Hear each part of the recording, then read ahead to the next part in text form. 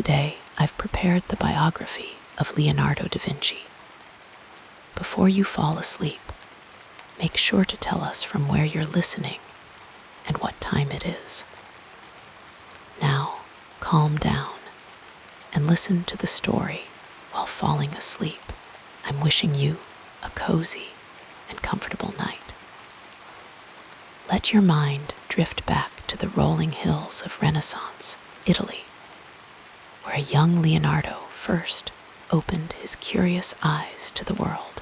His life was a tapestry of art, science, and boundless imagination, a story that will gently carry you into dreams. As you settle in, let the quiet rhythm of his journey soothe you, like the soft strokes of his paintbrush across the canvas. Close your eyes, breathe deeply, and let the tale of Leonardo da Vinci lull you into peaceful slumber. Leonardo da Vinci was born on a quiet spring evening, April 15, 1452, in the small Tuscan hill town of Vinci. Nestled among the olive groves and vineyards of the Italian countryside, the air would have been sweet with the scent of blooming flowers, and the distant hum of village life would have drifted through the open windows of the modest stone house where he took his first breath. His arrival was not marked by grand celebrations or noble announcements, for Leonardo was the illegitimate son of a notary named Sir Piero da Vinci and a young peasant woman named Caterina. In those days, such a birth carried a quiet stigma, but it also granted Leonardo a certain freedom from the rigid expectations placed on legitimate heirs, freedom to explore the world with curious eyes. His early years were spent in the care of his mother, Caterina, in the rustic simplicity of a farmhouse just outside Vinci. The rhythms of rural life shaped his earliest memories: the sound of chickens scratching in the yard, the warmth of the hearth on cool evenings, the way sunlight filtered through the leaves of the fig tree in the courtyard. Caterina, though poor, was a woman of gentle strength, and she instilled in her son a deep appreciation for the natural world. It was she who first showed him how to observe the delicate veins of a leaf, the way birds took flight, the slow unfurling of a flower at dawn. These quiet moments of wonder would later blossom into the meticulous observations that filled his notebooks. When Leonardo was around 5 years old, his father, Sir Piero, brought him to live in the bustling household of his grandparents in Vinci. Sir Piero, a successful notary with clients among the wealthy and powerful, recognized the boy's keen intelligence and wanted to provide him with opportunities beyond the humble life of a peasant. The move marked a subtle shift in Leonardo's world. No longer surrounded by the open fields and solitary stillness of his mother's home, he now found himself in a lively family of uncles, aunts, and cousins, where the clatter of daily life was punctuated by the comings and goings of merchants, scholars, and artisans. Vinci itself was a small but vibrant town, perched on the slopes of Monte Albano, its narrow streets winding past stone houses and workshops. The local church, with its simple bell tower, stood at the heart of the community, and the marketplace buzzed the chatter of farmers selling their wares for a boy like Leonardo.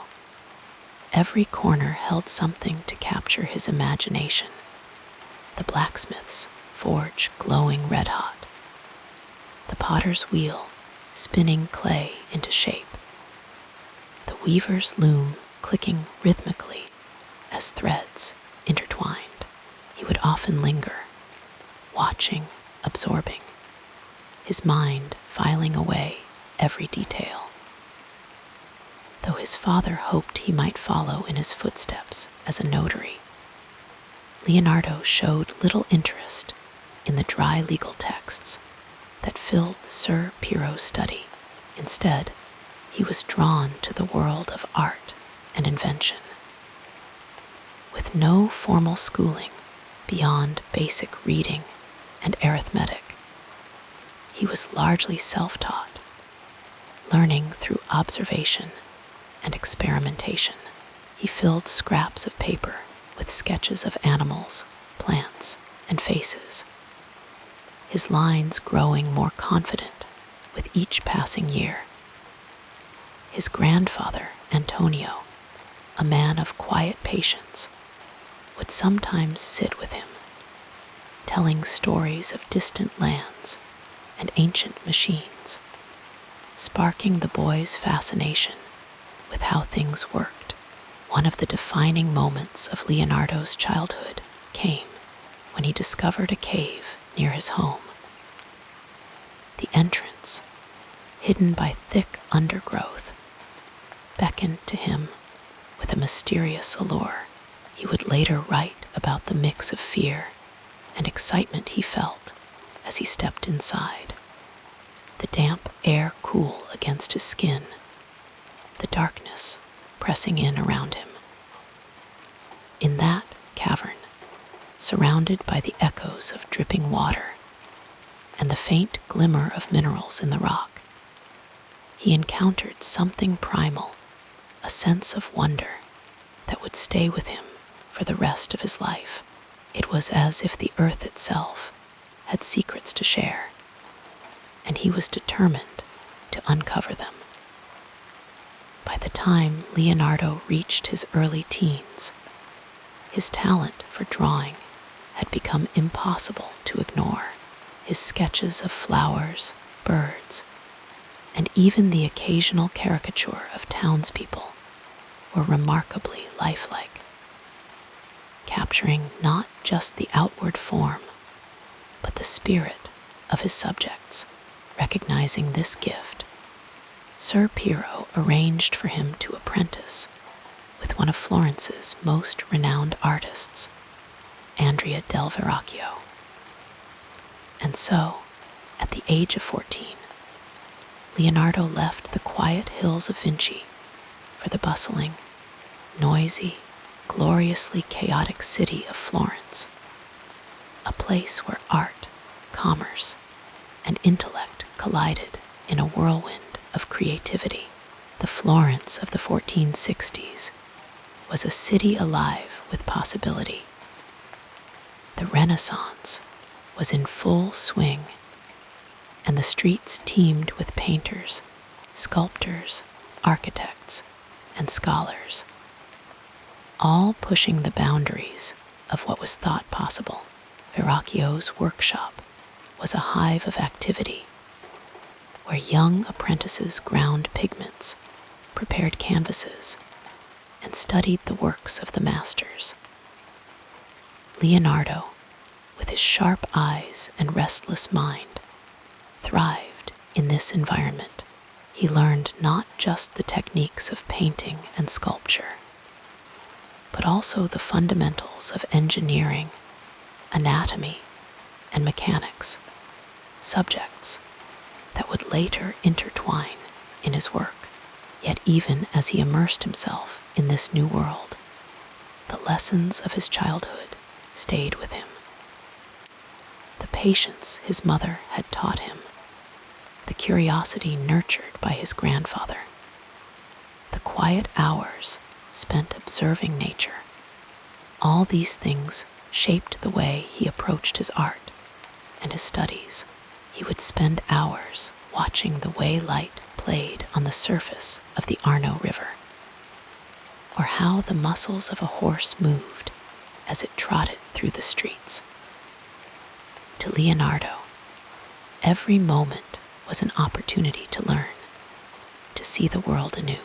And so, as the sun set over the rooftops of Florence, casting long shadows across the cobblestones, the boy from Vinci began to grow into the man who would one day paint the Mona Lisa, design flying machines, and unravel the mysteries of the human heart. But in those early years, he was simply Leonardo, a dreamer with a sketchbook, a boy who saw the world not as it was, but as it could be. And as the stars blinked into view above the city, one could almost imagine them whispering secrets to him, secrets he would spend a lifetime trying to understand. Let us drift further into the story as we explore the next part of this fascinating journey. Leonardo's education was not confined to the walls of Verrocchio's workshop. Though that was where his formal training began, the city itself became his classroom, its streets and squares offering endless lessons in geometry, perspective, and human nature. He would wander through the markets, observing the way vendors arranged their wares, the angles of their stalls, the play of light and shadow on fruit and fabric. These seemingly mundane details fascinated him, and he filled his notebooks with sketches of hands gesturing, faces laughing, bodies in motion. Every line he drew was a question, every shading an attempt to capture the fleeting beauty of the world around him.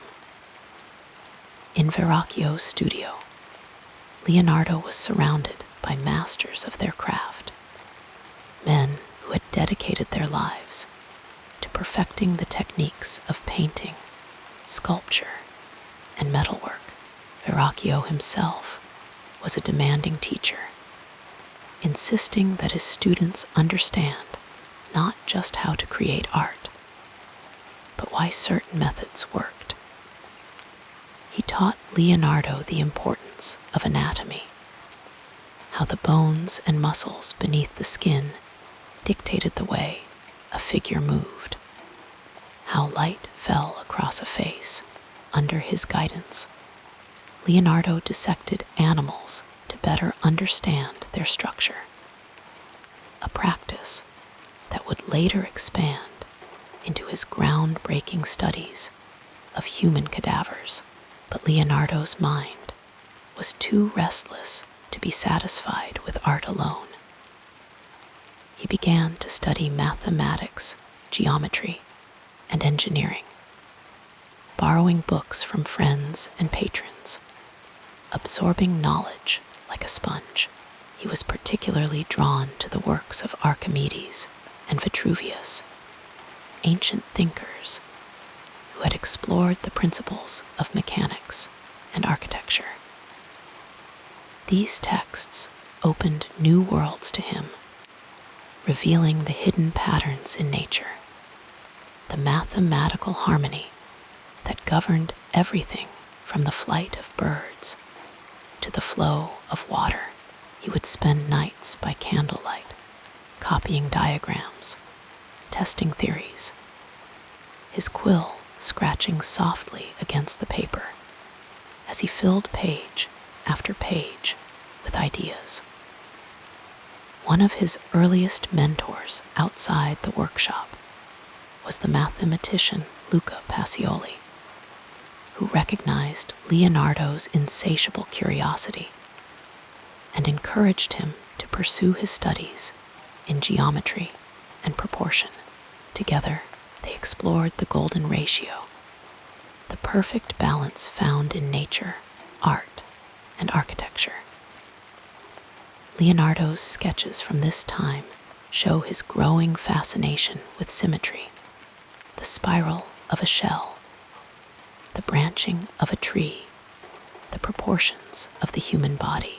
These studies would later culminate in his famous Vitruvian Man, a drawing that perfectly captured the harmony between man and the universe. Yet, for all his intellectual pursuits, Leonardo never lost his childlike wonder. He would pause in the middle of a busy street to watch a spider spinning its web, or spend an entire afternoon sketching the same leaf from different angles.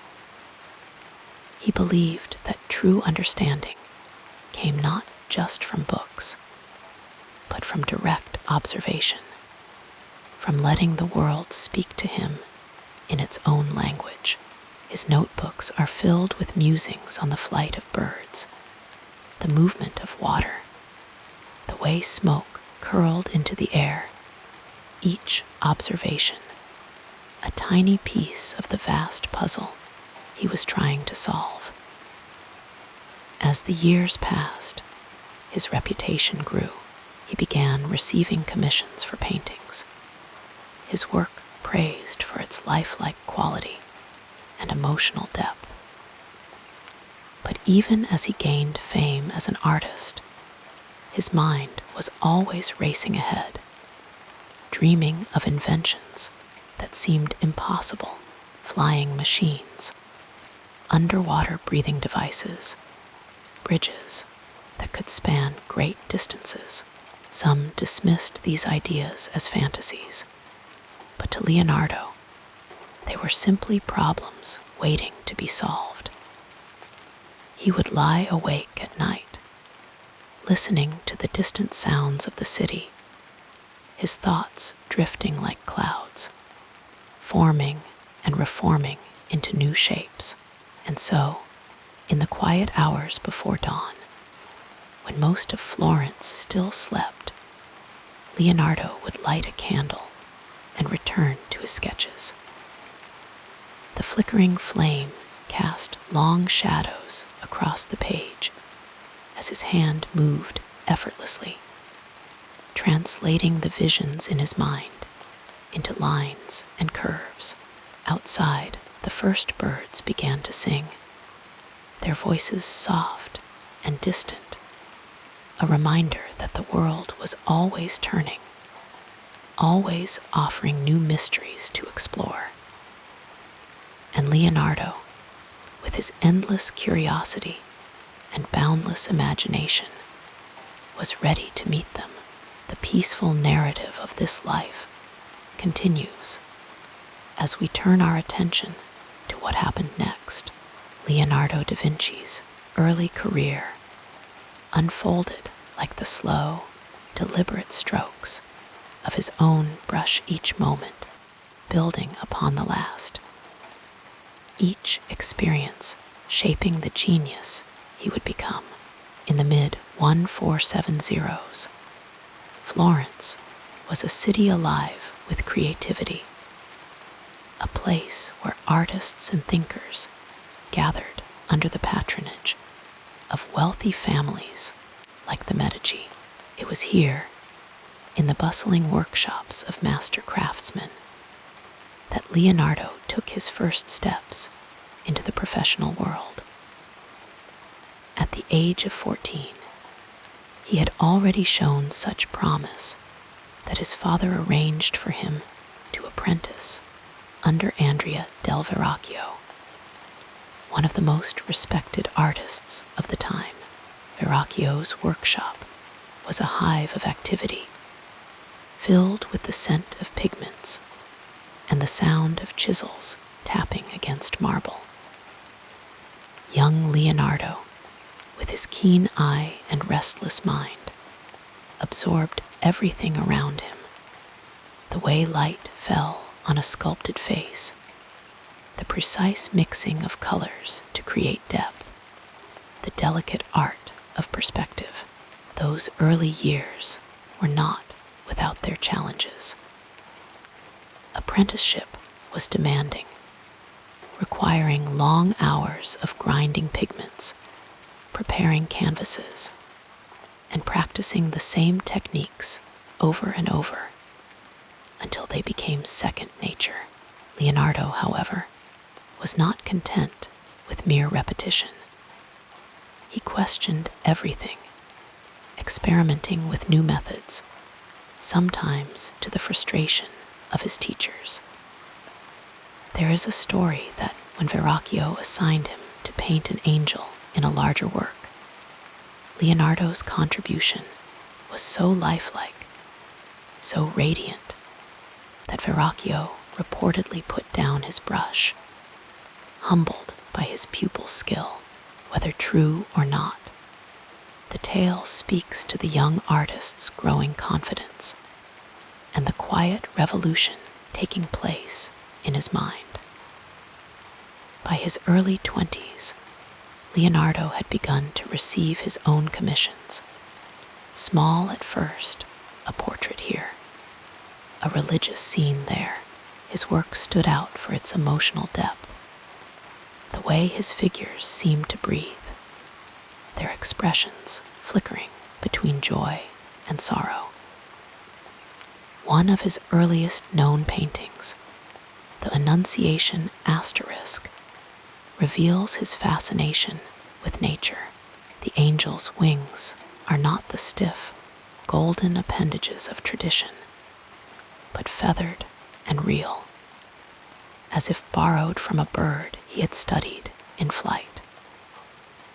Yet, even as he gained recognition, financial stability remained elusive.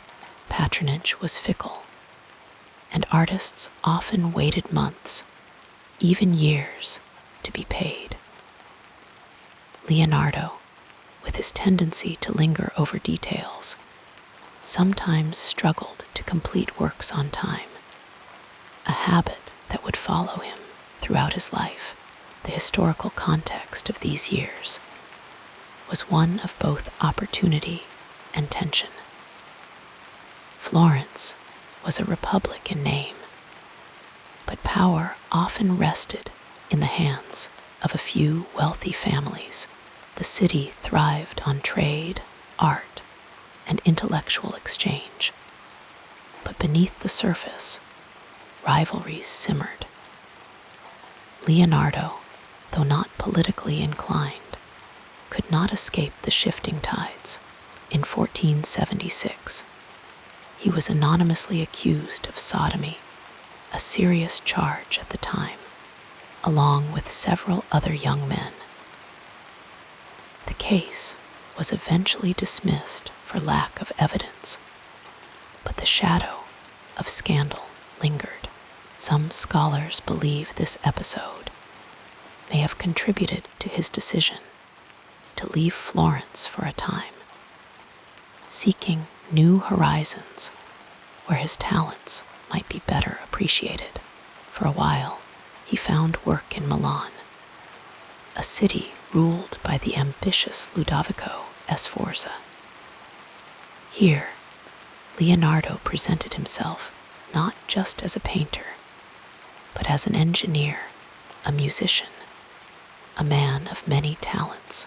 He wrote a now famous letter to Sforza, listing his skills designing bridges, creating war machines, sculpting monuments, and only mentioning his art near the end. It was a bold move, and it worked. Sforza, eager to bolster his own prestige, welcomed Leonardo into his court. The years that followed were some of the most productive of Leonardo's life. He painted the Last Supper asterisk, a masterpiece that redefined religious art with its dramatic composition and psychological depth. He designed elaborate stage sets for courtly entertainments, his inventive mind delighting in the interplay of light and illusion. And always, in the margins of his days, he filled notebooks with sketches of flying machines, anatomical studies, and observations of water flowing over stones. Yet even in Milan, challenges persisted. Leonardo's perfectionism meant that projects often dragged on, frustrating his patrons.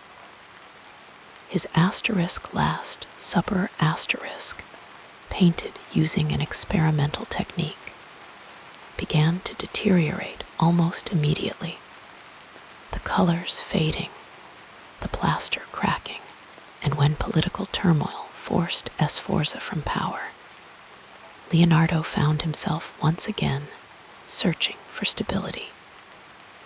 He traveled to Venice, then to Rome, taking on commissions where he could, but never quite finding the steady support he needed. Through it all, his curiosity never waned.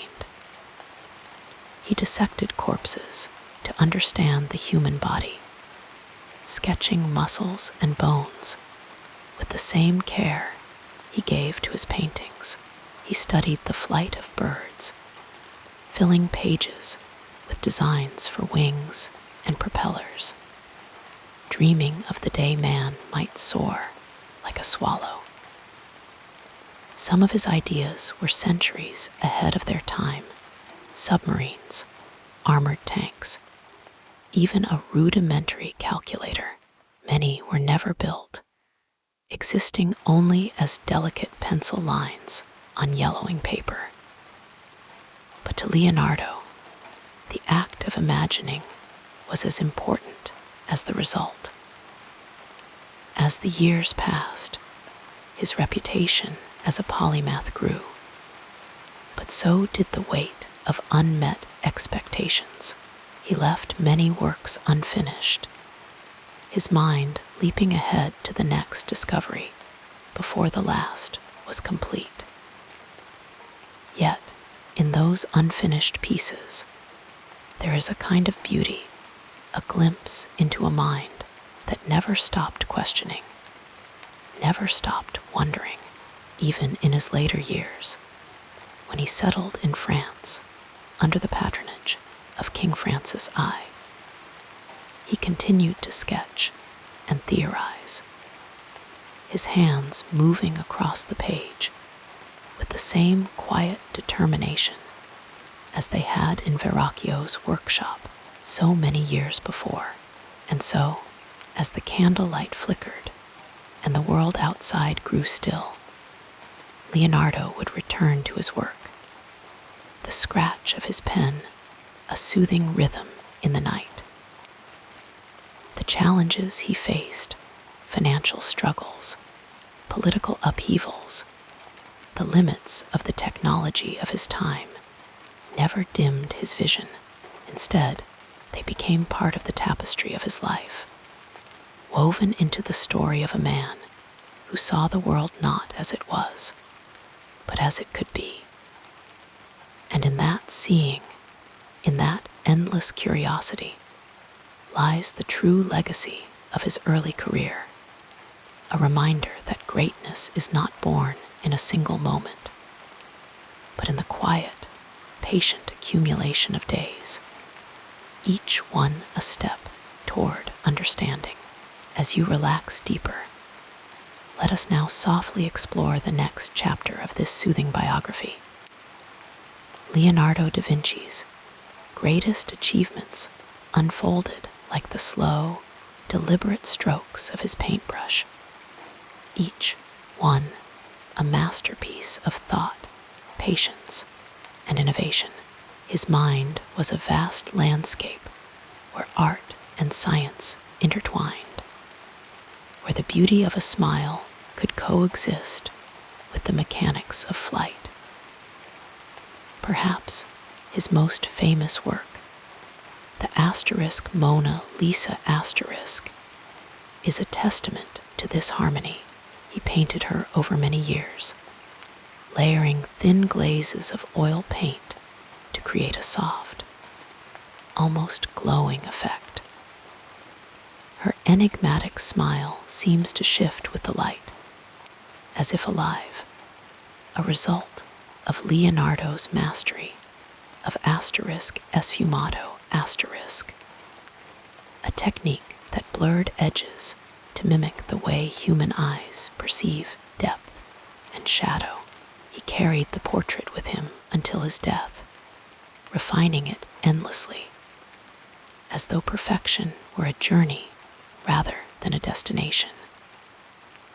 Then there is the Last Supper asterisk, a mural painted on the refectory wall of a Milanese monastery. Unlike traditional frescoes, which required quick work on wet plaster, Leonardo experimented with a new technique, using tempera and oil on a dry surface. This allowed him to work slowly, blending colors and adjusting details, but it also made the painting fragile. Over time, it began to flake and fade. Yet even in its weathered state, the composition remains breathtaking. The disciples are arranged in dynamic groups, their faces alight with emotion, as Jesus reveals his impending betrayal. Leonardo studied real people to capture their expressions, filling notebooks with sketches of hands, frowns, and startled gazes.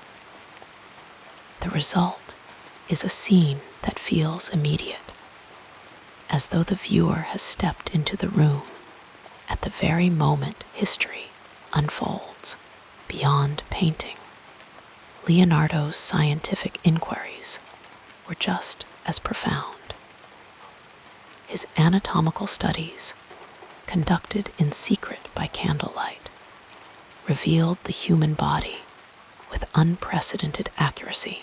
He dissected corpses, carefully peeling back layers to sketch muscles, tendons, and even the chambers of the heart.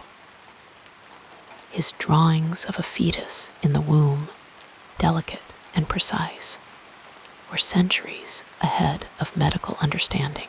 He mapped the circulatory system, theorized about the workings of the eye, and even explored the mechanics of aging. These studies were not just scientific, they were artistic. Each vein and sinew rendered with the same care he gave to the folds of a robe in his paintings. His fascination with movement extended beyond the human form. He watched birds for hours, sketching their wings in motion, calculating the angles of flight. In his notebooks, he designed flying machines with flapping wings, inspired by nature, yet refined through geometry. Some of his concepts, like the aerial screw, foreshadowed the helicopter.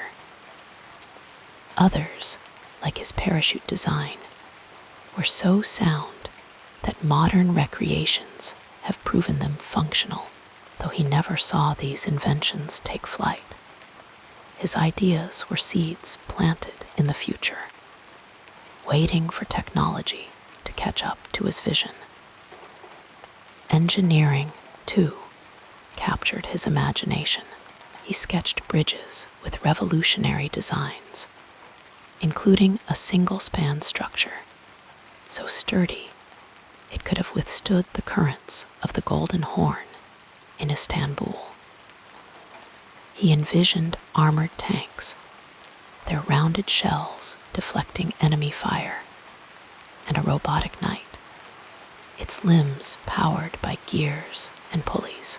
Some of these designs were practical, meant for the battlefields of his patrons. Others were pure speculation, exercises in problem-solving that delighted his restless mind.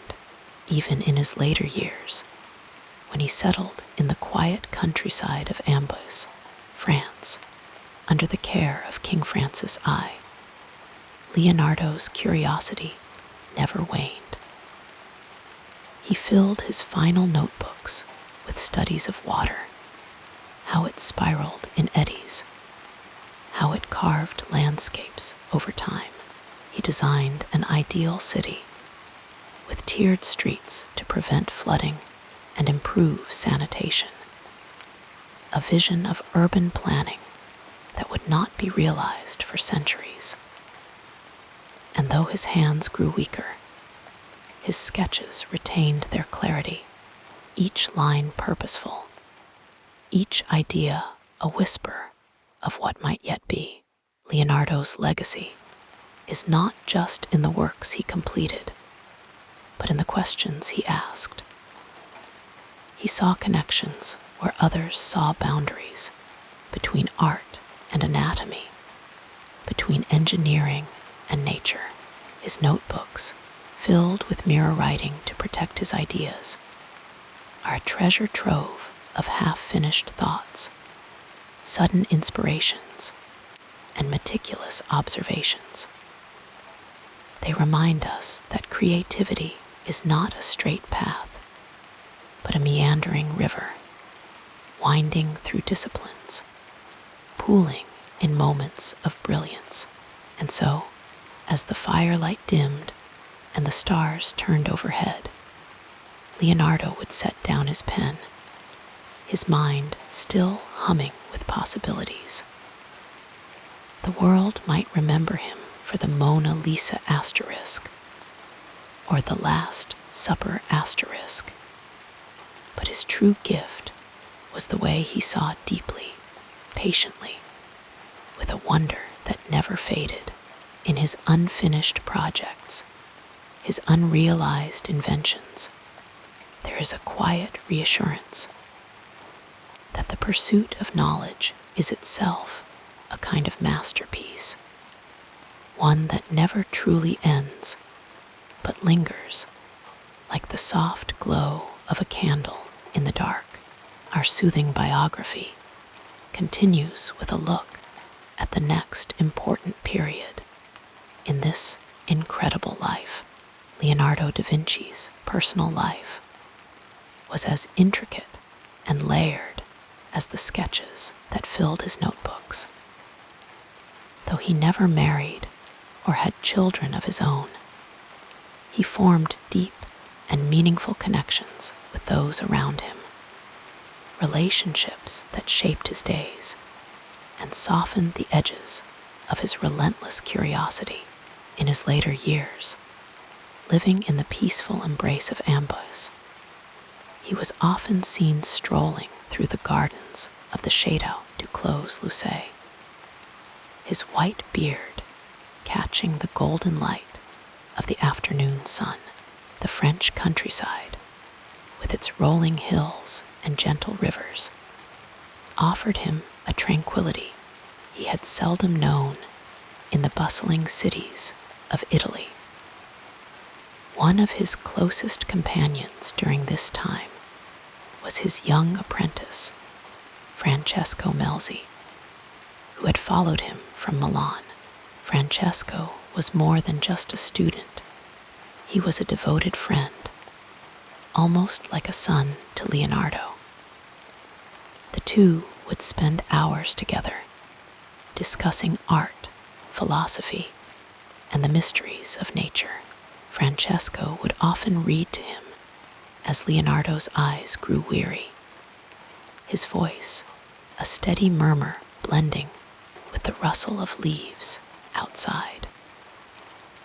In those quiet moments, Leonardo found a rare contentment, the warmth of shared understanding. Leonardo's daily routines were unhurried, guided by the rhythms of the natural world.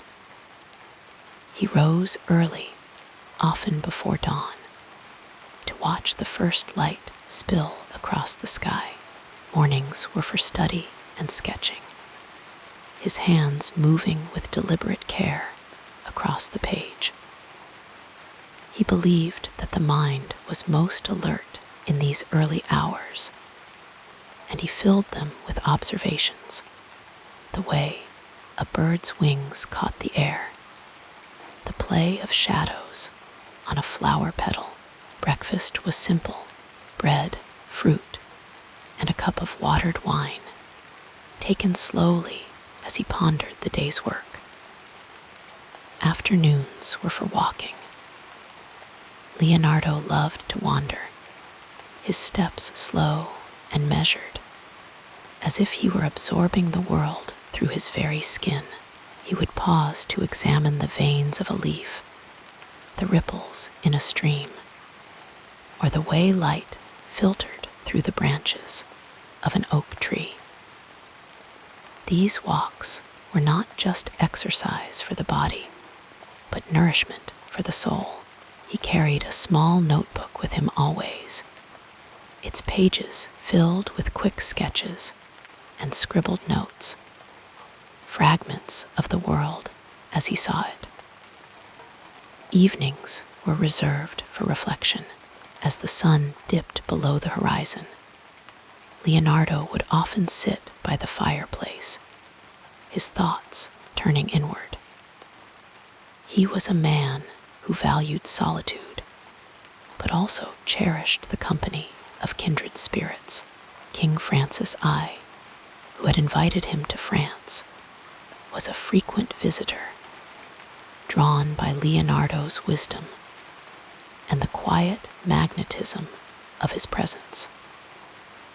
Their conversations ranged from art to architecture, from the secrets of the human body to the mysteries of the cosmos. The king, young and full of vigor, admired the older man's depth of knowledge and the gentle way he imparted it. Leonardo's personal philosophies were woven into the fabric of his daily life. He believed in the interconnectedness of all things, that art and science were not separate pursuits, but different expressions of the same truth. He saw beauty in the precise curve of a mathematical equation and in the soft gradient of a sunset. To him, the world was a vast, living puzzle, and every observation, no matter how small, was a piece waiting to be placed. He also had a deep reverence for nature, seeing it as the greatest teacher. In his notebooks, he wrote of the infinite works of nature, marveling at how a single leaf could hold the same patterns as a river delta or the branches of a tree. This belief shaped not only his art, but his way of being. He lived simply, with little regard for material wealth, preferring instead the richness of experience. His clothes were plain, but well made, his meals modest, but thoughtfully prepared. He took pleasure in the small things, the scent of lavender in the garden, the sound of rain against the window, the warmth of a well-tended fire. Music was another of his lifelong loves. He played the lyre with skill, his fingers coaxing melodies that seemed to echo the harmonies he saw in the natural world. Sometimes, in the evenings, he would sing, his voice low and resonant, filling the room with an old Italian folk song or a tune of his own making. Music to him was another language, one that could express what words could not. Leonardo also had a playful side, a lightness that balanced his intense curiosity. He enjoyed riddles and word games, often amusing his friends with clever twists of phrase. He was known to design elaborate puzzles and mechanical toys, delighting in the surprise and joy they brought. One of his favorite pastimes was observing the behavior of animals, particularly birds. He would spend hours watching their flight, imagining the mechanics of their wings, dreaming of one day enabling humans to soar alongside them. Though he was a man of great intellect, Leonardo was not without his quirks and contradictions. He could be absent-minded, losing himself so completely in thought that he would forget to eat. He was also deeply private, guarding his notebooks with care, writing in mirror script to keep his ideas safe from prying eyes. Yet, for all his solitude, he was not a recluse. He enjoyed the company of those who shared his passions, and his home was often filled with the murmur of conversation, the clink of glasses, the occasional burst of laughter. In his final years, as his strength waned, Leonardo's pace slowed even further. He spent more time sitting in the garden, wrapped in a heavy cloak, watching the play of light on the Loire River. His hands, once so deft, now trembled slightly, but his mind remained as sharp as ever. He continued to sketch, though the lines were fewer, each one more precious. Francesco was always nearby, ready to fetch a book or adjust a blanket. His presence, a quiet comfort. Leonardo's last days were peaceful, spent in the company of those who loved him. He spoke little, but when he did, his words were measured and kind. He had lived a life of extraordinary depth, yet he faced the end with the same curiosity that had guided him all along. On the evening of his passing, the sky was clear, the stars bright overhead. It was said that King Francis himself cradled Leonardo's head in his arms, a final gesture of respect for the man who had seen the world as no one else had. And so, Leonardo da Vinci's story drifted to a close, not with a sudden stop, but with a gentle fading, like the last notes of a song. His legacy lived on in the pages of his notebooks, in the memories of those who knew him, and in the quiet beauty of the world he had spent a lifetime observing. To the very end, he remained a student of life, his heart open to its wonders, his spirit forever curious. And in that, there is a lesson for us all to look closely, to wonder deeply, and to find joy in the endless mystery of existence. Let your mind float with these gentle recollections as we move forward in our story. Leonardo da Vinci's life, though filled with brilliance, was not without its share of challenges and setbacks. Even the greatest minds face obstacles, and Leonardo was no exception. His journey was marked by moments of frustration, unfulfilled projects, and the occasional sting of rejection. Yet through it all, he responded with patience, resilience, and an unwavering commitment to his curiosity. One of the earliest difficulties Leonardo encountered was his lack of formal education. Born out of wedlock, he was denied the classical schooling that many of his peers received. While others studied Latin and immersed themselves in the works of ancient scholars, Leonardo was largely self-taught. This could have been a crippling disadvantage, but instead, it became one of his greatest strengths. Freed from rigid academic structures, he learned by observing the world directly, studying the flight of birds, the flow of water, the play of light, on a face. His notebooks became his classroom, filled with sketches and questions that reflected his boundless curiosity. Another challenge was his tendency to leave projects unfinished. Leonardo's mind moved so quickly, leaping from one idea to the next, that he often struggled to complete commissions. His patrons grew impatient, and some even took him to court over delayed work. The Adoration of the Magi Asterisk, for example, was abandoned when he left Florence for Milan, leaving only an underpainting. Yet, even in these unfinished works, there was genius. The sketches and studies he left behind became treasures in their own right, revealing the depth of his thought process.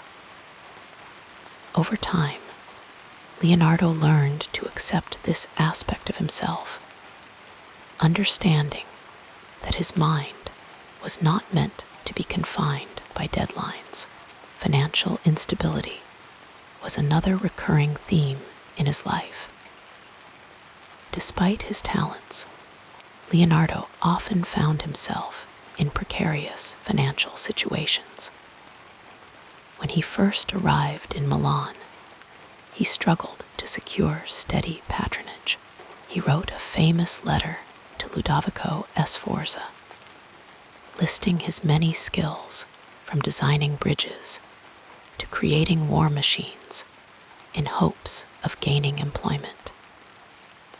Even after securing the Duke's favor, payments were irregular, and Leonardo frequently had to take on additional work to support himself.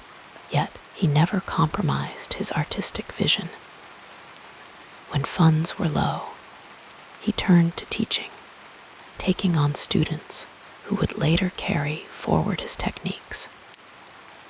Perhaps one of the most painful setbacks was the failure of his flying machine. For years, Leonardo studied the mechanics of flight, filling pages with designs for wings and gliders. He believed deeply in the possibility of human flight, but his experiments ended in disappointment. The materials of his time were too heavy, the mechanics too imprecise. It would be centuries before his vision became reality. Yet, even in failure, Leonardo's work laid the foundation for future inventors. His sketches of aerodynamics were remarkably prescient, proving that even his so-called failures were steps toward greater understanding. Political turmoil also disrupted his life. When the French invaded Milan in 1499, Leonardo was forced to flee, leaving behind many of his works and tools. He wandered for a time, taking temporary commissions in Venice and Florence, never quite finding the stability he craved. Later, when he returned to Milan under French rule, he faced new challenges, shifting allegiances, uncertain patronage, and the constant threat of war. Yet, through it all, he continued to create, adapting to each new circumstance with quiet determination. In his later years, physical limitations became another obstacle. His hands, once so steady, began to tremble. His eyesight weakened, making detailed work more difficult. Yet he adjusted his methods, focusing on teaching and refining his ideas, rather than executing large-scale projects. He spent hours in his garden, observing nature with the same wonder he had as a young man. Even in decline, his mind remained vibrant. his curiosity undimmed. What can we learn from Leonardo's struggles? That setbacks are not the end, but part of the journey. That curiosity and persistence matter more than perfection, that even unfinished work has value. Leonardo's life reminds us that obstacles are not barriers, but invitations to adapt, to grow, to see the world in new ways. And in that quiet acceptance, there is a kind of peace, a gentle reassurance that the path of creativity is never straight, but always worth walking. So, as you drift toward sleep, think of Leonardo in his garden, his hands resting lightly on his notebook, his eyes still bright with wonder. Even in the face of difficulty, he found beauty. And so can we, drifting like clouds across the evening sky. We now move to the next part of this calming life story.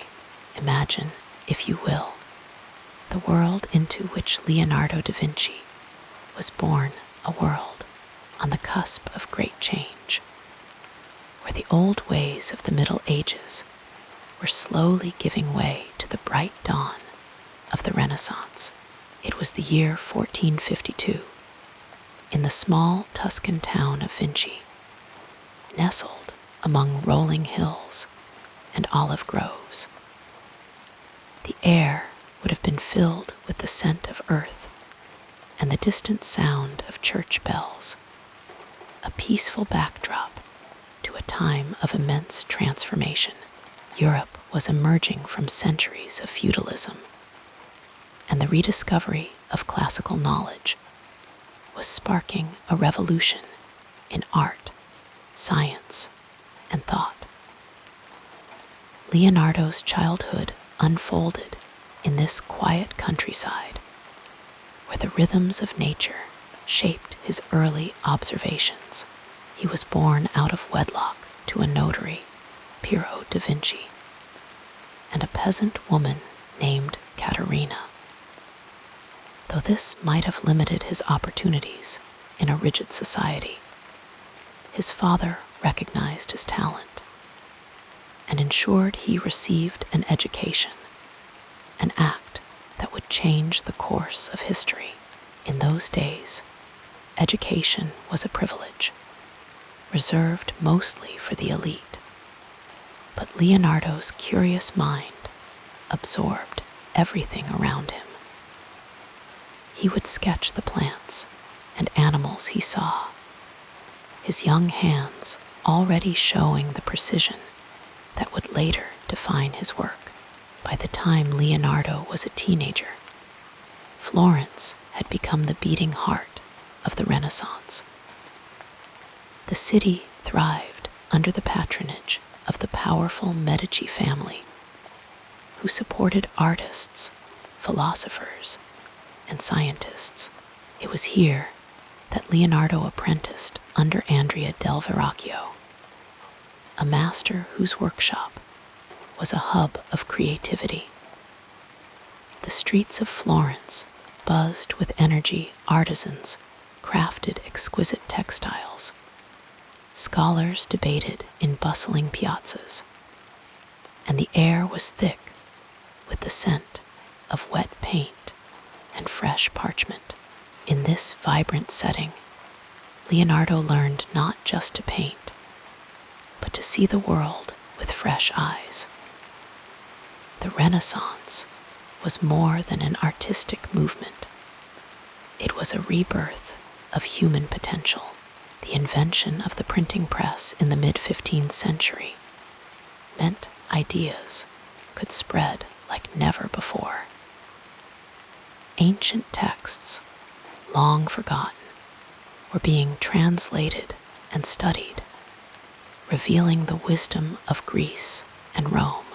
Leonardo, ever the autodidact, devoured these works, teaching himself Latin and geometry late into the night by candlelight.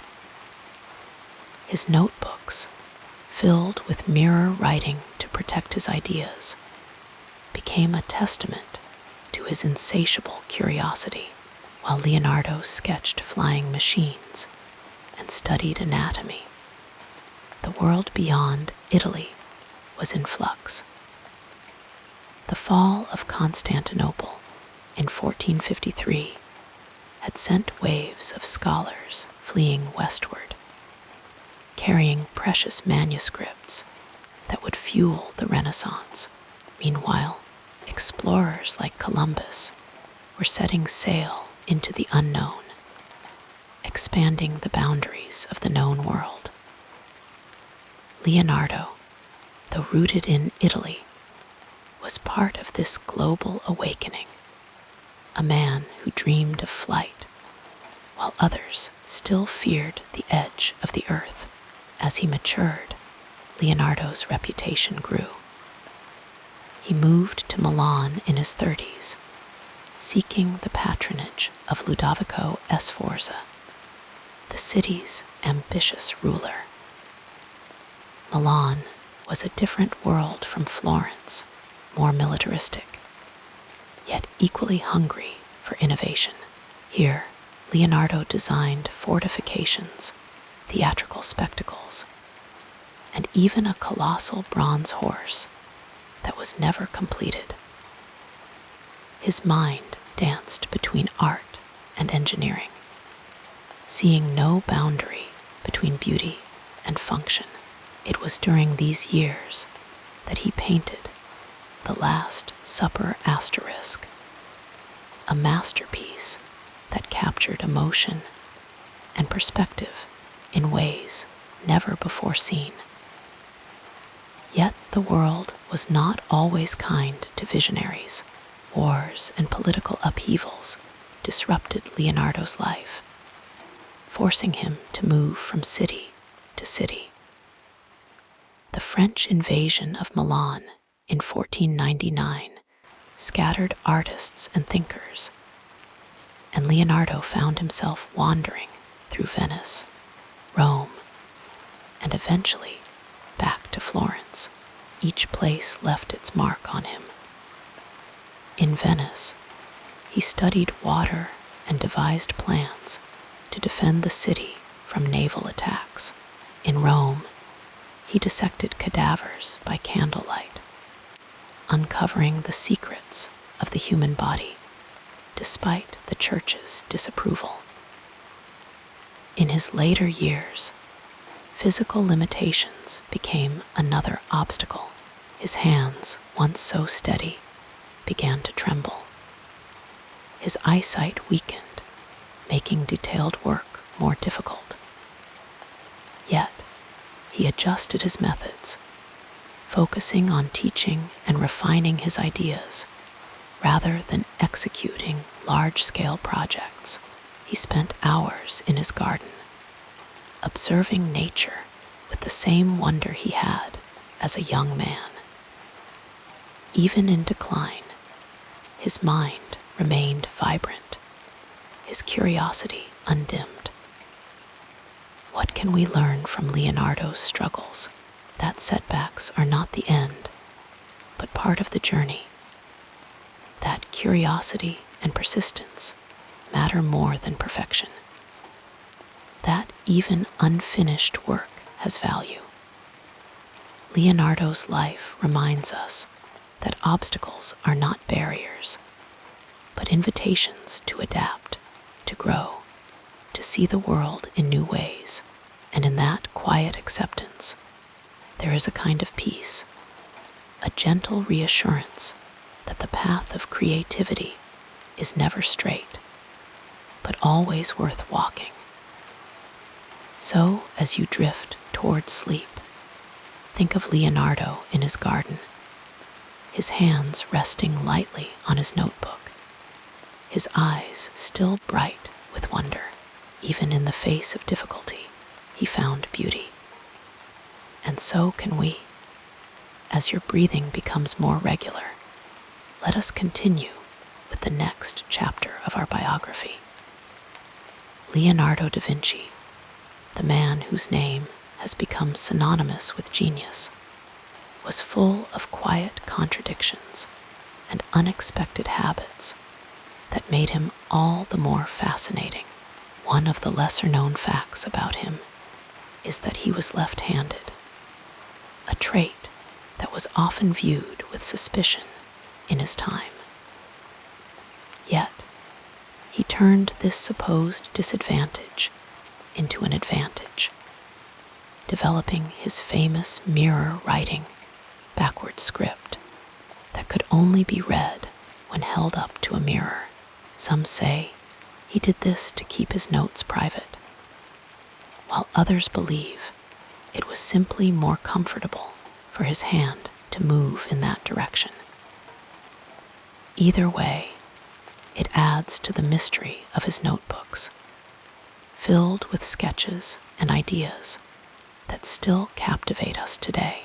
There is a tender story from Leonardo's childhood that speaks to his early fascination with nature. As a young boy, he would often wander the hills of Vinci, collecting insects, flowers, and small creatures to study. One day, he found a cave near his home, its entrance dark and foreboding. Most children would have run away, but Leonardo felt drawn to it.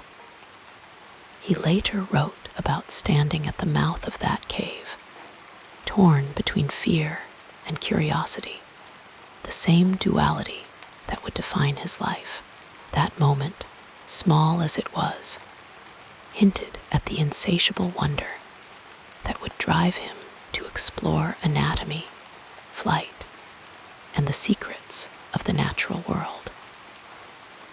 As a young artist in Florence, Leonardo was known for his procrastination. He would often take on commissions only to leave them unfinished, much to the frustration of his patrons. One such project was the adoration of the Magi asterisk, a painting he began for a monastery, but never completed. The monks grew impatient, but Leonardo was lost in his sketches, refining every detail, experimenting with light and composition. What they saw as laziness was actually his relentless pursuit of perfection, or at least his vision of it. Even unfinished, the painting reveals his genius, with its dynamic figures and intricate layers of meaning. Leonardo had a deep love for animals, a trait that set him apart from many of his contemporaries. He was known to buy caged birds at the market just to set them free, watching as they took flight with what we can imagine was quiet satisfaction. This tenderness extended to his studies. He dissected animals to understand their anatomy, but always with a sense of reverence. In his notebooks, he wrote about the grace of a cat's movement, the power of a horse's muscles, and even the way a bear might climb a tree. His observations were not just scientific, they were poetic, filled with admiration for the creatures he studied. One of the most charming anecdotes from his life involves a simple lizard. Leonardo, ever the experimenter, once took a lizard and fashioned tiny wings for it out of scales from other animals, then painted its body with quicksilver so that it shimmered as it moved. He would bring it out at gatherings, delighting and perhaps unnerving his guests as the little creature darted across the table. It was a small act of whimsy, a reminder that even a mind as profound as his could find joy in playful curiosity. In Milan, while working for Ludovico Sforza, Leonardo took on the role of court entertainer as much as artist and engineer. He designed elaborate stage sets for festivals, complete with moving parts and dramatic lighting. One of his most famous spectacles was the Feast of Paradise Asterisk, a theatrical performance where actors dressed as planets moved across the sky in a mechanical dance. Illuminated by hidden lanterns, the audience was spellbound, and Leonardo, ever the showman, knew how to create magic. Yet, behind the scenes, he was also sketching ideas for flying machines and studying the flow of water, his mind always leaping from one fascination to the next. His notebooks reveal another side of him, the man who made lists. Lists of books to read, things to study, even groceries to buy. These jottings feel intimate, as if we're peering over his shoulder as he thinks aloud. They show us that genius is not just about grand ideas, but about the small, persistent acts of noticing and questioning. Later in life, when his hands were no longer as steady and his eyesight began to fade, Leonardo did not surrender to frustration. Instead, he turned to teaching, sharing his knowledge with young artists like Francesco Melzi, who would become his devoted companion. He spent hours in his garden at Clos Lucé, observing the play of light on leaves, the way vines curled around trellises.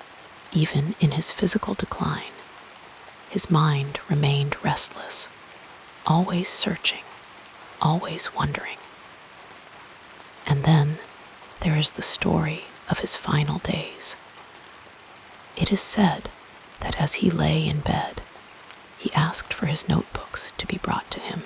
Though he could no longer work, he wanted them near, as if their pages held the essence of his life's journey.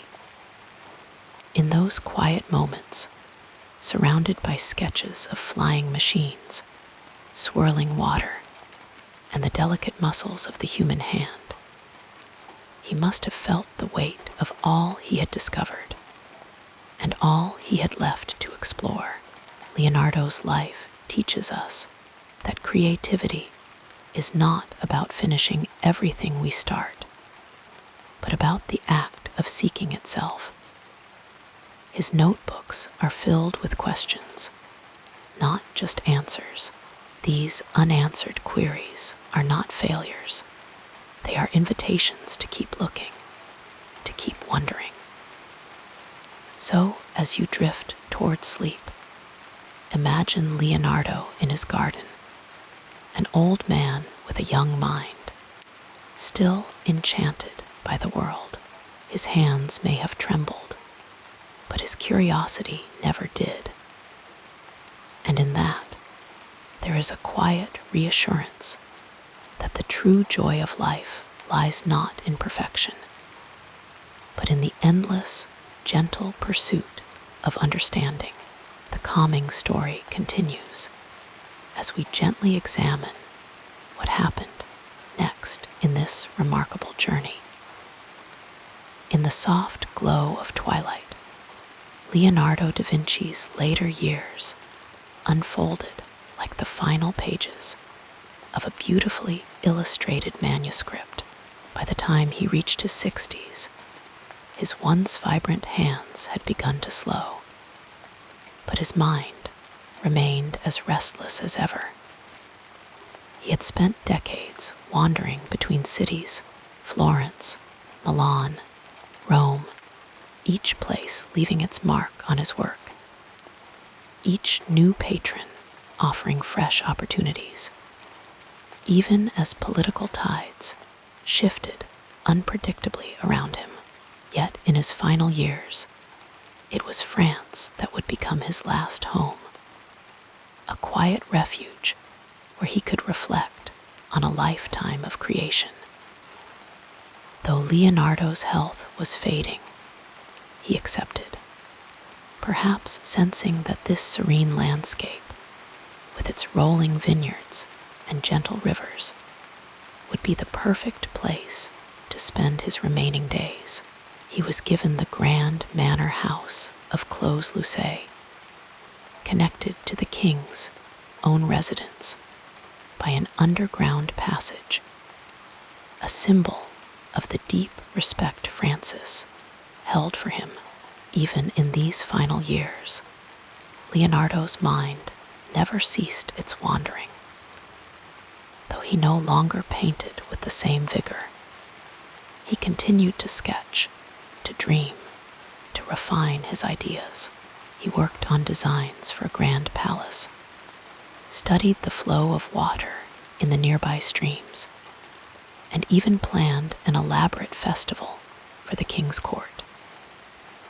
His notebooks from this time are filled with delicate drawings of plants, swirling eddies, and the faces of visitors who came to see him, their expressions captured in quick, fluid lines.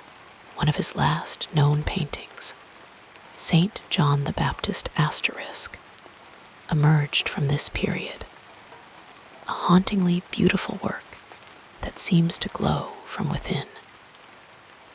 The figure of John, bathed in soft chiaroscuro, raises a finger toward heaven, his enigmatic smile echoing the Mona Lisa's asterisk in its quiet mystery. Some say this painting was never truly finished, that Leonardo kept returning to it, adding subtle layers of shadow and light, as if reluctant to let it go. And perhaps that was fitting for a man who had spent his life chasing perfection. The idea of completion was always just out of reach. As his strength waned, Leonardo began to organize his vast collection of notes, though the task was monumental. Thousands of pages, filled with sketches, scientific observations, and philosophical musings, lay scattered across years of work. He had always intended to compile them into treatises on painting, on anatomy, on the movement of water. But time had slipped through his fingers. Now, he could only hope that someday someone would understand the value of these scattered thoughts. In the spring of 1519, Leonardo took to his bed, his body weary, but his mind still alight with curiosity.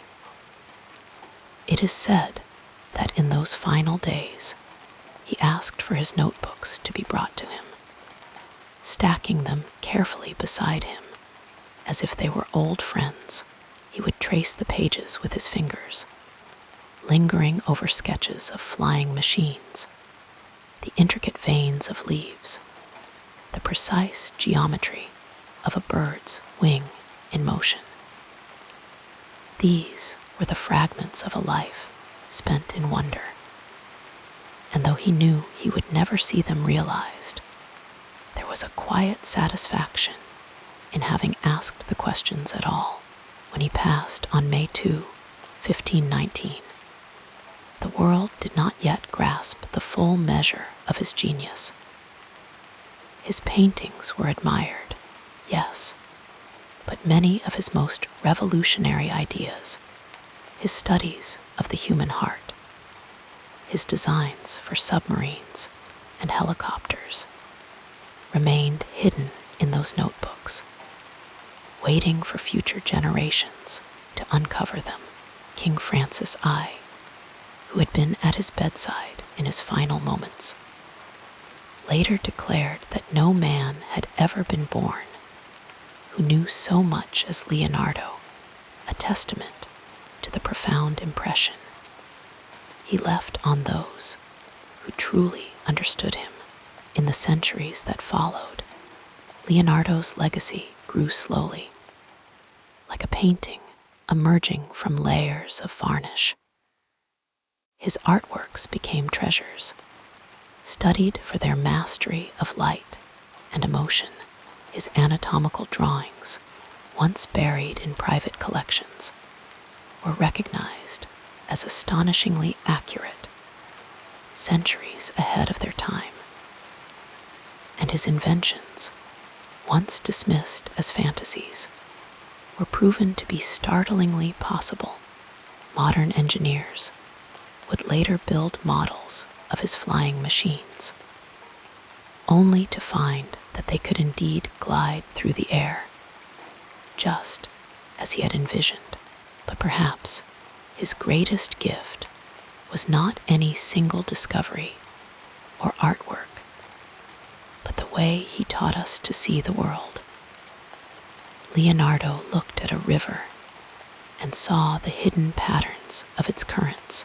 He studied a face and found within it the map of human emotion. He peered into the night sky and wondered about the nature of light itself. His curiosity was boundless, and in that, he left behind a quiet invitation to look closer, to question deeper, to never stop marveling at the ordinary miracles around us. And so, as you drift toward sleep, imagine Leonardo in his garden at Clos Lucé, an old man with a white beard, sitting beneath a tree as the French sun filters through the leaves. His hands may have been still, but his mind was alive with visions of machines that could soar, of paintings that could breathe, of a world infinitely more mysterious and beautiful than most dared to dream. His life was a reminder that creation is not about the end, but the journey, the slow, patient act of seeking, of turning the unknown into something wondrous. And in that thought, there is a deep comfort, for just as Leonardo's work was never truly finished, neither is ours. Each day is another stroke on the canvas, another note in the symphony of understanding. And so, with that gentle reassurance, let your thoughts soften, your breathing slow, and allow yourself to drift, as Leonardo once did, into dreams filled with endless curiosity and quiet wonder. Allow yourself to sink deeper into comfort as we explore the next phase of this soothing biography. Leonardo da Vinci's life was like a long, meandering river flowing through valleys of creativity, carving paths through mountains of knowledge, and leaving behind fertile soil where ideas could take root and grow. His journey was not one of straight lines or quick victories, but of deep, patient exploration. He taught us that brilliance is not about speed, but about seeing what others overlook, about finding the extraordinary in the ordinary. As you settle into the quiet of this moment, let yourself drift along the currents of his story, feeling the gentle pull of his legacy, a legacy that still ripples through our world today. Think of how he spent his days sketching in notebooks, observing birds in flight, dissecting bodies to understand the secrets of life. He moved through the world with a quiet intensity, never rushing, always absorbing. His paintings, like the Mona Lisa or the Last Supper, were not dashed off in haste, but built layer by layer, stroke by stroke, over years. Even now, those works seem to breathe, as if they hold some living essence within them, It is this patience, this devotion to the slow unfolding of understanding, that makes his art feel timeless. But Leonardo was more than an artist.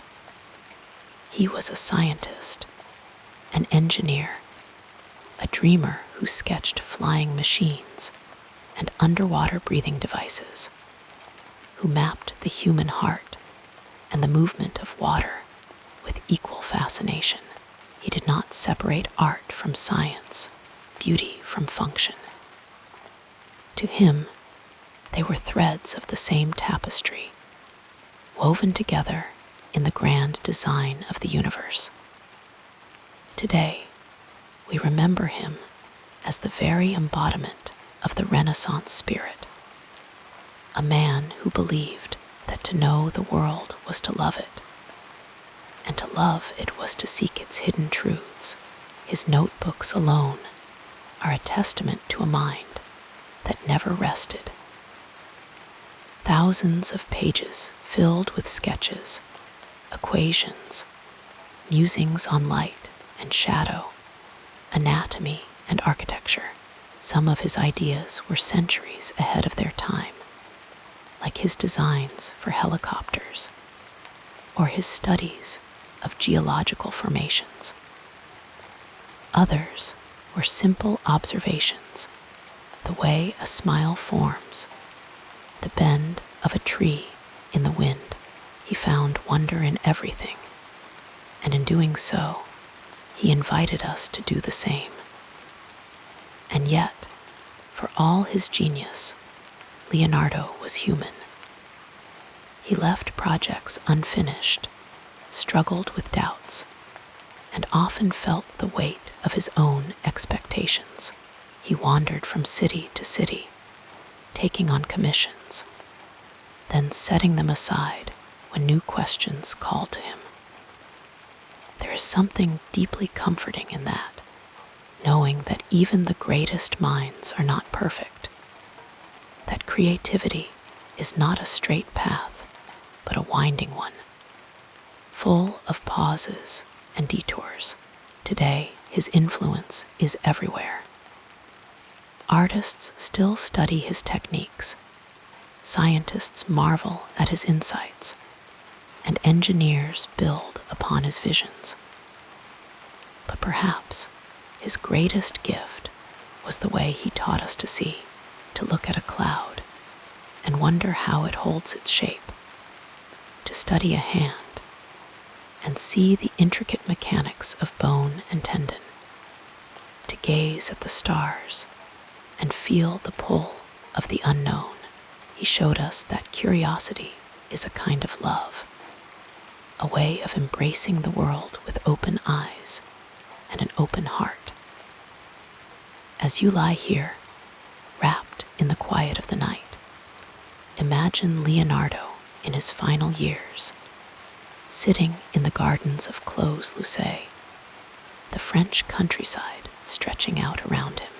An old man now, his hands may have been still, but his mind was alive with dreams of machines that could touch the sky, of paintings that could capture the soul, of a universe far more mysterious than anyone had dared to imagine.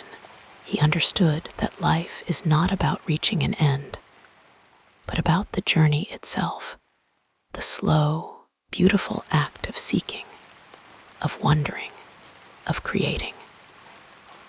And so, as sleep begins to soften the edges of your thoughts, take comfort in this, just as Leonardo's work was never truly finished, neither is yours. Each day is another stroke on the canvas, another step in the dance of discovery. There is no rush, no final destination, only the quiet joy of the process, the gentle unfolding of understanding. Let your breath slow now, your body grow heavy.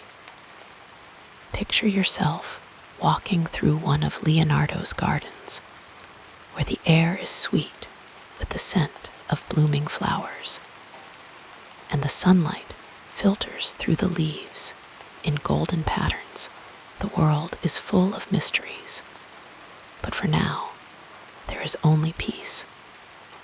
Let yourself drift, as Leonardo once did, into dreams where curiosity and wonder dance together beneath a sky of endless stars.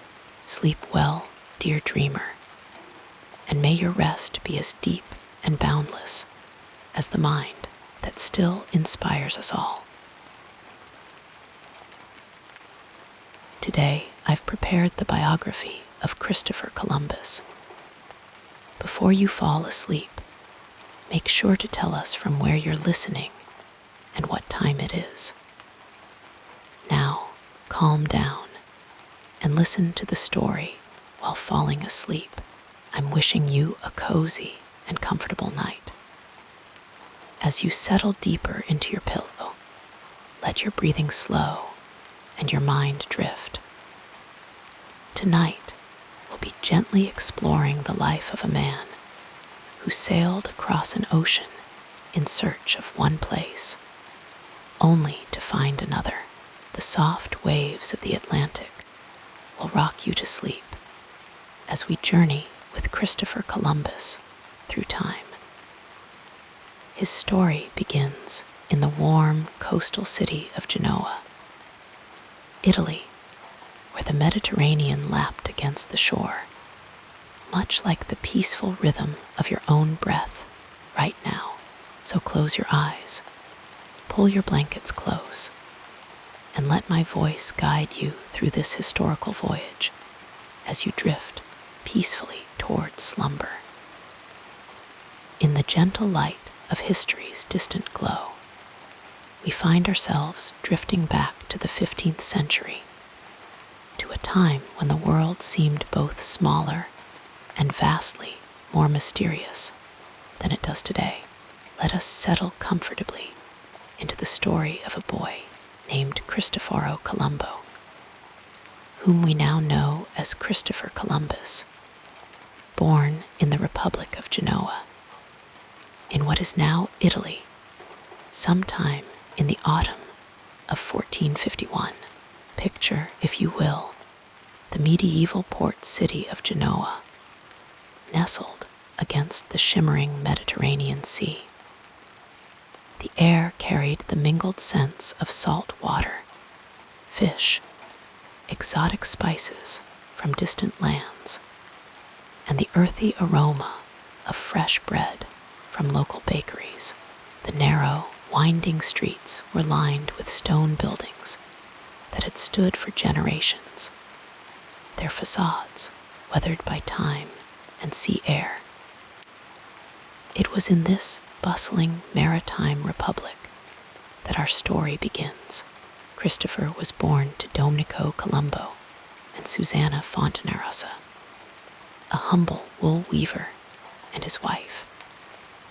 The Columbus family lived modestly in a small stone house where the sounds of daily life, the rhythmic click-clack of his father's loom, the soft murmur of his mother's voice as she went about her household duties, and the laughter and occasional squabbles of his siblings formed the backdrop of young Christopher's earliest memories.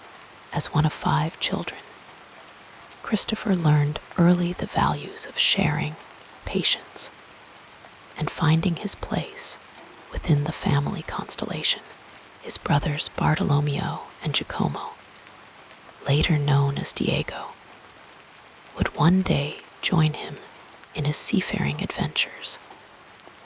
But in those early days, they were simply brothers playing together in the narrow streets of Genoa, watching the ships come and go from the busy harbor, perhaps already dreaming of distant horizons. The education of a boy in 15th century Genoa was practical rather than scholarly.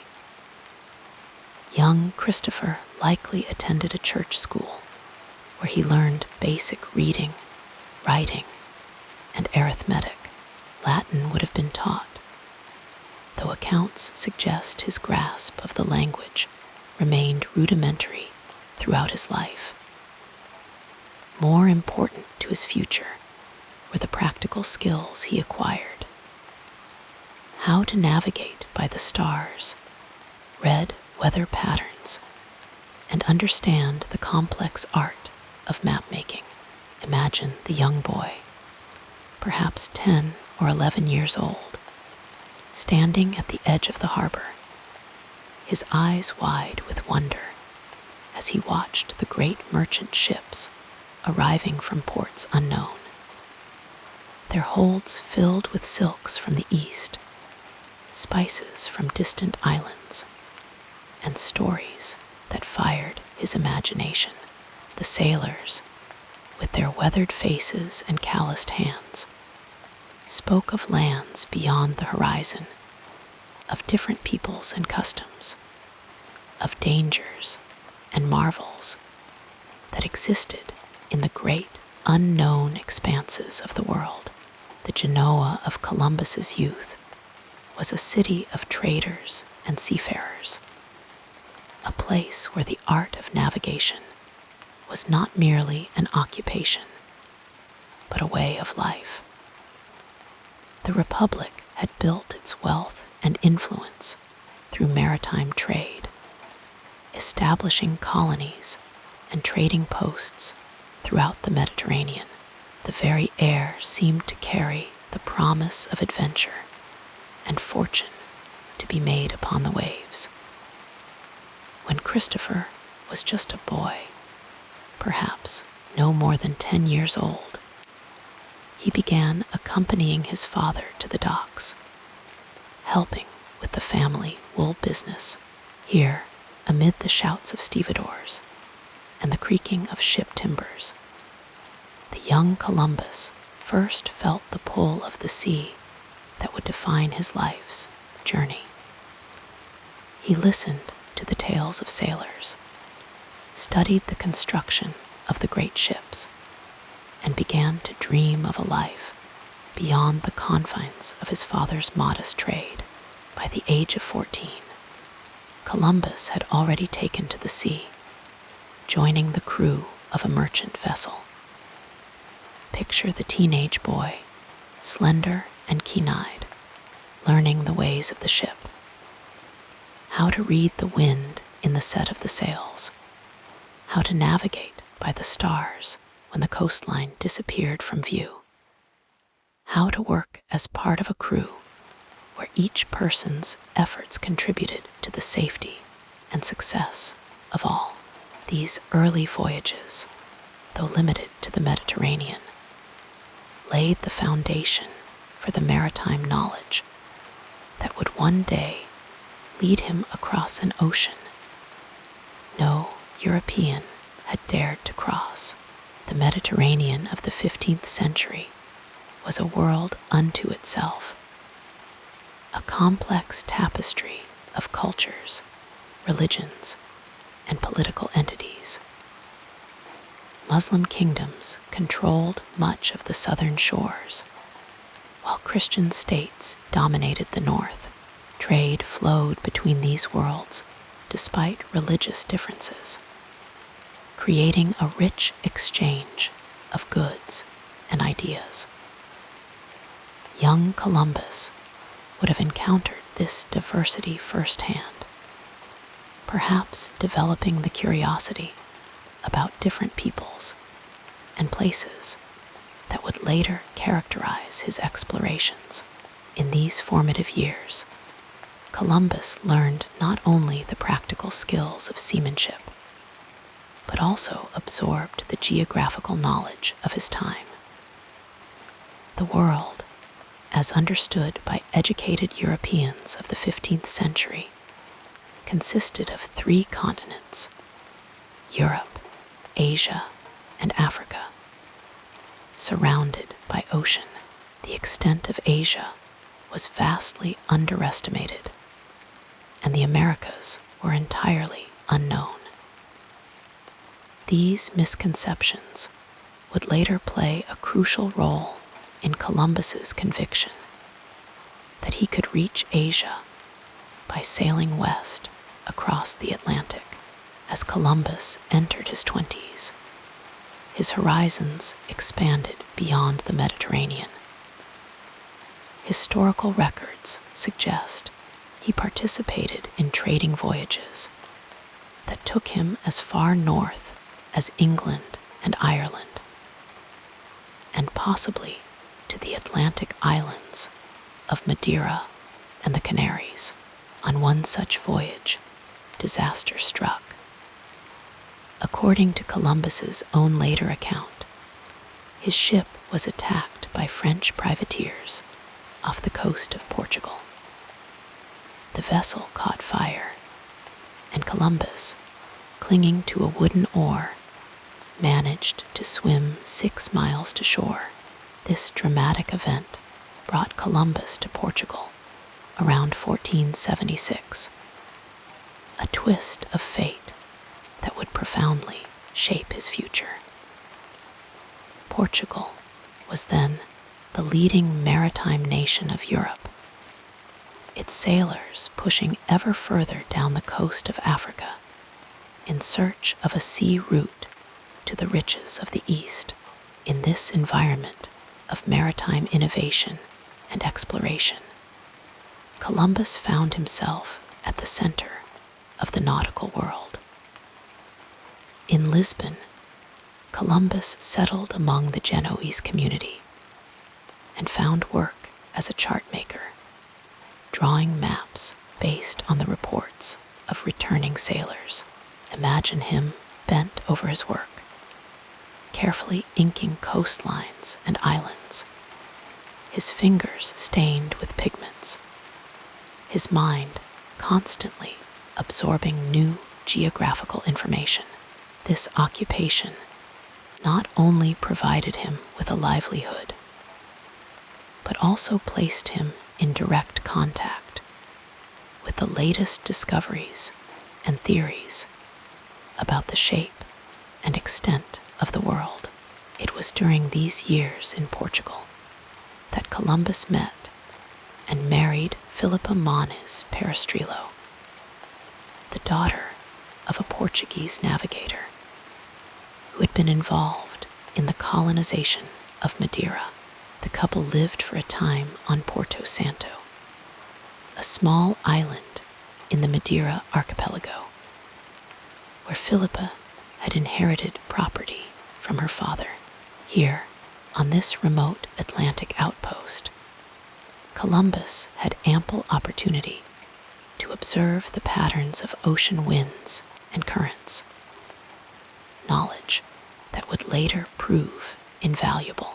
The marriage brought Columbus not only companionship, but also social connections and access to his late father-in-law's charts, journals, and navigational instruments.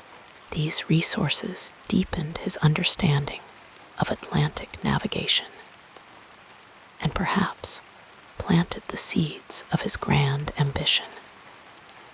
Sadly, the marriage was brief. Philippa died around 1485, leaving Columbus with their young son Diego as a widower with a child to support. Columbus continued his maritime career, participating in trading voyages along the coast of Africa.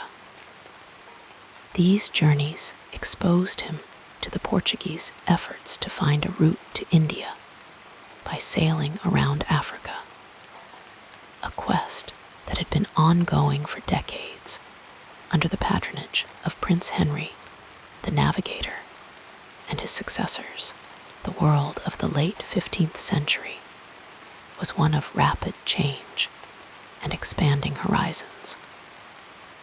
The fall of Constantinople to the Ottoman Turks in 1453 had disrupted traditional trade routes to the east, creating an urgent incentive for European powers to find alternative paths to the spices, silks, and other luxuries of Asia.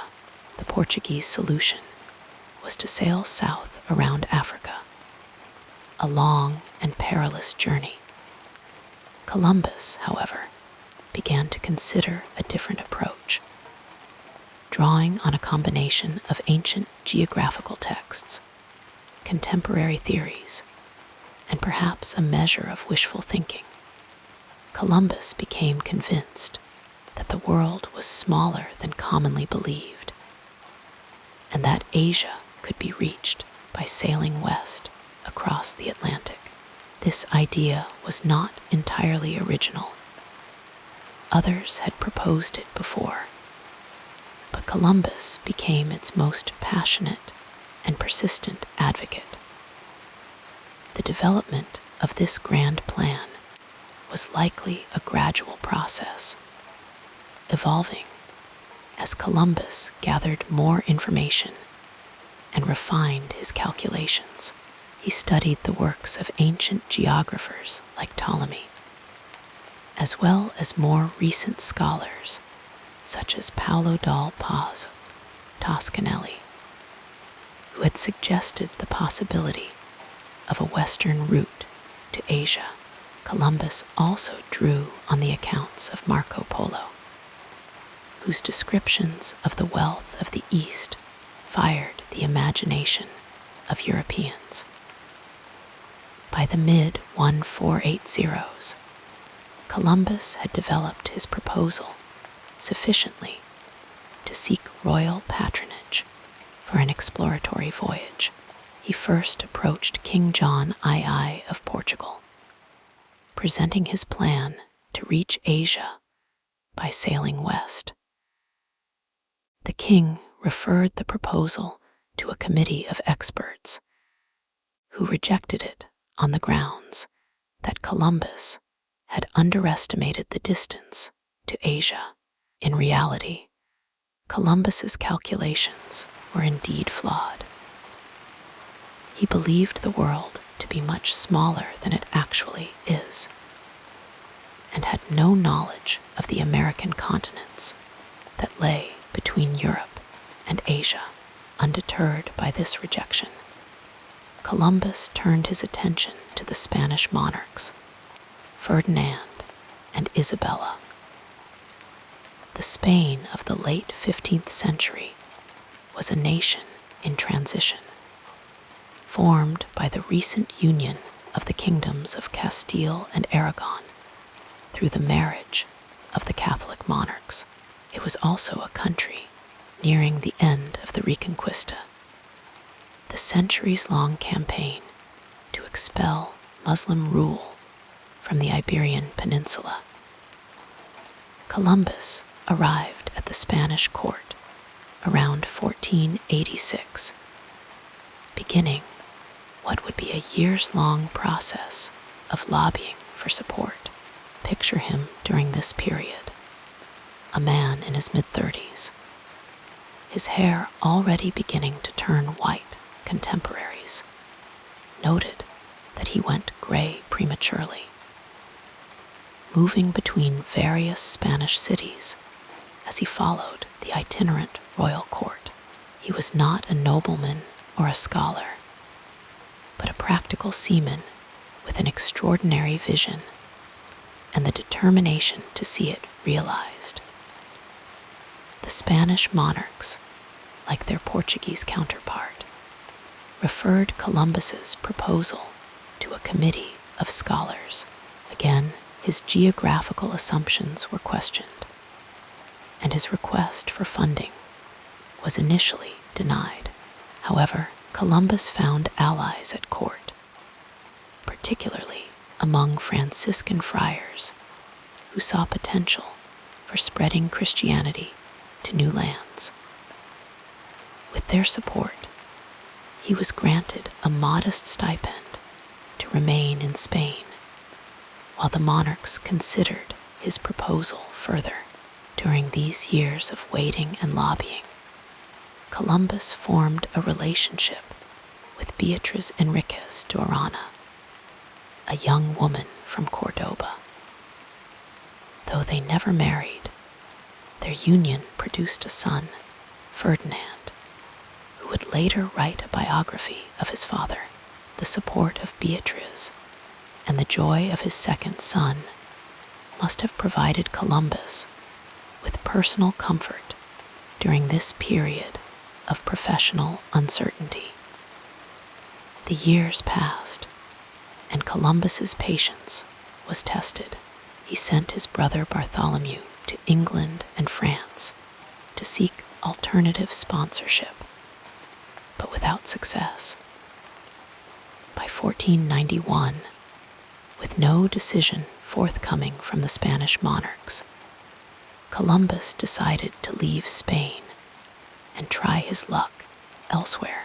According to tradition, he had traveled only a short distance when a messenger overtook him with news that Queen Isabella had changed her mind. The timing was significant. The final Moorish stronghold of Granada had fallen to Spanish forces in January 1492, marking the completion of the Reconquista. With this victory, the Spanish monarchs had both the resources and the confidence to turn their attention to more distant horizons. On April 17, 1492, they signed the capitulations of Santa Fe, an agreement granting Columbus the titles of Admiral of the Ocean Sea and Viceroy of any lands he might discover, along with a percentage of any wealth obtained. And so, as summer arrived in 1492, Columbus found himself in the small port of Palos, preparing for the voyage that would change the course of history. Behind him lay 40 years of life, a childhood in Genoa, years of seafaring in the Mediterranean, the brief happiness of his first marriage, the long struggle for royal patronage. Ahead lay the vast, unknown Atlantic, and a place in history he could scarcely have imagined. As we drift with Columbus on the tide of history, we might reflect on how the experiences of his early life shaped the man he became. The practical maritime knowledge gained in his youth, the geographical learning acquired during his years as a chart maker, the persistence developed during his long campaign for royal support. All these elements combined to create the complex figure who would soon step onto the world stage, forever changing the relationship between the eastern and western hemispheres of our planet. Let us drift further into the story as we explore the next part of this fascinating journey. The timing was significant. The final Moorish stronghold of Granada had fallen to Spanish forces in January 1492, marking the completion of the Reconquista. With this victory, the Spanish monarchs had both the resources and the confidence to turn their attention to more distant horizons. On April 17, 1492, they signed the capitulations of Santa Fe, an agreement granting Columbus the titles of Admiral of the Ocean Sea and Viceroy of any lands he might discover, along with a percentage of any wealth obtained. And so, as summer arrived in 1492, Columbus found himself in the small port of Palos, preparing for the voyage that would change the course of history. Behind him lay 40 years of life, a childhood in Genoa, years of seafaring in the Mediterranean, the brief happiness of his first marriage, the long struggle for royal patronage. Ahead lay the vast, unknown Atlantic, and a place in history he could scarcely have imagined. As we drift with Columbus on the tide of history, we might reflect on how the experiences of his early life shaped the man he became. The practical maritime knowledge gained in his youth, the geographical learning acquired during his years as a chart maker, the persistence developed during his long campaign for royal support. All these elements combined to create the complex figure who would soon step onto the world stage, forever changing the relationship between the eastern and western hemispheres of our planet. The education of Christopher Columbus began in the gentle rhythm of his childhood days in Genoa, where the sound of waves against the harbor walls formed a constant backdrop to his earliest memories. Born around 1451 to Domenico Colombo, a wool weaver and merchant, and Susanna Fontanarossa, young Cristoforo, as he was known then, grew up in a modest home where the values of diligence and craftsmanship were woven into the fabric of daily life. Much like the threads his father so carefully worked with his weathered hands in those tender early years, Columbus received what might be called a practical education, rather than a formal one. The narrow, winding streets of Genoa served as his first classroom, where he would observe merchants from distant lands, their ships laden with exotic goods, their voices carrying tales of faraway places. The harbor itself was a living textbook of nautical knowledge, where the young boy would spend countless hours watching sailors mend sails, caulk wooden hulls, and navigate by the stars that hung like distant lanterns in the night sky. His formal education, while limited by modern standards, provided him with the essential tools that would later serve him well in his maritime endeavors.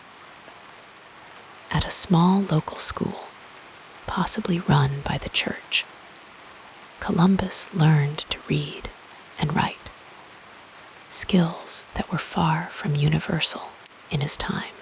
The gentle scratch of quill on parchment, the soft murmur of children reciting their lessons, the patient guidance of teachers.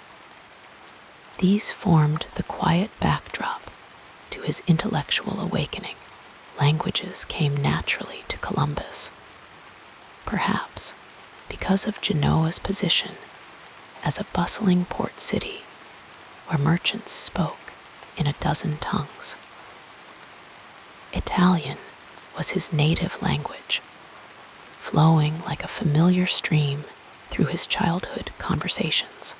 Later, he would become fluent in Portuguese and Spanish, with each new language opening doors to different worlds of knowledge and opportunity. He also acquired enough Latin to read the scholarly texts that would later influence his geographical thinking, the ancient words resting like smooth pebbles in the river of his growing understanding. Mathematics, especially the practical mathematics of navigation, found a natural home in his quick mind. The careful calculations of distance, the gentle arc of a compass as it traced a circle on a chart, the patient measurement of angles with primitive instruments. These skills were absorbed slowly, like rain into thirsty soil, nourishing the seeds of his later ambitions. As adolescence approached with its soft, insistent call to adulthood, Columbus felt the pull of the sea growing stronger. By the age of 14, he had joined the ranks of sailors, embarking on short voyages that gradually extended in length and ambition. These early maritime experiences were perhaps his most formative education, with the vast blue expanse of the Mediterranean serving as both classroom and teacher. On board various vessels, beneath skies that changed from clear azure to threatening gray, young Columbus learned the art of seamanship from weathered captains and seasoned sailors. They taught him to read the subtle language of the sea, how to interpret the whisper of changing winds, the gentle rocking that presaged a storm, the dance of stars that guided sailors home. These lessons were not delivered in hushed classrooms, but shouted over the creak of wooden planks and the snap of canvas sails. Yet they sank deep into his consciousness, becoming as much a part of him as his heartbeat during quiet evenings at sea, when work was done and the ship rocked gently on the waves like a mother cradling her child. Older sailors would share tales of distant lands and strange phenomena. Some spoke of islands far to the west, beyond the boundaries of known maps. Others described curious objects that had washed ashore after great storms, carved woods from unknown trees, strange seeds, even bodies of people with features unlike any European. These stories settled like soft sediment in Columbus's imagination, gradually forming the foundation for his later theories. In his 20s, Columbus expanded his maritime experiences, venturing beyond the familiar waters of the Mediterranean. Historical records suggest he sailed north to England, Ireland, and possibly even Iceland. Some accounts place him on Portuguese voyages along the western coast of Africa, where European explorers were gradually pushing southward, seeking a sea route to the riches of the East. Each voyage added layers to his practical knowledge: how ships behaved in different waters, how to navigate when familiar stars disappeared below the horizon, how to manage crews through long journeys and uncertain conditions. During a period living in Portugal, Columbus's intellectual development took a significant turn. Portugal in the late 15th century was a center of maritime innovation, where knowledge of navigation, shipbuilding, and geography was advancing rapidly under the legacy of Prince Henry, the Navigator.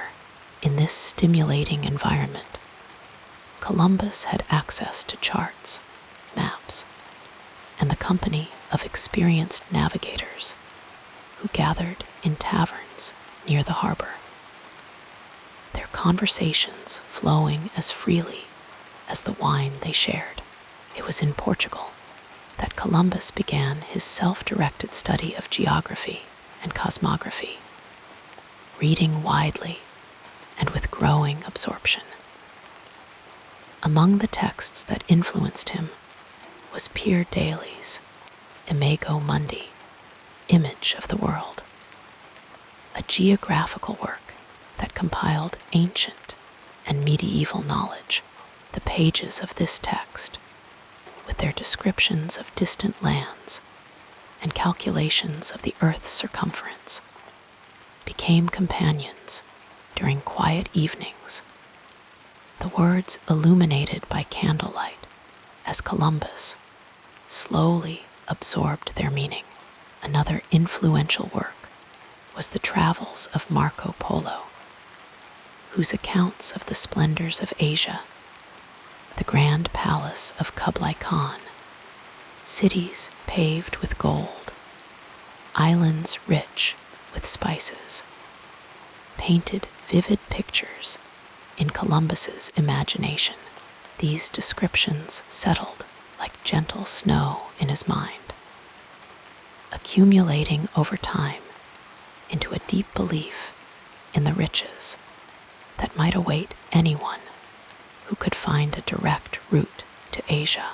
Columbus also studied the letters and maps of Paolo dal Pozzo Toscanelli, a Florentine physician and cosmographer, who proposed that sailing westward would provide a shorter route to Asia than circumnavigating Africa. Toscanelli's ideas resonated deeply with Columbus, affirming his growing conviction that such a journey was possible.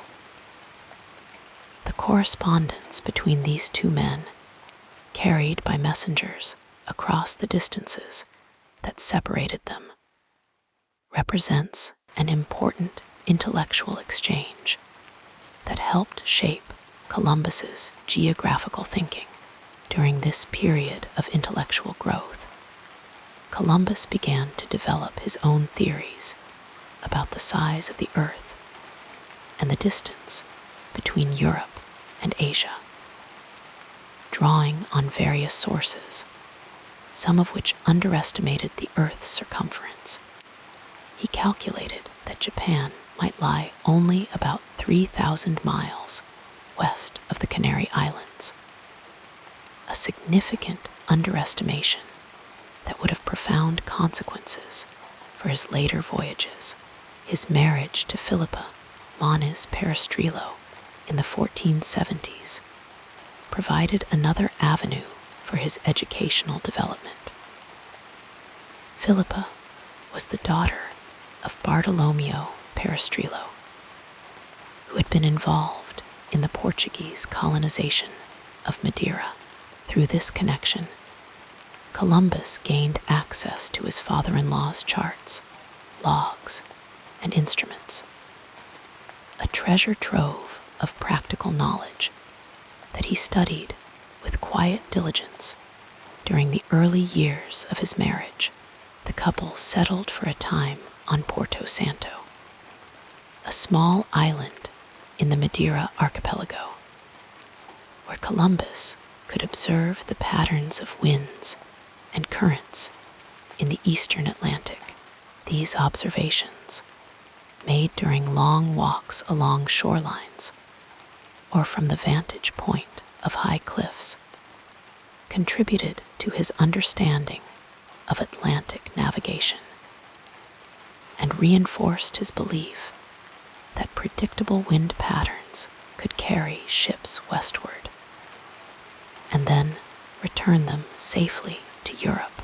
After Philippa's death, Columbus moved to Spain with their young son Diego, beginning the long process of seeking royal patronage for his proposed westward voyage. During this period, which stretched from approximately 1485 to 1492, his education continued in new directions. The years of presenting his case to various officials, defending his ideas against skeptical geographers, and refining his proposals served as a different kind of schooling. One in diplomacy, persuasion, and persistence. At the Spanish court, Columbus encountered scholars associated with the University of Salamanca, one of Europe's oldest and most prestigious centers of learning.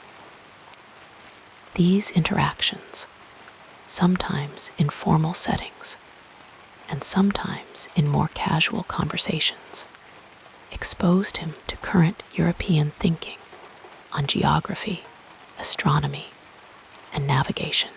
While many scholars remained unconvinced by his proposals. These exchanges helped Columbus refine his arguments and address potential objections. Columbus also deepened his religious education during this period. He was a devout Catholic whose faith informed both his worldview and his ambitions. He studied biblical texts and theological works, finding in them support for his growing conviction that he was destined to play a role in spreading Christianity to distant lands. The quiet hours spent with religious texts, the soft murmur of prayers, the contemplative moments in shadowy cathedrals, all these contributed to the spiritual dimension of his intellectual development.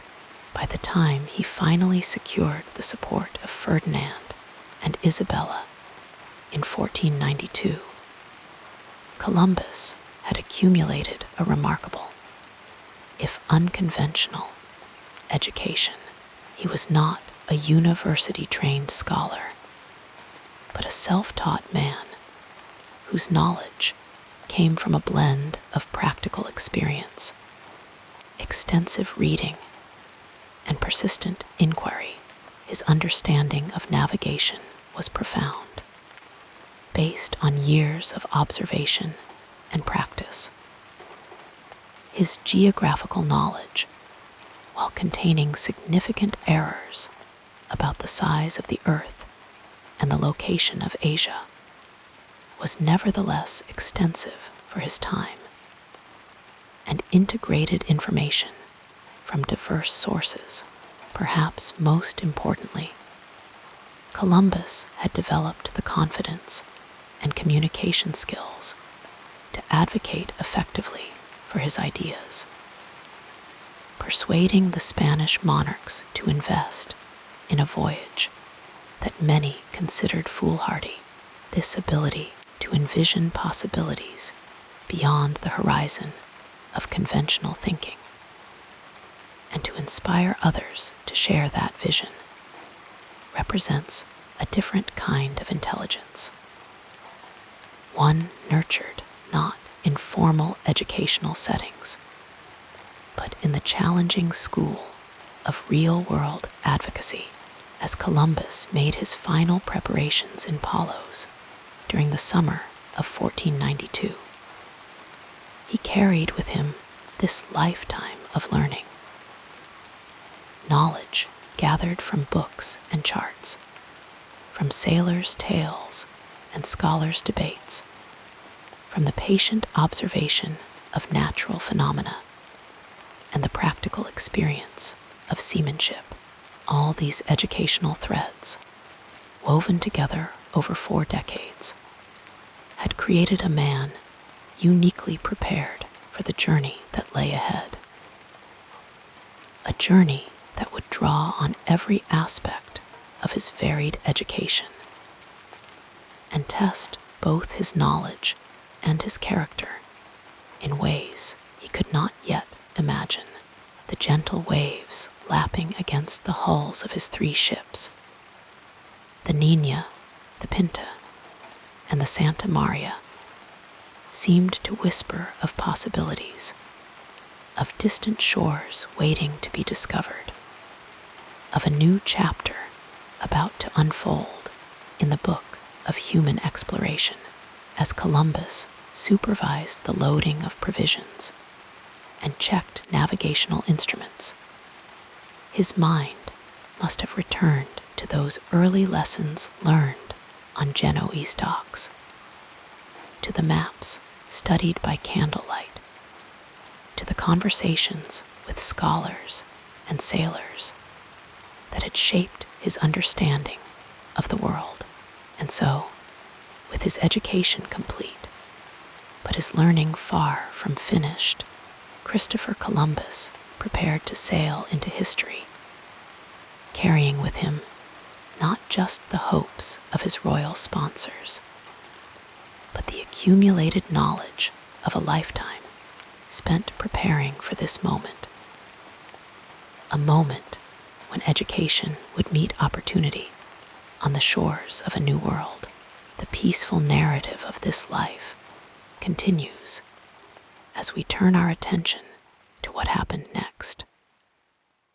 In the soft glow of a fading Mediterranean sun, young Christopher Columbus first felt the gentle sway of a ship beneath his feet.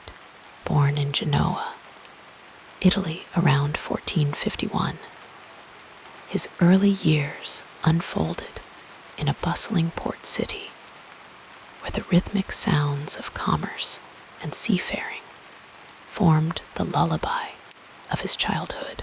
The son of Domenico Colombo, a wool weaver and merchant, and Susanna Fontanarossa, Christopher grew up in a modest home where the scent of salt air mingled with the earthy aroma of his father's trade. As a young boy, Columbus would often wander down to the harbor, his footsteps light upon the weathered wooden docks. There, amidst the creaking of ship timbers and the soft flutter of canvas sails, he would watch with wide-eyed wonder as vessels from distant lands arrived with their precious cargoes.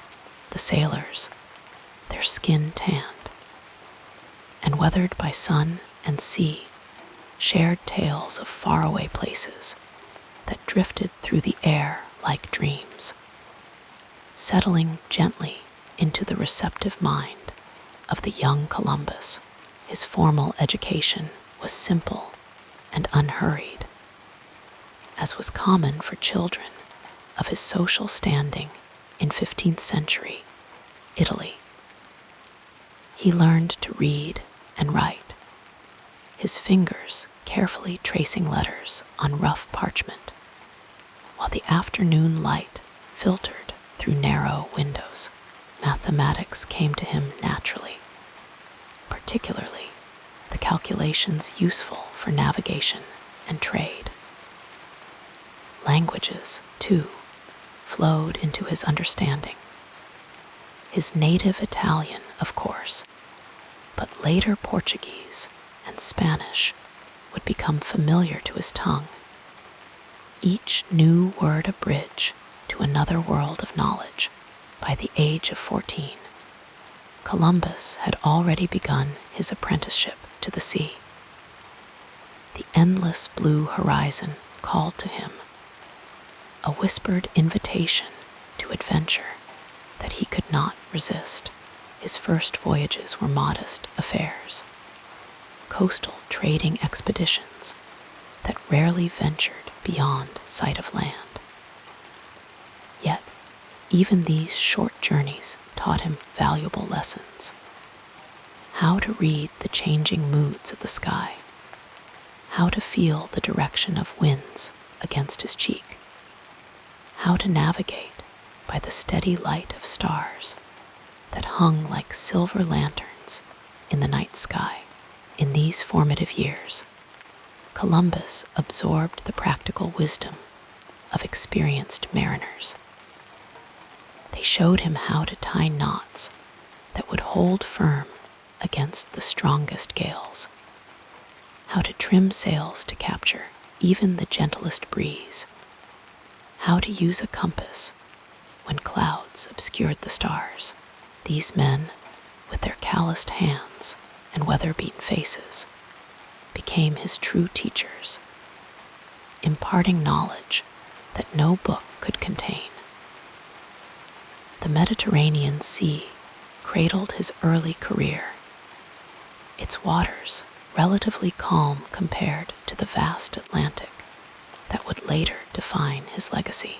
He sailed to the island of Chios, where the air was sweet with the scent of mastic trees, and to bustling ports along the North African coast, where markets overflowed with exotic spices and colorful textiles. Each journey expanded his understanding of the world. Each return to port added another layer to his growing expertise. As the years drifted by like slow-moving clouds, Columbus ventured further from his homeland. By his mid-20s, he had joined the crew of a commercial vessel bound for the British Isles. This journey took him into the Atlantic for the first time, where he experienced the ocean's true might, waves that rose like liquid mountains, winds that howled with primal force, and currents that could carry a ship far from its intended course. It was during one such voyage, in 1476, that fate intervened in the form of French privateers. They attacked the commercial convoy near the Portuguese coast, setting Columbus's ship ablaze. As flames consumed the wooden vessel, Columbus, then about 25 years old, grasped a wooden oar, and with the gentle persistence that would characterize his later endeavors, paddled 6 miles to shore. The waters of the Atlantic rocked him like a cradle as he made his way to safety. The distant shoreline of Portugal gradually emerging from the misty horizon. This twist of fortune brought Columbus to Portugal, a nation at the forefront of maritime exploration. Lisbon in the late 15th century hummed with the energy of discovery. The air in its taverns and marketplaces was filled with sailors' tales of African coastlines, of islands appearing like emeralds on the vast blue canvas of the sea, of possibilities that stretched beyond the known world. Columbus settled into this environment with the ease of a man finding his true home. In Portugal, Columbus's professional life began to take on more definition. He found work as a chart maker, his fingers carefully tracing coastlines and marking depths on parchment maps. This occupation allowed him to study the accumulated knowledge of Portuguese exploration, to see patterns in currents and winds, to understand the rhythms of oceanic travel. In quiet rooms where sunlight danced on dust motes, he would pore over these charts, his mind sailing the routes they depicted, imagining lands that might lie beyond their edges. It was also in Portugal that Columbus met and married Felipa Perestrello Imanes, the daughter of a respected Portuguese navigator and governor of the island of Porto Santo. Their union in 1479 brought Columbus not just companionship, but also access to valuable nautical charts, journals, and instruments that had belonged to his late father-in-law. On quiet evenings, as soft breezes rustled through olive trees outside their window, Columbus would study these materials, absorbing their wisdom, incorporating their insights into his growing understanding of the sea. The couple settled for a time on Porto Santo, a small island in the Madeira archipelago. Here, surrounded by the endless expanse of the Atlantic, Columbus had ample opportunity to observe the ocean's moods and mysteries. He noted how certain birds flew westward, returning days later as if they had found land. He collected driftwood that washed ashore after westerly storms, wood that seemed different from any known European or African variety. He listened to tales from sailors who spoke of strange vegetation floating on western currents, of distant sightings of land that vanished like mirages when approached. These observations, gathered slowly over years like precious shells along a shoreline, began to form a pattern in Columbus's mind. The idea that would eventually lead to his famous voyages took root during this period. The notion that one might reach the rich lands of Asia by sailing westward across the Atlantic, rather than taking the long, perilous route around Africa. This concept was not entirely original. Ancient Greek scholars had proposed the spherical nature of Earth, and some contemporary thinkers had suggested the possibility of a western route to Asia. What distinguished Columbus was his persistent belief in the feasibility of such a journey, based partly on calculations of Earth's circumference that we now know were significantly underestimated. After the birth of their son Diego in 1480, Columbus began to sail more extensively, venturing as far south as the Gold Coast of Africa on Portuguese trading missions. These voyages exposed him to different navigation techniques, to the challenges of sailing in unfamiliar waters, to the delicate art of trading with cultures vastly different from his own. The African coastline, with its changing landscapes and diverse peoples, became another classroom for Columbus. Each port another lesson in his ongoing education. Tragedy touched Columbus's life in 1484 when his wife Philippa died, leaving him a widower with a young son. The loss might have dampened his ambitions, might have anchored him to a safer, more conventional life. Instead, it seemed to strengthen his resolve to pursue the grand vision that had been forming in his mind: the westward voyage to Asia.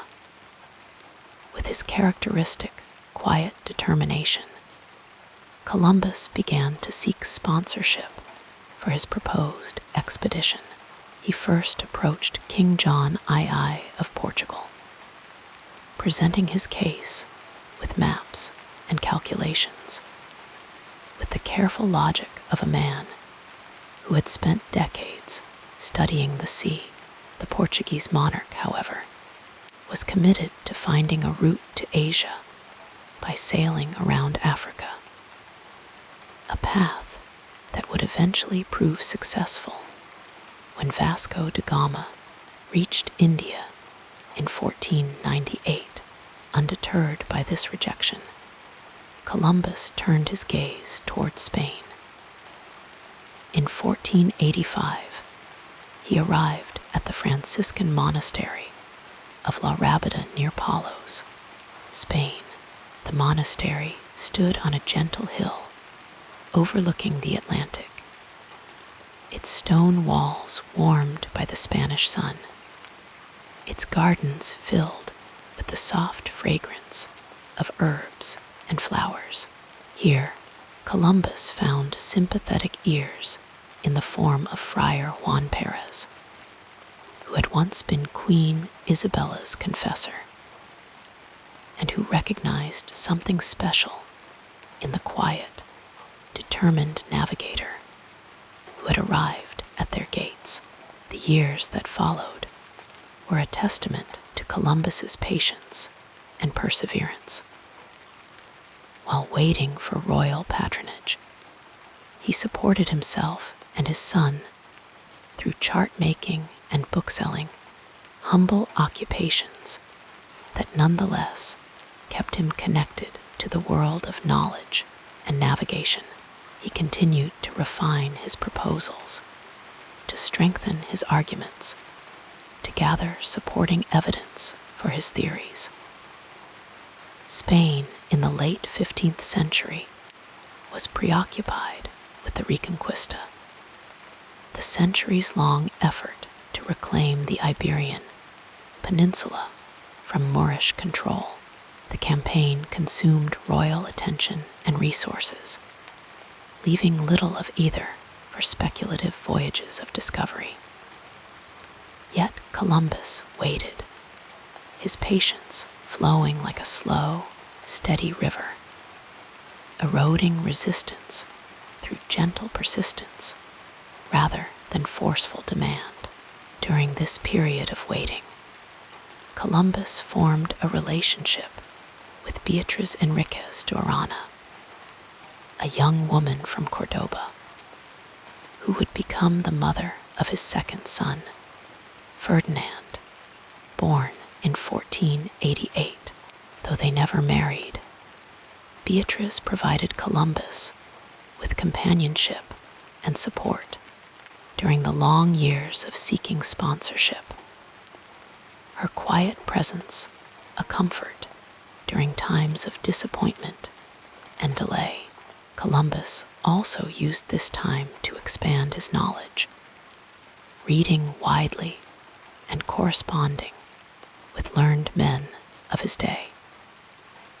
He studied the works of ancient geographers like Ptolemy, whose estimates of Earth's size aligned with Columbus's optimistic calculations. He read the travels of Marco Polo, its pages filled with descriptions of the wealth and wonders of Asia, descriptions that fueled his determination to find a western route to these lands. The cosmographical works of Pierre Daly provided Columbus with additional theoretical support for his proposed voyage.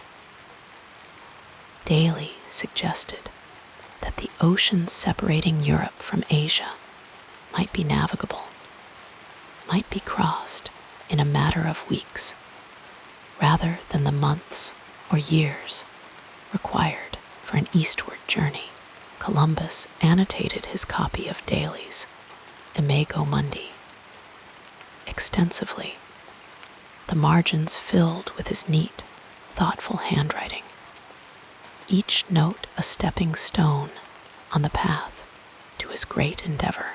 By 1491, the political landscape of Spain had changed significantly.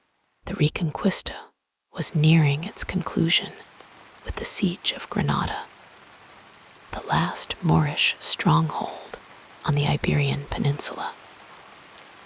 As victory approached, the Spanish monarchs, Ferdinand and Isabella, could finally turn their attention to other matters, including Columbus's persistent proposal. A royal commission was established to evaluate Columbus's plan. Scholars and navigators questioned his calculations, pointed out potential flaws in his reasoning, expressed skepticism about the feasibility of his proposed route. Yet Columbus defended his ideas with the quiet confidence of a man who had spent a lifetime studying the sea, who had gathered evidence piece by piece like a patient collector of shells. In January 1492, Granada fell to Spanish forces, marking the triumphant conclusion of the Reconquista.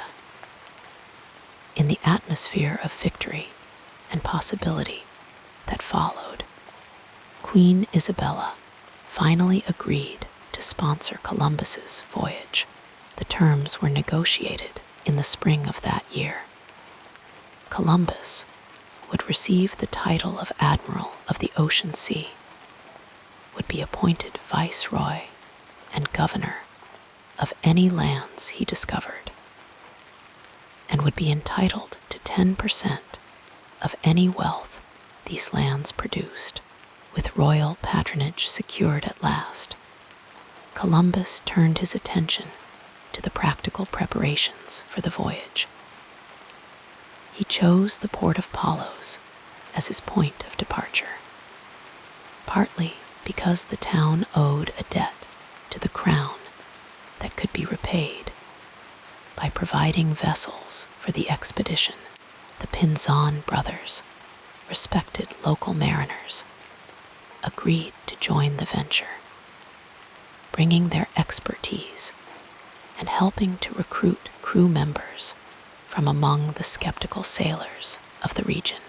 3 ships were prepared for the journey: the Nina, the Pinta, and the Santa Maria. The largest, the Santa Maria, would serve as Columbus's flagship, while the smaller, more maneuverable caravels would allow for exploration of shallow coastal waters throughout the summer of 1492. These vessels were made ready, their hulls cleaned and caulked, their rigging checked and reinforced, their holds gradually filled with provisions for the journey ahead. As Columbus made his final preparations in Palos during the summer of 1492, he carried with him this lifetime of learning. Knowledge gathered from books and charts, from sailors' tales and scholars' debates, from the patient observation of natural phenomena and the practical experience of seamanship.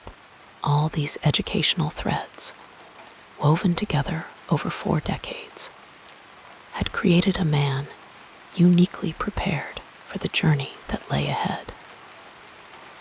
A journey that would draw on every aspect of his varied education and test both his knowledge and his character in ways he could not yet imagine. The gentle waves lapping against the hulls of his 3 ships, the Nina, the Pinta, and the Santa Maria, seemed to whisper of possibilities, of distant shores waiting to be discovered, of a new chapter about to unfold in the book of human exploration.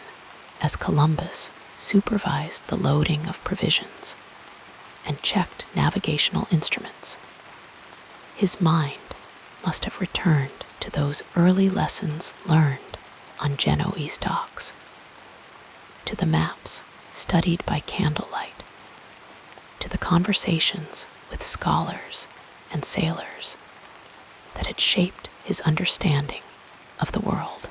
And so, with his education complete, but his learning far from finished, Christopher Columbus prepared to sail into history, carrying with him not just the hopes of his royal sponsors, but the accumulated knowledge of a lifetime spent preparing for this moment.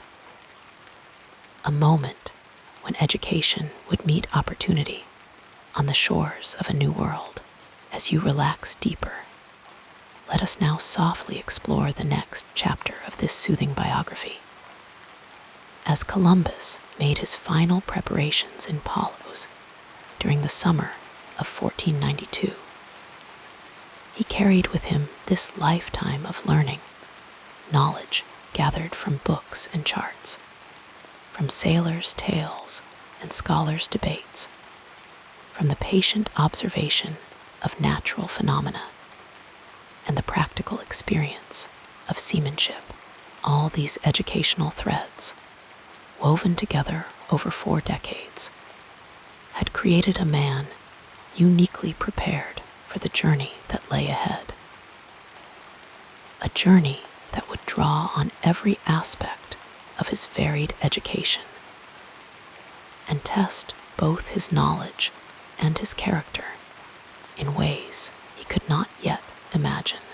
The gentle waves lapping against the hulls of his 3 ships, the Nina, the Pinta, and the Santa Maria, seemed to whisper of possibilities, of distant shores waiting to be discovered, of a new chapter about to unfold in the book of human exploration, as Columbus supervised the loading of provisions and checked navigational instruments.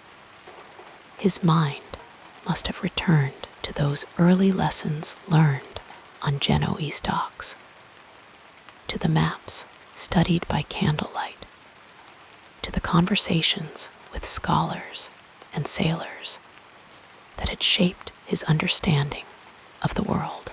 And so, with his education complete, but his learning far from finished, Christopher Columbus prepared to sail into history, carrying with him not just the hopes of his royal sponsors, but the accumulated knowledge of a lifetime spent preparing for this moment. A moment when education would meet opportunity on the shores of a new world. The sea breeze carried the scent of salt and possibility as the small fleet of vessels departed from the port of Palos on August 3, 1492. The sky stretched endlessly above, a canvas of soft blues that would become intimately familiar to Columbus and his crew in the months ahead. The sailors moved with practiced ease across the wooden decks, their movements a gentle dance with the rolling motion of the ships. Columbus himself stood tall, his gaze fixed on the horizon, where sky met water in a seamless embrace of azure tranquility. This journey, this magnificent endeavor that would forever change the course of human history, began not with fanfare, but with the quiet determination of a man who believed in what others could not see. Columbus had spent years developing his theory that sailing westward would provide a shorter route to the Indies, to those distant lands of spices and silk that had captured European imagination. His vision was born of careful study, of hours spent poring over the works of ancient geographers like Ptolemy, whose writings suggested a smaller Earth than actually existed.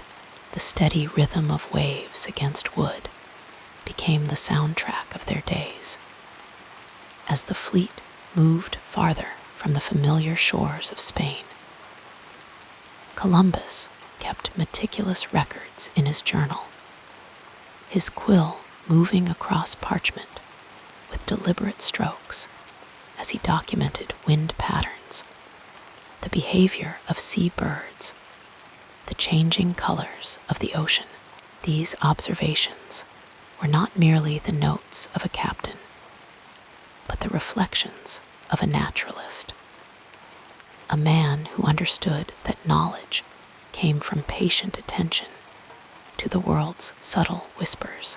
The stars above offered comfort and guidance as they sailed into unknown waters. Columbus had studied celestial navigation with the devotion of one who entrusts his life to such knowledge. He measured the height of the North Star with his quadrant, calculating latitude with a precision that gave confidence to his crew. The gentle glow of these distant suns, scattered like diamonds across the night sky, connected these voyagers to all those who had sailed before them, all those who had looked upward for direction and meaning. Days passed with the unhurried pace of clouds drifting across the sky. The sailors settled into routines that gave structure to their journey, the changing of watches, the mending of sails, the preparation of simple meals. Columbus moved among them with quiet authority, his presence a reminder of purpose. He knew the power of leadership by example, of showing rather than merely telling.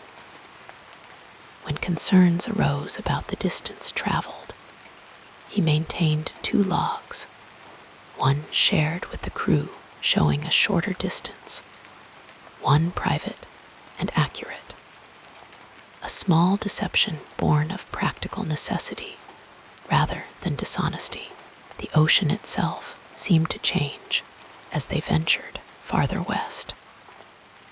The water took on different hues, sometimes the deep blue of lapis lazuli, sometimes the soft green of new leaves. Seaweed appeared in patches, floating gardens that sparked both hope and concern among the sailors. Perhaps these were signs of land nearby, or perhaps warnings of shallows that could trap their vessels. Columbus studied these signs with the patience of one who has learned to read nature's subtle language, finding reassurance where others saw only uncertainty. On October 12, 1492, after 36 days of sailing across open water, the moment that would define Columbus's legacy finally arrived. In the soft light of early morning, a sailor named Rodrigo de Triana called out from the Pinta, his voice carrying across the gentle waves. Land had been sighted. The shore that emerged from the morning mist was not the eastern edge of Asia, as Columbus believed, but an island in the Bahamas that the native Taino people called Guanahani. Columbus named it San Salvador, Holy Savior, in gratitude for the safe passage across unknown waters. As Columbus stepped onto the sandy shore, feeling solid ground beneath his feet after so many weeks at sea, he performed a ceremony of possession for the Spanish crown. The moment was solemn, yet filled with wonder. Here was a place unmentioned in European charts, populated by people whose existence had been unknown to the Old World. Columbus described the Taino in his journal with genuine curiosity, noting their physical appearance, their gentle demeanor, their willingness to trade. The gold ornaments they wore captured his attention, sparking dreams of greater riches that might lie beyond this first island. The weeks that followed brought further discoveries as Columbus and his crew explored the Caribbean. They visited the islands of Cuba and Hispaniola, establishing contact with various indigenous communities. Columbus continued his careful observations, documenting new plants and animals, the customs of the people they encountered, the geography of coastlines never before mapped by European hands. His journals reveal a man of keen perception, one who noticed the details that others might overlook: the distinctive shape of leaves, the patterns of currents, the subtle variations in language among different island populations. When the Santa Maria ran aground off the coast of Hispaniola on Christmas Day, Columbus faced the first major setback of his voyage. With calm resourcefulness, he salvaged what materials he could from the wrecked vessel and used them to build a small settlement named La Navidad, leaving behind 39 men with instructions to collect gold and maintain peaceful relations with the Taino. Columbus prepared for his return to Spain. This decision to establish a European presence in this new land would have profound and lasting consequences, setting in motion a process of colonization that would transform both hemispheres. The return voyage proved more challenging than the outward journey. Winter storms battered the remaining 2 ships, at times threatening to end the expedition before its discoveries could be reported. Columbus once again demonstrated his skill as a navigator and leader, guiding the vessels through treacherous conditions. When a particularly violent storm separated the Niña and the Pinta, Columbus, fearing his discoveries might be lost if both ships foundered, wrote an account of his findings, sealed it in a barrel, and cast it into the sea. A message in a bottle meant for posterity should he not survive, but survive he did. In March 1493, Columbus returned to Spain, bringing with him gold, exotic plants, and several Taino individuals who would serve as living proof of his encounter with previously unknown lands. His reception was triumphant. The Spanish monarchs, Ferdinand and Isabella, received him with honors befitting his achievement. Columbus presented his findings with eloquence, describing islands of extraordinary beauty and fertility, peoples who might be converted to Christianity, and indications of valuable resources waiting to be discovered. His words painted a picture of possibility that captivated the imagination of the Spanish court. This first voyage, remarkable as it was, represented only the beginning of Columbus's contributions to European knowledge of the Americas. He would undertake 3 more expeditions, each expanding the map of what Europeans called the New World. His second voyage, beginning in September 1493, was far larger in scale. 17 ships carrying supplies and settlers intended to establish permanent Spanish colonies. Columbus explored more of the Caribbean, discovering Jamaica and other islands, while also returning to Hispaniola to find that La Navidad had been destroyed and its inhabitants killed after conflicts with the Taino. The establishment of a new settlement, Isabella, on Hispaniola, marked Columbus's transition from explorer to colonial administrator. Here, his skills were tested in different ways. The challenges of governing a remote outpost, managing relationships with indigenous populations, and satisfying the expectations of distant monarchs proved complex.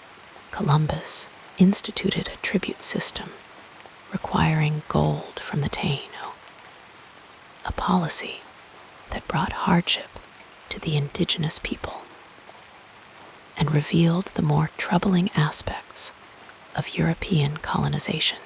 The pursuit of gold, that gleaming metal that had captured European imagination, began to overshadow the spirit of discovery that had characterized the first voyage. Columbus's third voyage, beginning in 1498, took him farther south. He reached Trinidad and explored part of the South American mainland, becoming the first European of his era to set foot on the continent that would later bear another explorer's name. The site of the Orinoco River flowing into the ocean convinced Columbus that he had found a significant landmass, though he still believed it connected to Asia. He described these new shores with genuine wonder, noting the lushness of vegetation, the power of the river's current, the different appearance of the people they encountered. By this time, difficulties at the colony on Hispaniola had grown. Complaints about Columbus's governance had reached the Spanish court, leading to the appointment of Francisco de Bobadilla to investigate. Upon arriving in 1500, Bobadilla arrested Columbus and his brothers, sending them back to Spain in chains, a humiliating end to the third voyage for the man who had once been received with such honors. Though the monarchs quickly released Columbus and expressed regret for his treatment, his position had been irreparably weakened. Still, the spirit of exploration remained strong in Columbus. His fourth and final voyage, undertaken in 1502, focused on finding a passage to the Indian Ocean, which he believed must exist somewhere along the Central American coast. This journey brought new hardships, violent storms, hostile encounters with indigenous groups, worm-damaged ships that eventually had to be abandoned on Jamaica. Columbus and his crew were stranded for a year before rescue arrived. During this time, Columbus correctly predicted a lunar eclipse, using this knowledge to convince the local population to continue providing food to his stranded men. A clever application of astronomical learning that may have saved their lives. Throughout these voyages, Columbus's achievements in navigation stand as perhaps his most significant technical contribution. His ability to sail across the open Atlantic and return, not once, but 4 times, demonstrated a mastery of seafaring that advanced European capabilities. He developed techniques for measuring latitude in the Northern Hemisphere by observing the North Star, and in the Southern Hemisphere by tracking the movement of the guard stars of the Southern Cross. His observations of Atlantic wind patterns, particularly the trade winds that blow from east to west near the equator, and the westerlies that blow from west to east in higher latitudes, provided knowledge that would benefit generations of future sailors. Columbus's careful documentation of his observations created a foundation for future exploration. His descriptions of currents, weather patterns, marine life, and coastal features gave subsequent voyagers valuable information about what they might encounter. His practice of mapping newly discovered lands, though limited by the technology of his time, began the process of incorporating the Americas into European geographical understanding. Each island visited, each coastline traced, each harbor sounded added details to the emerging picture of a world larger and more complex than previously imagined.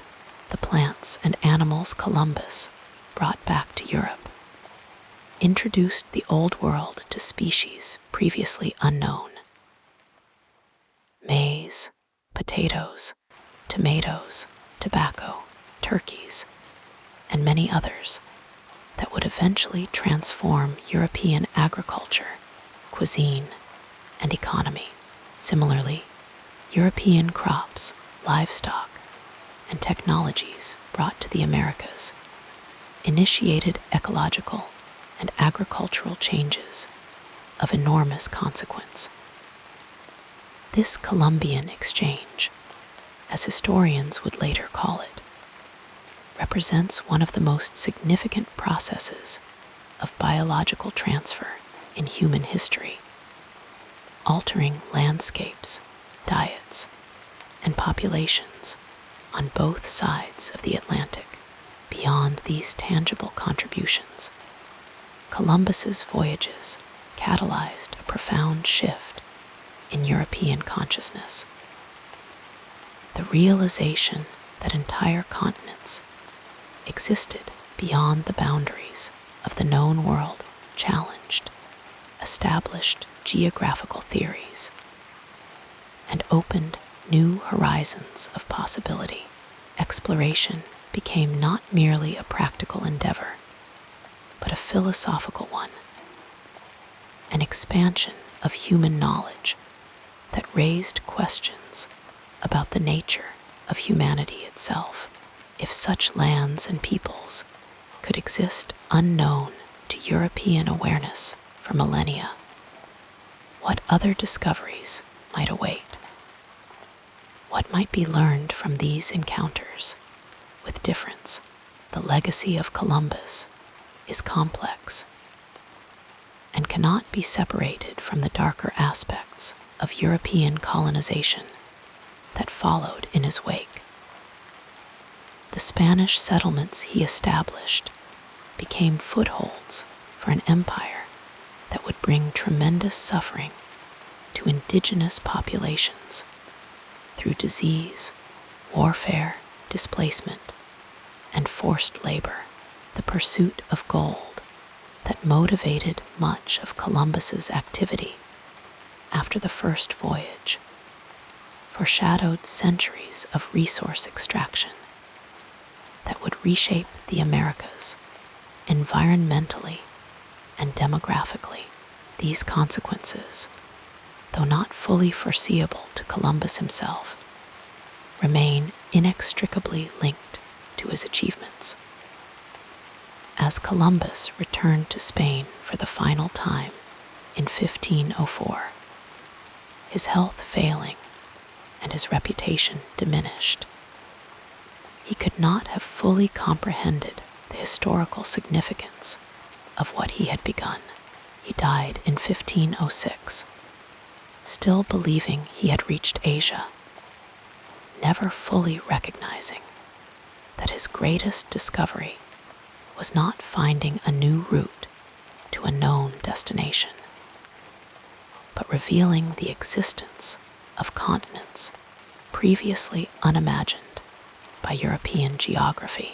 This misunderstanding does not diminish the magnitude of his achievement, but rather highlights the nature of discovery itself. We often find what we were not seeking, and the true significance of our actions may remain invisible to us. The gentle waves that had carried Columbus across the Atlantic continued their eternal rhythm long after his passing. The stars by which he navigated still shone in the night sky. The lands he encountered continued their own histories, forever altered by the connection he had established and the knowledge he had gathered through study and observation, through triumph and hardship, became part of humanity's collective understanding, a chapter in our shared story of exploration and encounter, of wonder and consequence, of the endless human desire to venture beyond the horizon and discover what lies beyond. As we drift toward sleep, we might imagine Columbus in his final days, perhaps gazing out a window toward the sea that had defined his life, his thoughts moving like slow currents between memories of distant shores and reflections on a journey that had taken him farther than he ever intended to go. In that space between wakefulness and dreams, we too can voyage across time and understanding, carried by the gentle waves of history toward shores of deeper comprehension about our shared human story and the complex legacy of those who changed its course. Our soothing biography continues with a look at the next important period in this incredible life. As Columbus returned to Spain for the final time in 1504, his health failing and his reputation diminished, he could not have fully comprehended the historical significance of what he had begun. He died in 1506, still believing he had reached Asia, never fully recognizing that his greatest discovery was not finding a new route to a known destination, but revealing the existence of continents previously unimagined by European geography. This misunderstanding does not diminish the magnitude of his achievement, but rather highlights the nature of discovery itself. We often find what we were not seeking, and the true significance of our actions may remain invisible to us in the quieter moments of his life, away from the rolling decks of ships and the scrutiny of royal courts. Christopher Columbus was a man of simple pleasures and complex thoughts. The soft glow of candlelight would often illuminate his chambers late into the evening as he sat with his journals, quill moving unhurriedly across parchment.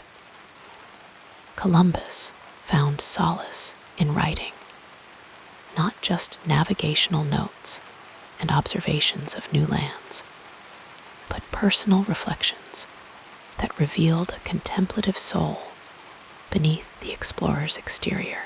His handwriting, flowing with a gentle rhythm across the page, carried the weight of his innermost thoughts, dreams that extended beyond horizons, and doubts that visited him in the stillness of night. During his final years in Valladolid, Columbus developed a fondness for tending a small garden behind his modest residence. Though his body was weakened by years at sea and the arthritis that had settled into his joints, he would still rise with the morning light to care for the herbs and flowering plants that reminded him of botanical wonders he had encountered in distant lands. The feeling of soil between his fingers connected him to the earth in a way that sailing never could, grounding him after a lifetime spent chasing the meeting point of sea and sky. Neighbors would sometimes glimpse him in these peaceful moments, a once commanding admiral now gently coaxing life from seeds, his movements slow and deliberate, his expression serene, with the simple joy of nurturing growth. Music drifted through Columbus's life like a gentle current. Though not a musician himself, he appreciated the melodies that filled Spanish taverns and royal courts alike. He particularly enjoyed the soft strumming of the vihuela, a stringed instrument whose notes seemed to capture both melancholy and hope in equal measure. On evenings when his pain subsided enough to allow visitors, he would sometimes invite local musicians to play in his chambers, closing his eyes as the music transported him away from his physical discomfort to remembered shores where unfamiliar rhythms had once greeted his ears.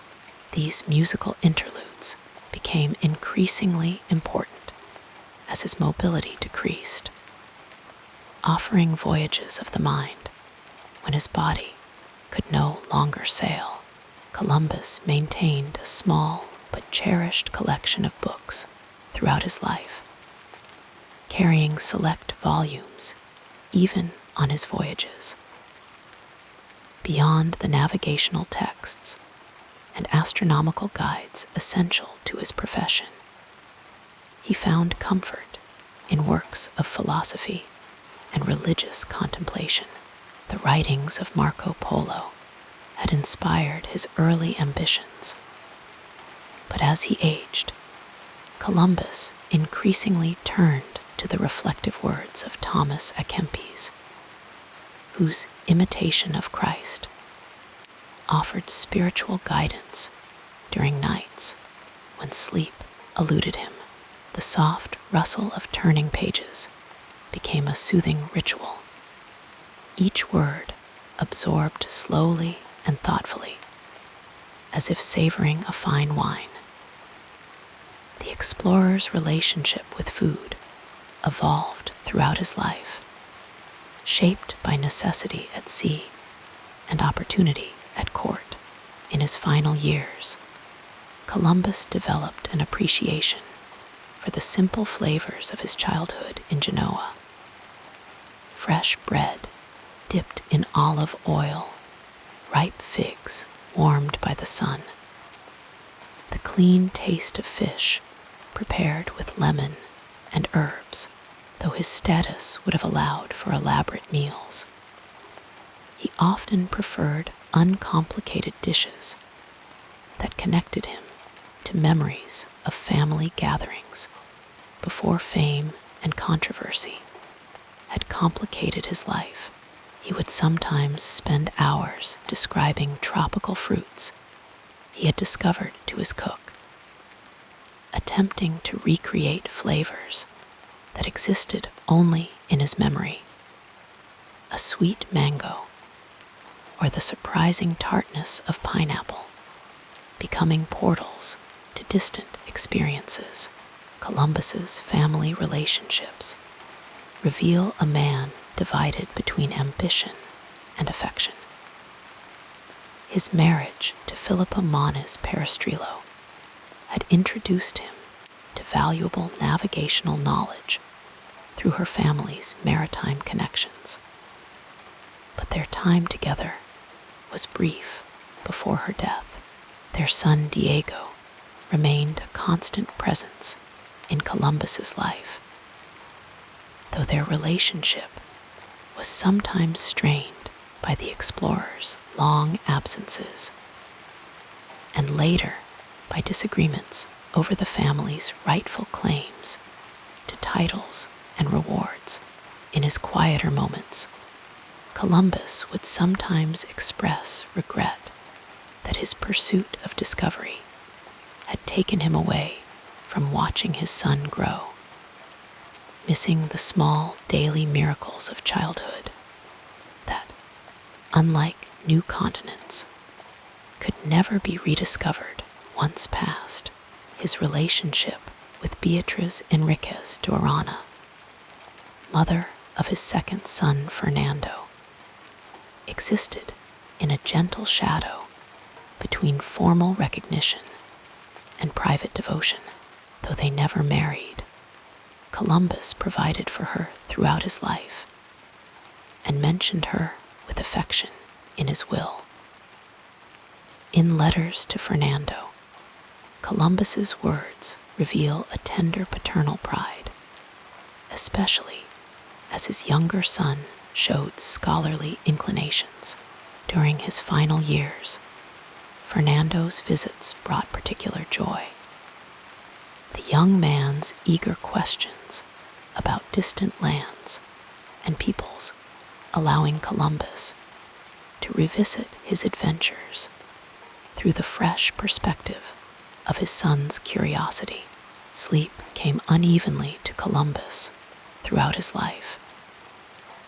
At sea, He had developed the habit of taking brief rest periods rather than long stretches of uninterrupted slumber, a pattern that persisted even when he returned to land in his later years, as pain from gout and arthritis intensified. His nights became increasingly fragmented.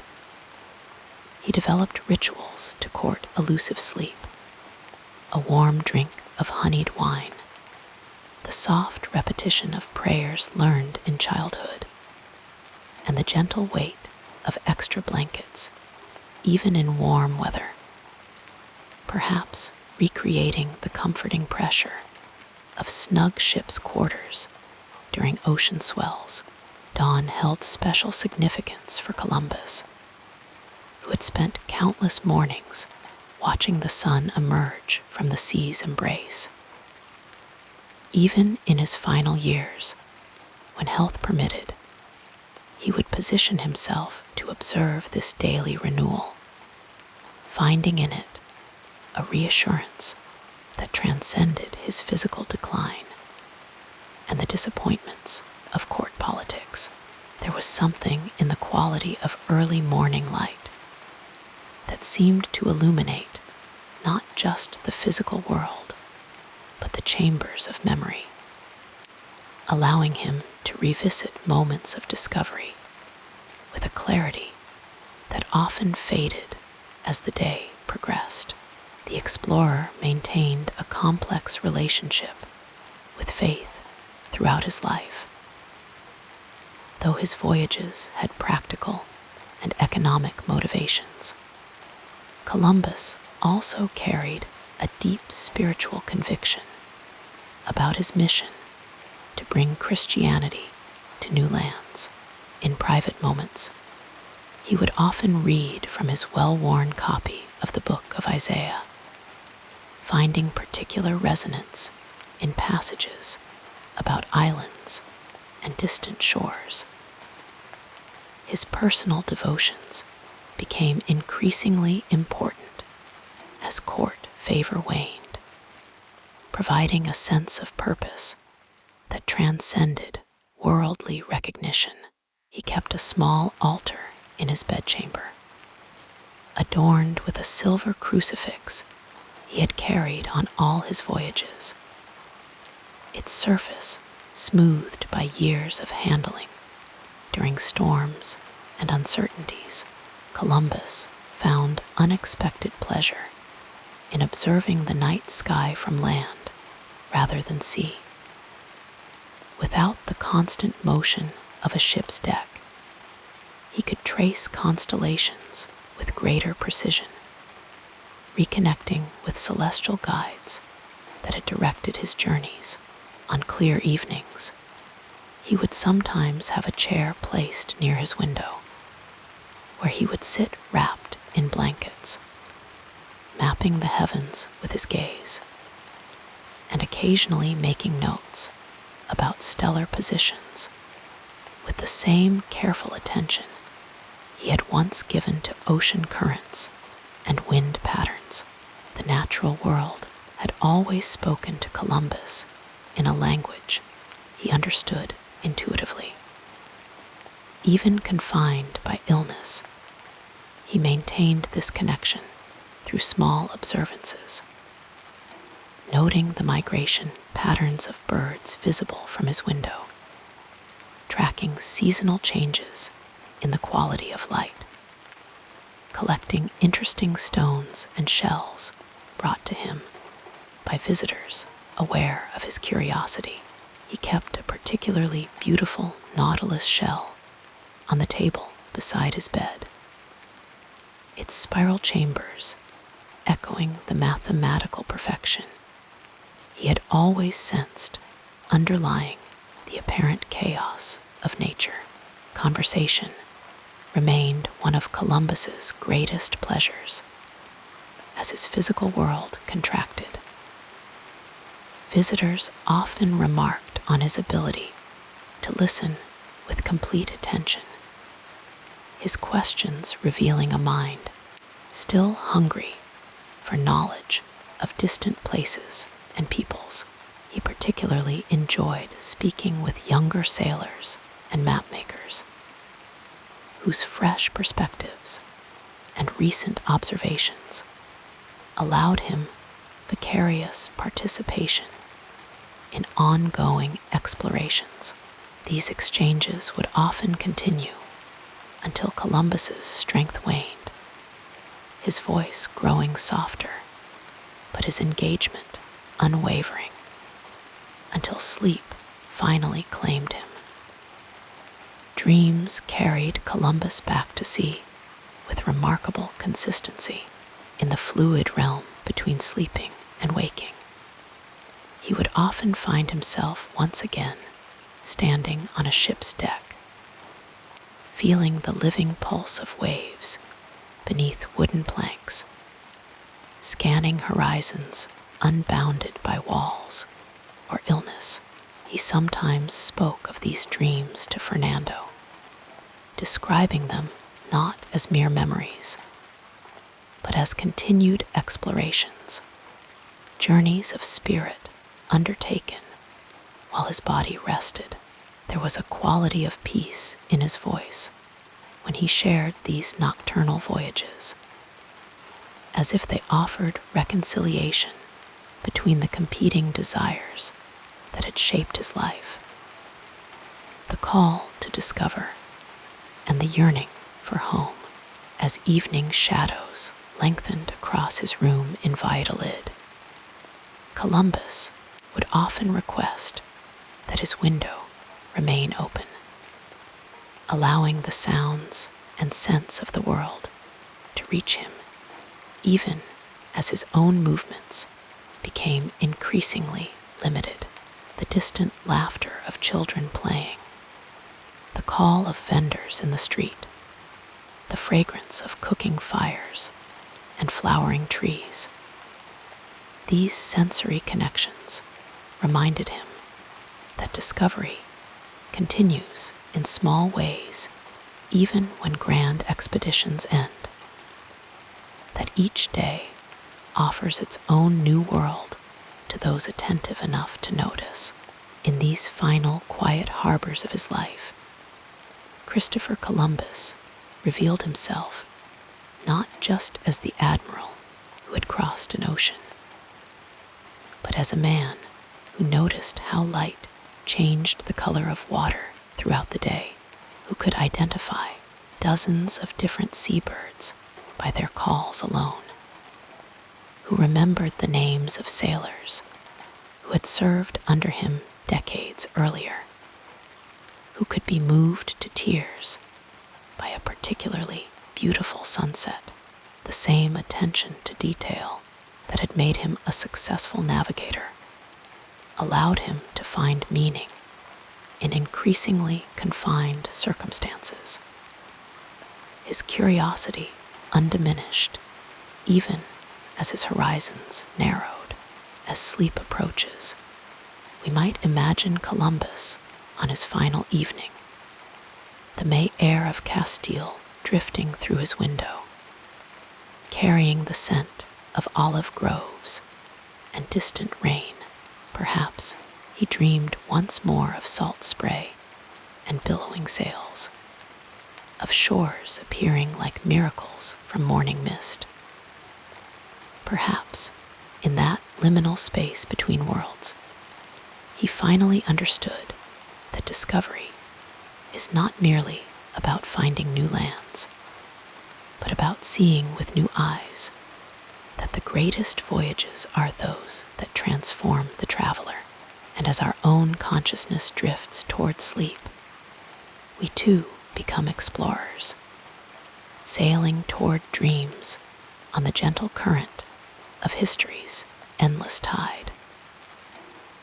Let your mind float with these gentle recollections as we move forward in our story. In these final quiet harbors of his life, Christopher Columbus revealed himself not just as the admiral who had crossed an ocean, but as a man who noticed how light changed the color of water throughout the day, who could identify dozens of different seabirds by their calls alone, who remembered the names of sailors who had served under him decades earlier, who could be moved to tears by a particularly beautiful sunset, the same attention to detail that had made him a successful navigator allowed him to find meaning in increasingly confined circumstances. His curiosity undiminished, even as his horizons narrowed. Long before these peaceful final days, Columbus faced a sea of troubles that ebbed and flowed throughout his life like the very tides that carried his ships across uncharted waters. His journey toward becoming the celebrated explorer was lined with countless obstacles, much like the shoreline of an unfamiliar coast, jagged with unexpected difficulties and smooth stretches of calm. As a young man born to a modest wool weaver in Genoa, Columbus first encountered the resistance of social standing. The gentle waves of his early ambition lapped against the unyielding cliffs of nobility and privilege. Those born to wealth and title looked upon the merchant's son with dismissive eyes, their voices soft, but cutting like a cool breeze through thin clothing. Yet Columbus possessed a patience that would serve him well throughout his life. He moved through these early social barriers with the same steady determination that would later guide his ships through uncertain waters, learning to navigate the complex currents of patronage and favor. His education, too, came not from formal institutions, but from the rolling university of experience. While others studied classical texts in hallowed halls, Columbus learned from the whispered knowledge of seasoned sailors, from dog-eared charts and well-worn compass roses. He absorbed languages slowly, like morning dew gathering on leaves, picking up Portuguese and Spanish alongside his native Italian. Each new word a small treasure collected and stored for future use. This gradual accumulation of practical wisdom would sustain him through many long nights when formal credentials might have opened doors more easily. Perhaps the most soothing lesson we might draw from Columbus's life is how he embraced the gentle art of patience. For nearly a decade, he carried his dream of a westward route to Asia like a smooth stone in his pocket, turning it over and over, polishing it with constant thought. He approached monarch after monarch, each refusal washing over him like a wave that momentarily pushes a swimmer backward, but does not prevent eventual progress toward the shore. The Portuguese court first heard his proposal in the early 1480s, when Columbus was still a young man with more enthusiasm than influence.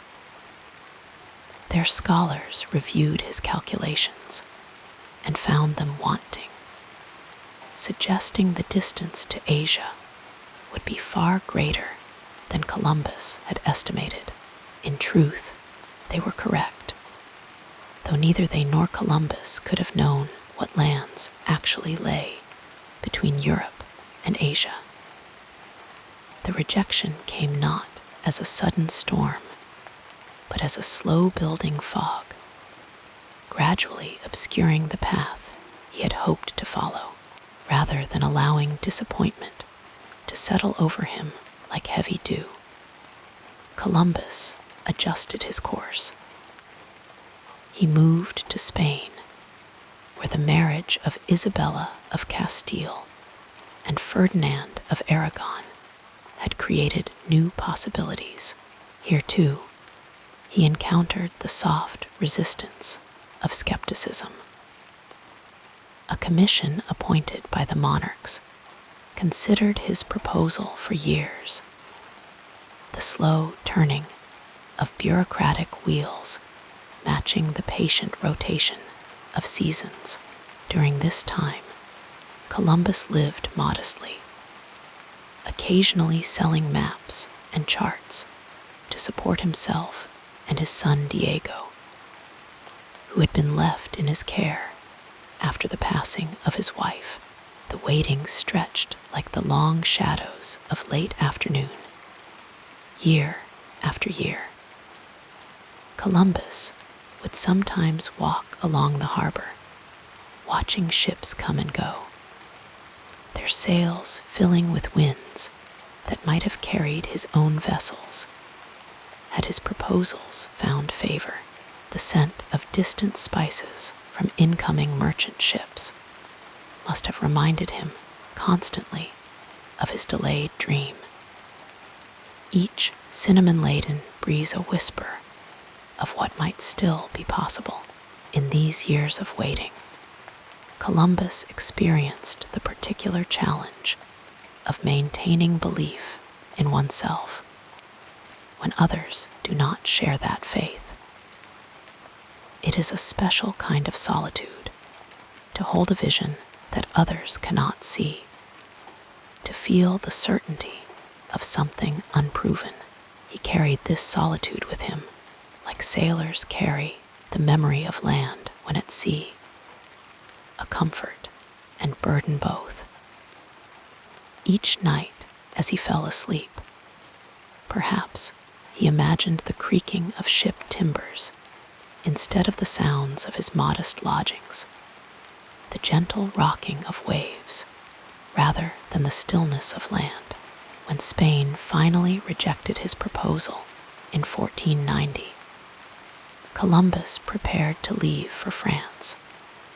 The persistence of his dream outlasting the patience of his hosts.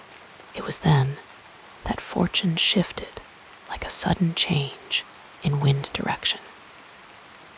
Supporters at the Spanish court convinced Isabella to reconsider, and in April 1492, after nearly a decade of proposals and rejections, Columbus received the royal sponsorship he had sought for so long.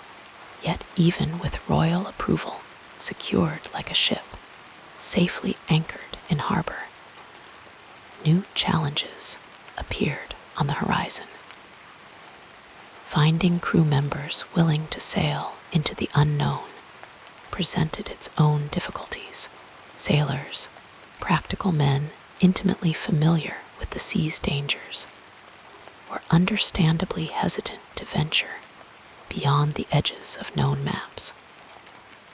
Columbus had to overcome their fears with a combination of royal authority, promised rewards, and his own quiet confidence.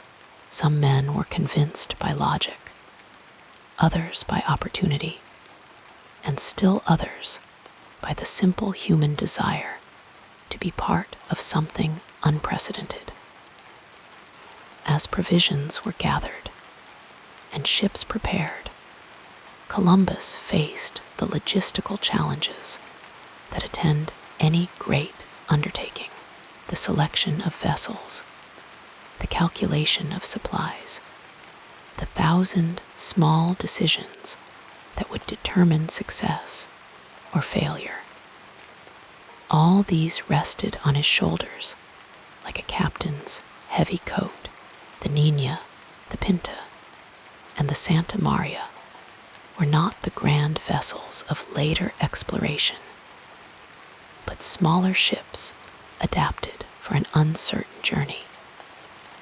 Columbus chose them with the care of someone selecting traveling companions for a journey from which they might not return. When the small fleet finally departed from Palos de la Frontera on August 3, 1492, Columbus might have felt a momentary relief, the years of preparation giving way to action. But as the coastline of Europe faded like a dream upon waking, new worries emerged from the endless horizon ahead. The crews grew increasingly anxious as weeks passed with no sight of land.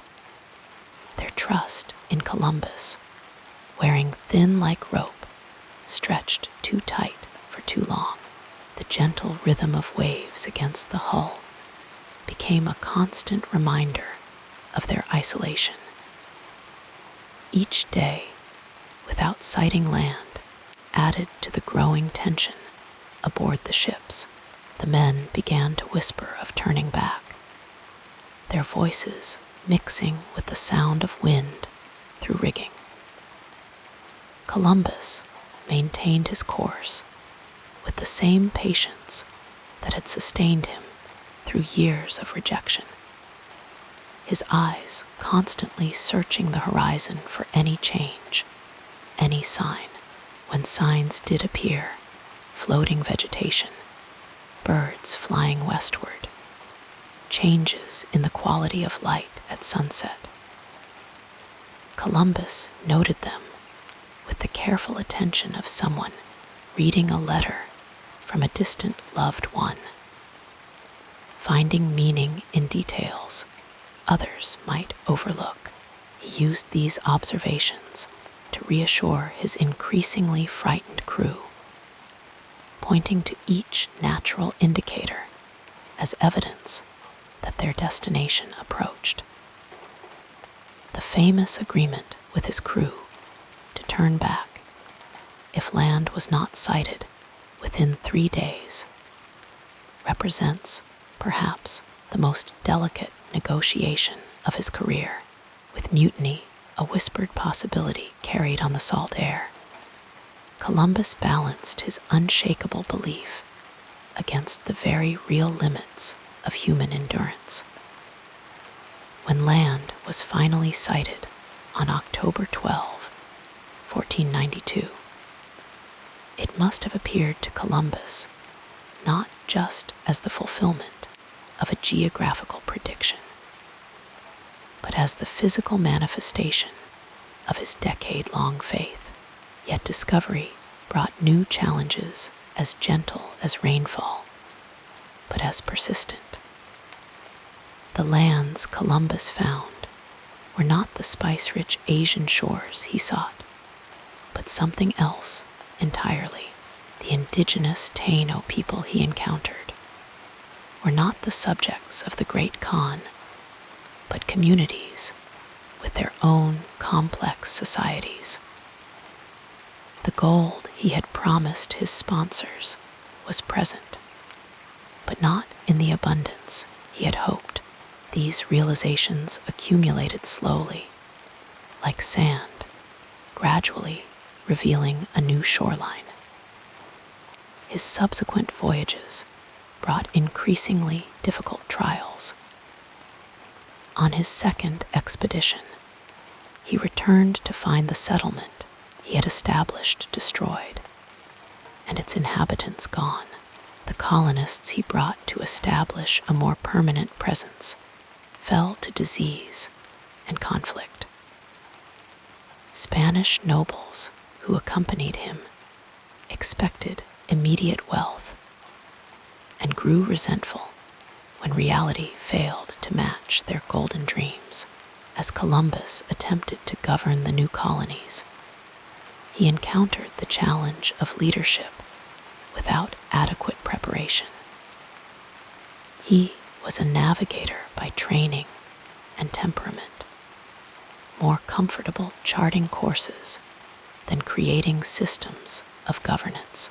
His attempts to balance the demands of the crown, the expectations of settlers, and what he perceived as the needs of the indigenous peoples resulted in policies that satisfied none and harmed many. the administrative skills that might have made him an effective governor were as absent as the Asian shores he had expected to find. By his third voyage, Columbus faced open rebellion from Spanish settlers who sent complaints back to the monarchs when Francisco de Bobadilla arrived as royal investigator in 1500. Columbus found himself arrested and returned to Spain in chains, a humiliation as heavy as the iron links that bound him, though Ferdinand and Isabella released him upon his return and expressed regret for his treatment. His reputation had suffered damage as irreparable as a ship broken on hidden reefs. His fourth and final voyage proved the most physically challenging. Storms of extraordinary ferocity pursued his ships like hungry predators. When denied entry to the colony at Hispaniola, Columbus was forced to seek shelter from a hurricane. His knowledge of weather patterns saving his crew, while ships that had denied him harbor were destroyed. Later, shipworms reduced his vessels to floating wreckage, forcing him and his crews to remain stranded on Jamaica for nearly a year. During this time, Columbus experienced the particular loneliness of leadership during crisis, responsible for the lives of his men, yet increasingly limited in his options. He employed his knowledge of astronomy to predict a lunar eclipse, using this demonstration to convince the local indigenous population to continue providing food for his stranded crews. This clever solution revealed his adaptive intelligence, his ability to use knowledge in unexpected ways when conventional paths forward were blocked. When Columbus finally returned to Spain in 1504, he found himself facing the final challenge that comes to all who live long enough: the recognition that some dreams remain unfulfilled, some journeys incomplete, his health declining like the slow ebbing of a tide, his influence at court diminished. Columbus spent his remaining years pursuing recognition of the titles and privileges he believed were his due under his agreement with the Spanish crown. These final struggles were conducted not on the dramatic stage of ocean voyages, but in the quiet corridors of legal proceedings and royal petitions. Columbus approached them with the same persistence that had characterized his pursuit of sponsorship decades earlier. Though now his energy waned like daylight in late afternoon, the man who had crossed an ocean found himself unable to navigate the shifting currents of court politics and legal claims with the same success. As sleep draws nearer, we might find comfort in how Columbus faced these setbacks with a resilience that neither denied difficulty nor surrendered to it. Each obstacle was met not with the dramatic resistance of crashing waves, but with the patient persistence of water slowly finding its path around stone. His responses to challenges reveal a man who understood that some forces cannot be overcome directly, but must be accommodated, adapted to, or circumvented with patience. In his final years, when Columbus reflected on the challenges he had faced, perhaps he found wisdom in how each difficulty had shaped his path in ways he could not have anticipated. The rejections that delayed his first voyage allowed him time to refine his plans. The navigational challenges of the crossing taught him to read the ocean's subtle language more fluently. Even his failures as a governor may have deepened his understanding of human nature and the complexity of creating new societies. As our own consciousness drifts toward the shores of sleep, we might carry with us this gentle wisdom from Columbus's life, that obstacles are not merely barriers, but also teachers, that patience often succeeds where force would fail, and that even incomplete journeys and imperfect discoveries can change the world in ways their discoverers never imagined. And as we sail toward dreams on the gentle current of history's endless tide, we too become explorers of inner worlds as vast and unknown as any ocean Columbus ever crossed. Drifting like clouds across the evening sky, we now move to the next part of this calming life story. In the soft glow of candlelight that would have illuminated the maps and charts of the 15th century, we find the story of Christopher Columbus unfolding like a gentle tide washing upon distant shores. His life began in Genoa, Italy, around 1451, when Europe was slowly awakening from the medieval period, stretching its consciousness toward what would later be called the Renaissance. The world into which Columbus was born moved at a pace we might find soothing in our hurried modern existence, a world where news traveled no faster than a horse could gallop or a ship could sail. Imagine the harbor of Genoa in those days, the water lapping softly against wooden hulls, the gentle creak of ships at anchor, the distant calls of merchants and sailors, creating a lullaby of commerce and adventure. Young Columbus would have grown up with these sounds drifting through his window. Perhaps, as you now drift toward the peaceful waters of sleep, the Mediterranean Sea that Columbus first sailed was a tapestry of cultures and traditions. Muslim influences from North Africa and the Middle East blended with Christian European traditions, creating a rich cultural landscape where ideas and goods flowed like gentle currents. The spices, silks, and knowledge that traveled these waters would later inspire Columbus to dream of new routes to distant lands. During Columbus's childhood, the world was experiencing a profound transformation. Constantinople fell to the Ottoman Turks in 1453, sending ripples of change throughout Europe. Scholars carrying ancient Greek and Roman texts found refuge in Italian cities, bringing with them knowledge that had been preserved in the Byzantine Empire for centuries. These ideas spread like soft whispers through the intellectual communities of Europe, gradually changing how people understood their world.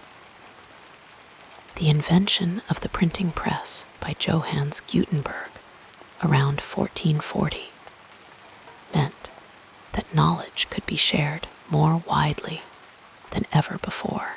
Books, once precious objects handwritten by monks in quiet scriptoria, could now be reproduced more easily. Imagine the gentle turning of those pages, the quiet revolution of ideas spreading across Europe like a soft blanket of new possibilities. Columbus came of age during this time of awakening curiosity.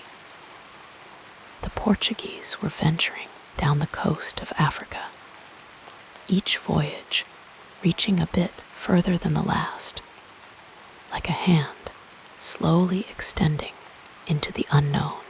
Prince Henry the Navigator had established his school of navigation at Sagres, where the accumulated wisdom of sailors, cartographers, and astronomers gathered like gentle rain, filling a cistern of knowledge. The night sky that guided these early explorers was the same one that now watches over your journey toward sleep.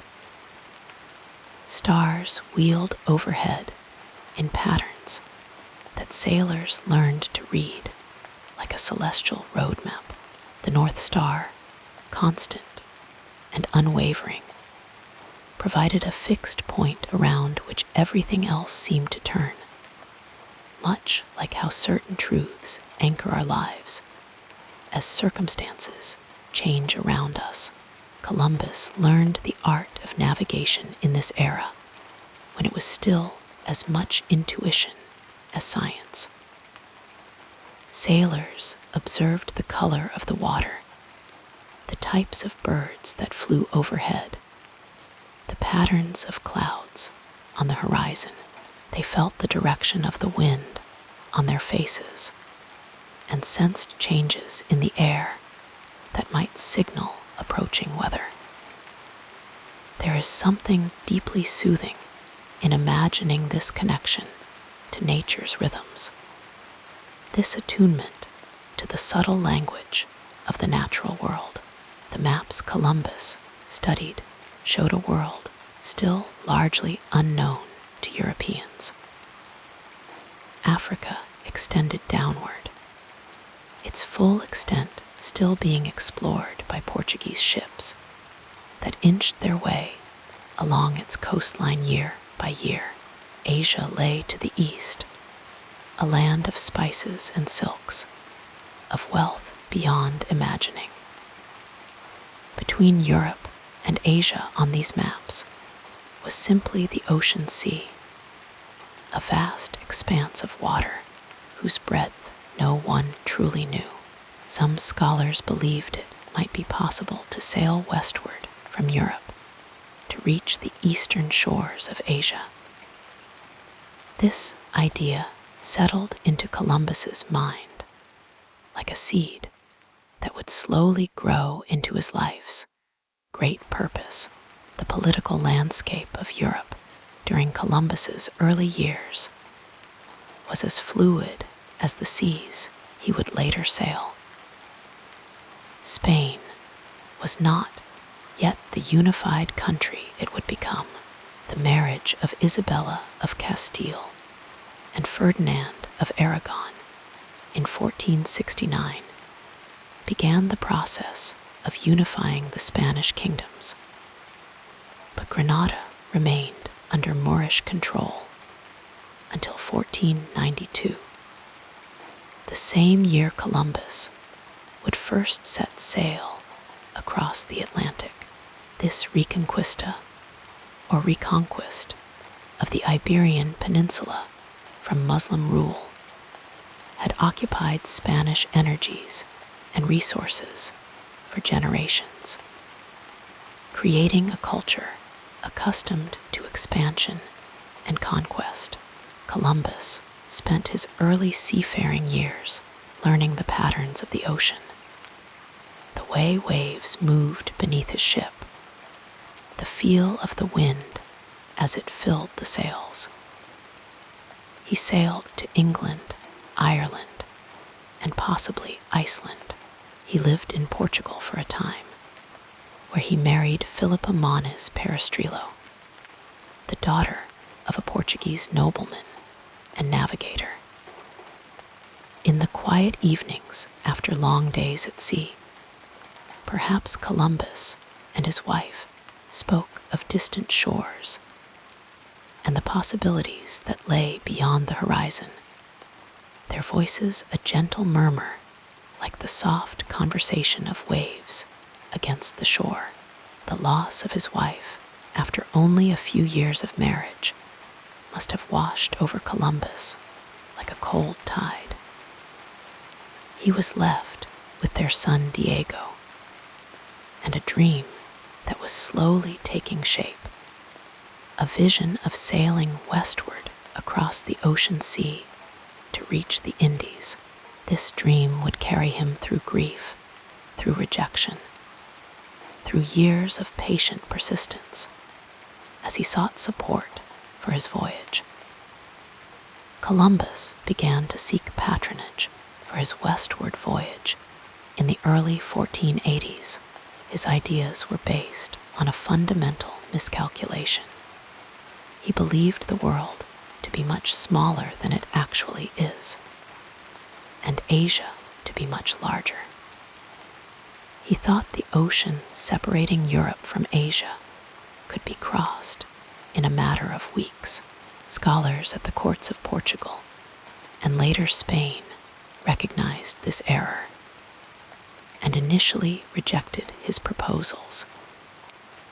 Yet Columbus held to his belief with the gentle stubbornness of water slowly wearing away stone. The world of the late 15th century moved to the rhythms of the seasons and the cycles of religious observance. Time was marked by church bells ringing across towns and countryside, calling people to prayer, to rest, to community. Columbus would have lived by these same rhythms, his days shaped by sunrise and sunset, his years by the turning of religious festivals and holy days. There is comfort in imagining this slower pace, this natural unfolding of time, unmarked by the constant digital reminders that fragment our modern attention. After years of seeking support, Columbus finally received the backing of the Spanish monarchs Ferdinand and Isabella in 1492. The timing was significant. Granada, the last Moorish stronghold in Spain, had finally fallen to Christian forces. Spain was unified and looking outward, ready for new ventures. The Spanish monarchs, flush with victory and eager to compete with Portuguese expansion, agreed to fund Columbus's voyage west. Imagine the harbor at Palos in the warm August of 1492, as Columbus prepared his 3 small ships, the Niña, the Pinta, and the Santa Maria.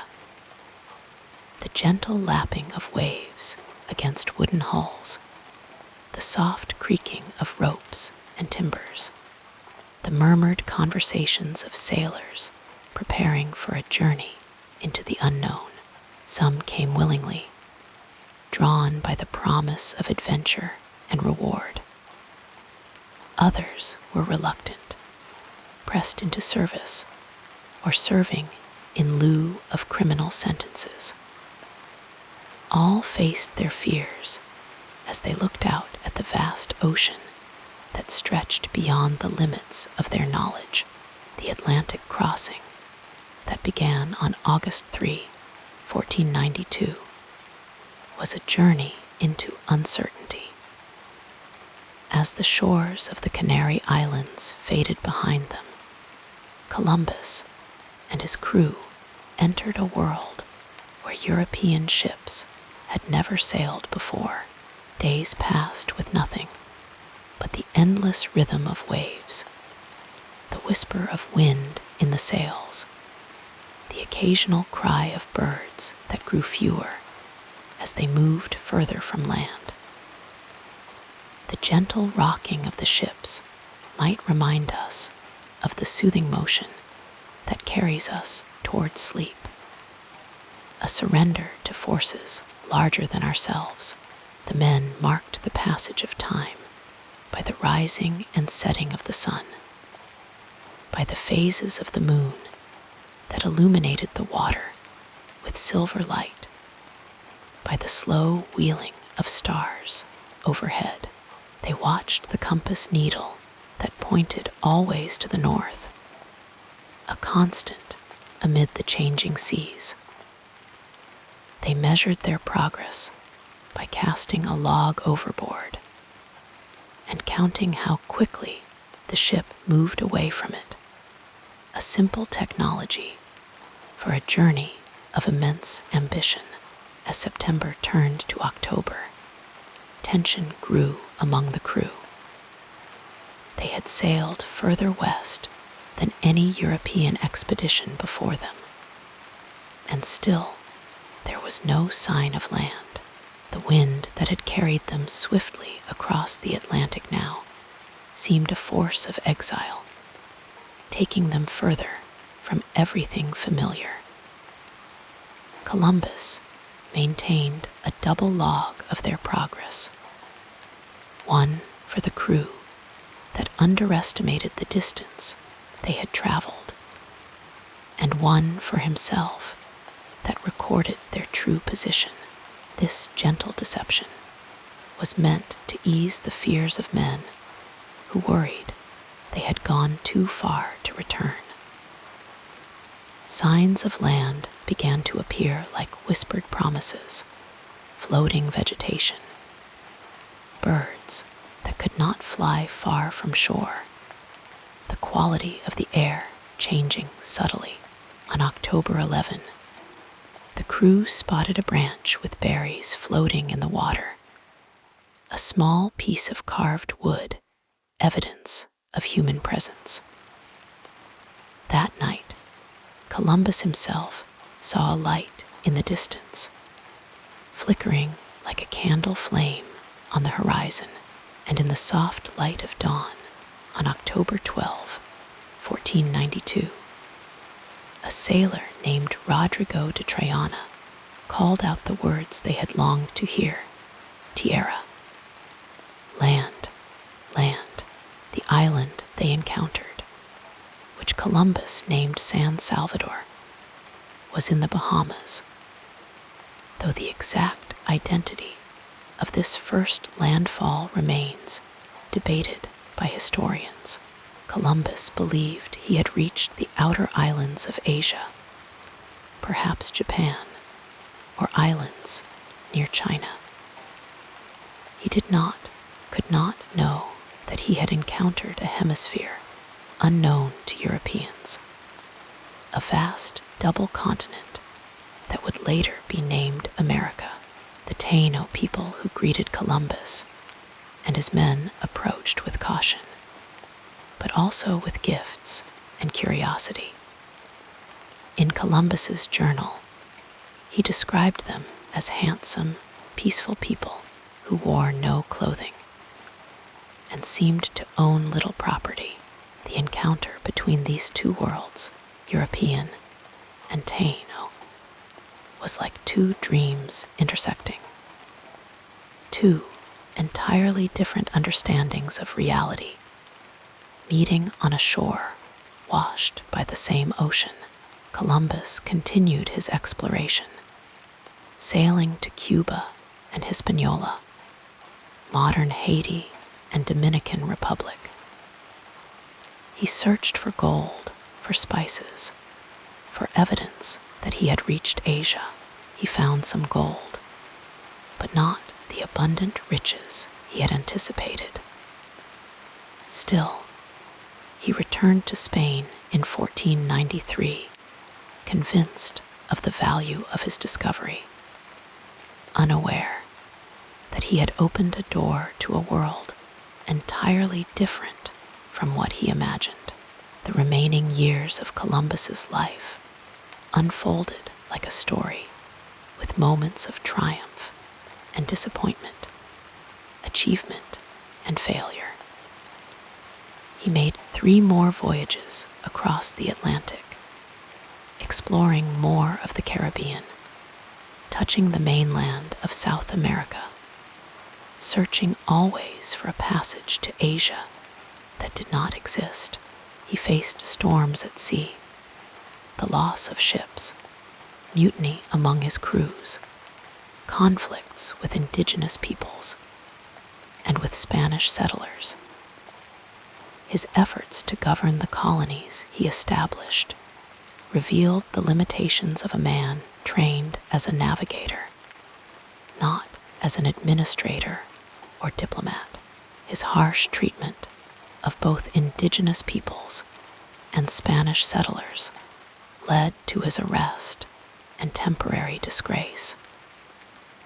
Yet, he continued to believe in the importance of his discoveries, continued to seek recognition, and the rewards he felt he deserved as your breathing becomes more regular. Let us continue with the next chapter of our biography. As the gentle evening star rises in the darkening sky, let us drift back through the mists of time to consider the life of Christopher Columbus, that complex figure whose journeys across the vast Atlantic Ocean changed the course of human history. Settle comfortably as we explore the quieter corners of his story, the moments that shaped him, the dreams that drove him forward across uncertain waters. Born in Genoa, Italy, sometime around 1451, young Christopher grew up breathing the salt air of a bustling port city.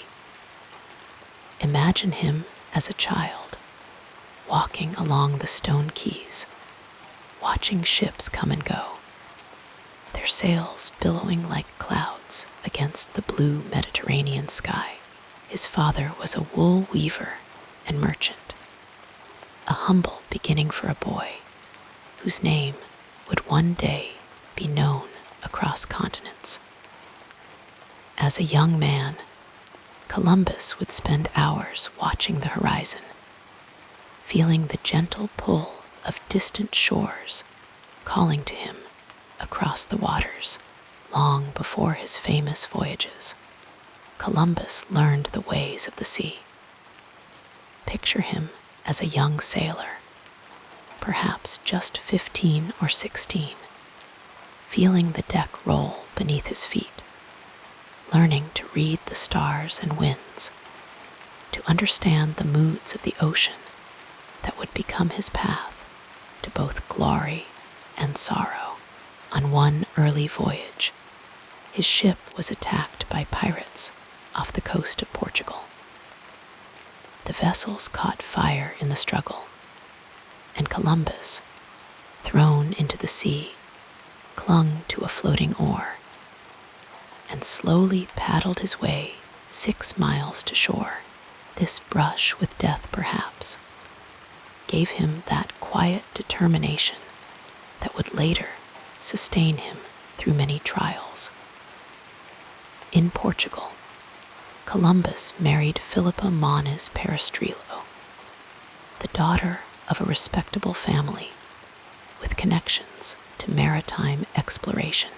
They settled for a time on Porto Santo, a small island near Madeira, where Philippa's father had once been governor. Imagine them in their island home, with Columbus poring over his father-in-law's charts and journals by candlelight. The soft sound of waves always in the background, as the idea of a western route to Asia began to take shape in his mind. Columbus and Philippa had a son, Diego, but their time together was brief. Philippa passed away, leaving Columbus a widower with a young child. This personal loss coincided with his growing conviction about the possibility of reaching Asia by sailing west. He began to seek sponsorship for his venture, a quest that would take years of patient persuasion and disappointment before success. There is a gentle irony in how Columbus developed his theories. While he is often portrayed as a visionary who believed the earth was round when others thought it flat, most educated Europeans of his time already knew the world was spherical. Columbus's miscalculation was actually in underestimating the size of the earth. He believed the distance from Europe to Asia by the western route would be much shorter than it actually was, had the Americas not existed to interrupt his journey. His ships would never have carried enough provisions to reach Asia, and his story might have ended as a tragic footnote in maritime history. For years, Columbus carried his dream from court to court, seeking patronage. Imagine him waiting in antechambers, rehearsing his arguments, facing skepticism and rejection. The Portuguese court declined his proposal. He sent his brother Bartholomew to England to seek support from Henry VII, but without success. The French court also showed little interest. These were years of patient persistence, of believing in a vision when few others did. Finally, after nearly a decade of seeking sponsorship, Columbus found support from Queen Isabella of Castile. There is a story, perhaps more legend than fact, that Isabella pawned her jewels to finance Columbus's expedition. While this romantic tale has persisted through centuries, historical records suggest the funding came from other sources, including Italian bankers and conversos, Spanish Jews who had converted to Christianity. Nevertheless, the image of a queen believing in an explorer's dream adds a touch of poetry to the practical matter of financing 3 small ships. As Columbus prepared for his first voyage, he faced the challenge of recruiting crew members. Many sailors were reluctant to venture into the unknown. With an unproven captain, Columbus visited the port of Palos, where some men were convinced to join, while others were actually released from jail on condition they sail with him. Imagine the atmosphere on those 3 small vessels, the Nina, the Pinta, and the Santa Maria, as they set sail on August 3, 1492. A mixture of hope, fear, and resignation among the approximately 90 men who embarked on this uncertain journey. During the voyage, Columbus kept 2 logs, one with the true distance they had traveled, and another with shorter distances that he showed to his crew to prevent them from becoming too frightened by how far they had ventured from familiar shores. As the days stretched into weeks with no sight of land, the men grew increasingly anxious. The gentle rolling of the waves, once soothing, became a constant reminder of their isolation on the vast ocean. On October 10, 1492, the tension reached a breaking point. Some accounts suggest the crew threatened mutiny if land was not sighted soon. Columbus asked for just 3 more days, promising to turn back if land remained elusive. As if answering his plea, signs of land began to appear: floating vegetation, birds flying overhead, a carved stick retrieved from the water. These small treasures brought renewed hope to weary sailors. Then came that moment that has echoed through centuries. In the early morning hours of October 12, 1492, a lookout on the Pinta spotted land.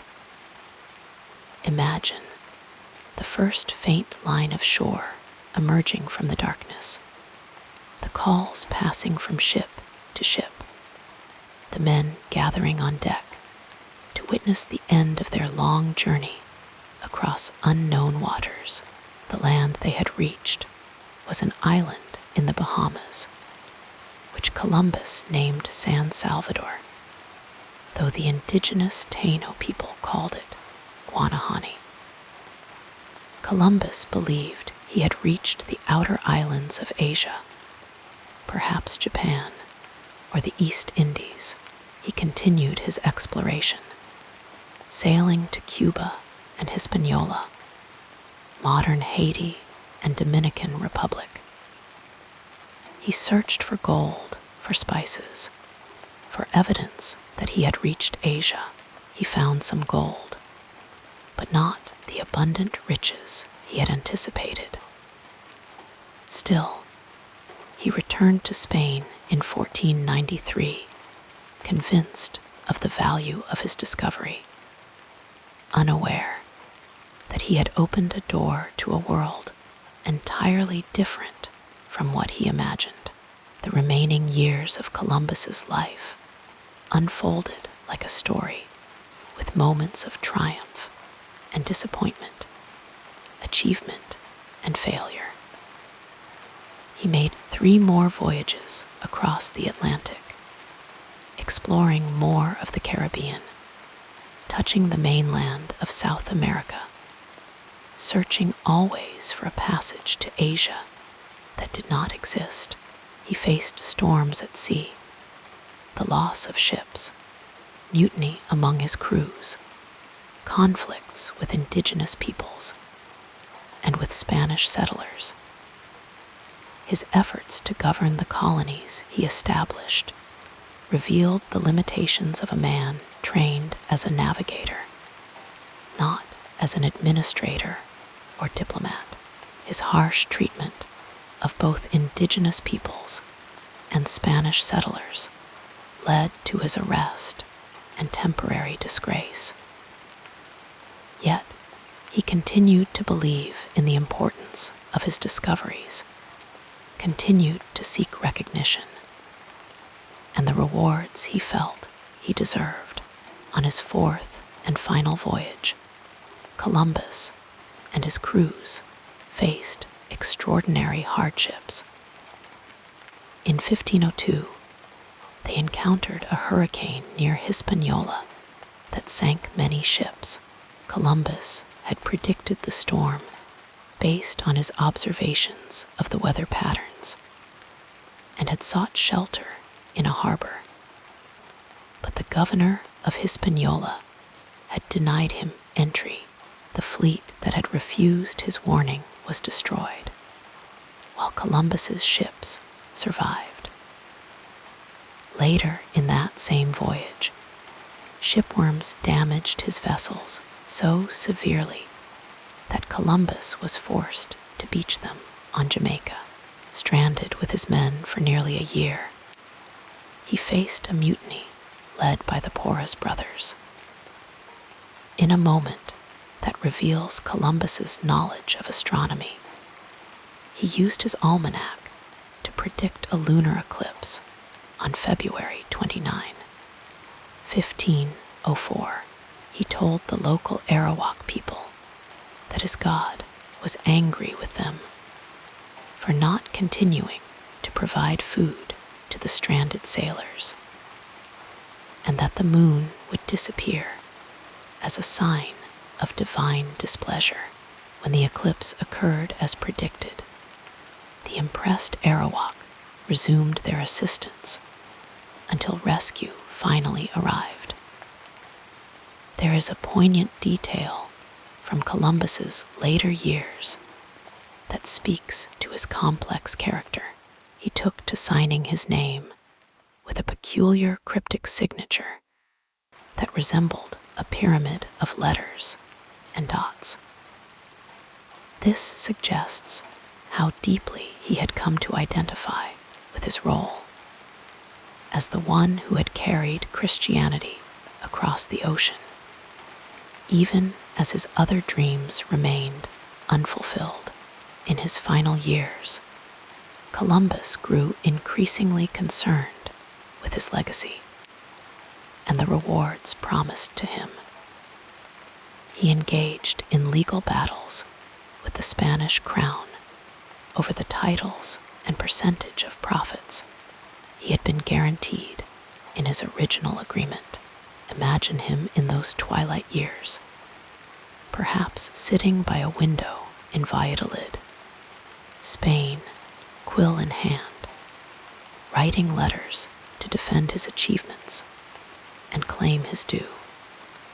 While outside the world was changing in ways he could never have foreseen, Columbus died on May 20, 1506, at the age of 54, still believing he had reached Asia.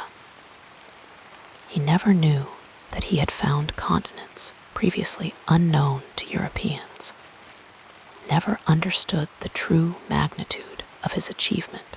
His remains have had an odyssey of their own, being moved several times between Spain and the Americas, with some uncertainty still existing about their final resting place.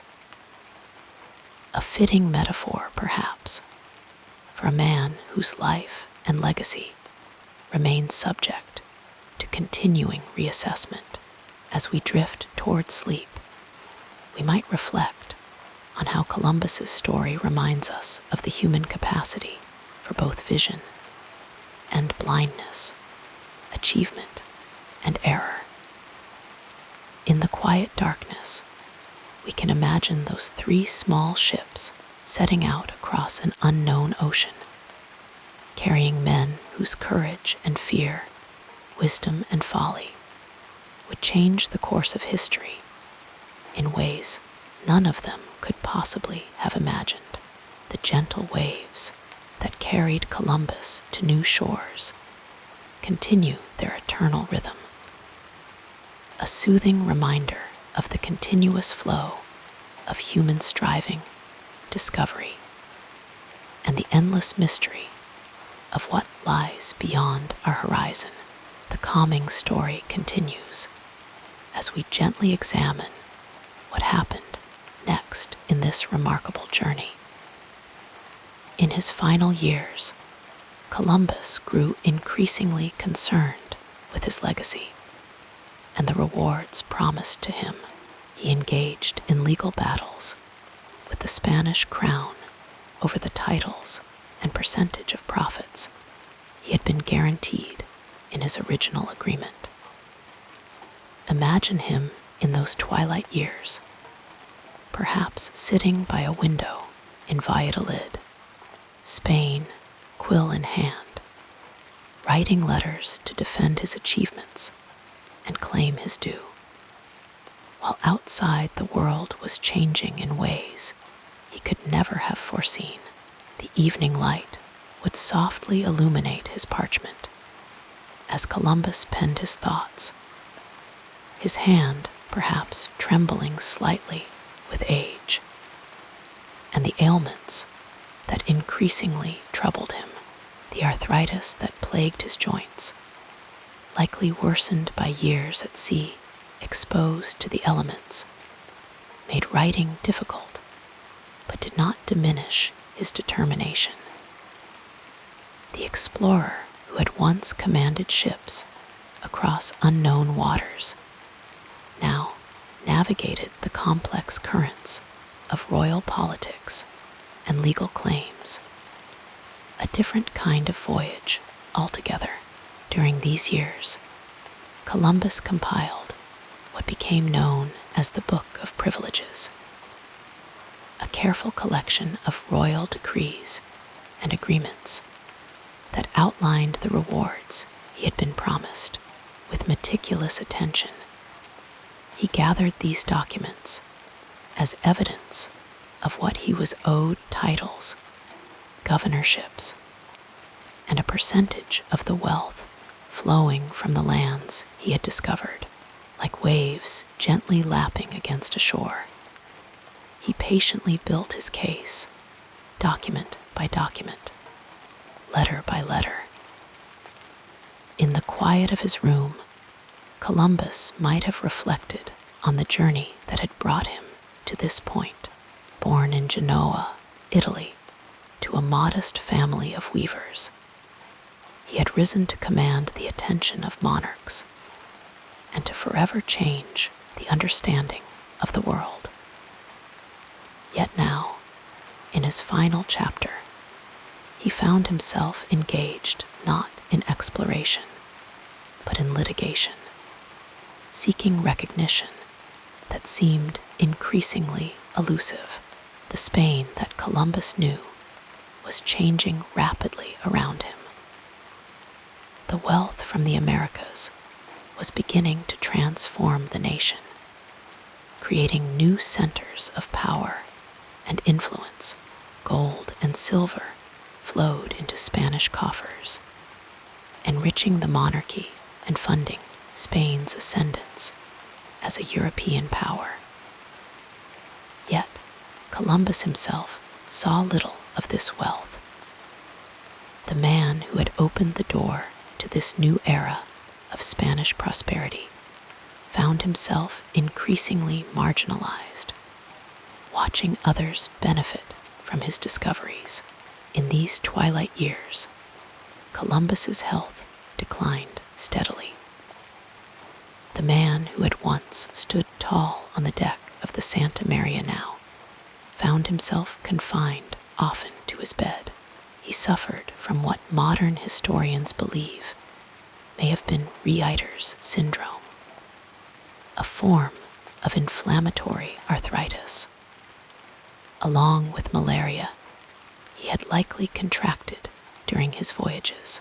These ailments brought pain that ebbed and flowed like the tides he had once navigated, sometimes allowing him moments of clarity and activity, other times leaving him bedridden and dependent on others. Despite his physical decline, Columbus's mind remained active and engaged. He continued to believe firmly that he had reached Asia, never accepting what younger explorers were beginning to understand, that he had encountered entirely new continents. This misunderstanding colors our perception of Columbus today, reminding us how even the greatest discoveries can be accompanied by profound misinterpretations. Like stars partially obscured by clouds, truth and error mingled in his understanding of his own achievements. As the seasons changed outside his window in Valladolid, Columbus continued his correspondence with the Spanish crown. King Ferdinand, now ruling without Queen Isabella, who had died in 1504, maintained a polite but increasingly distant relationship with the aging explorer.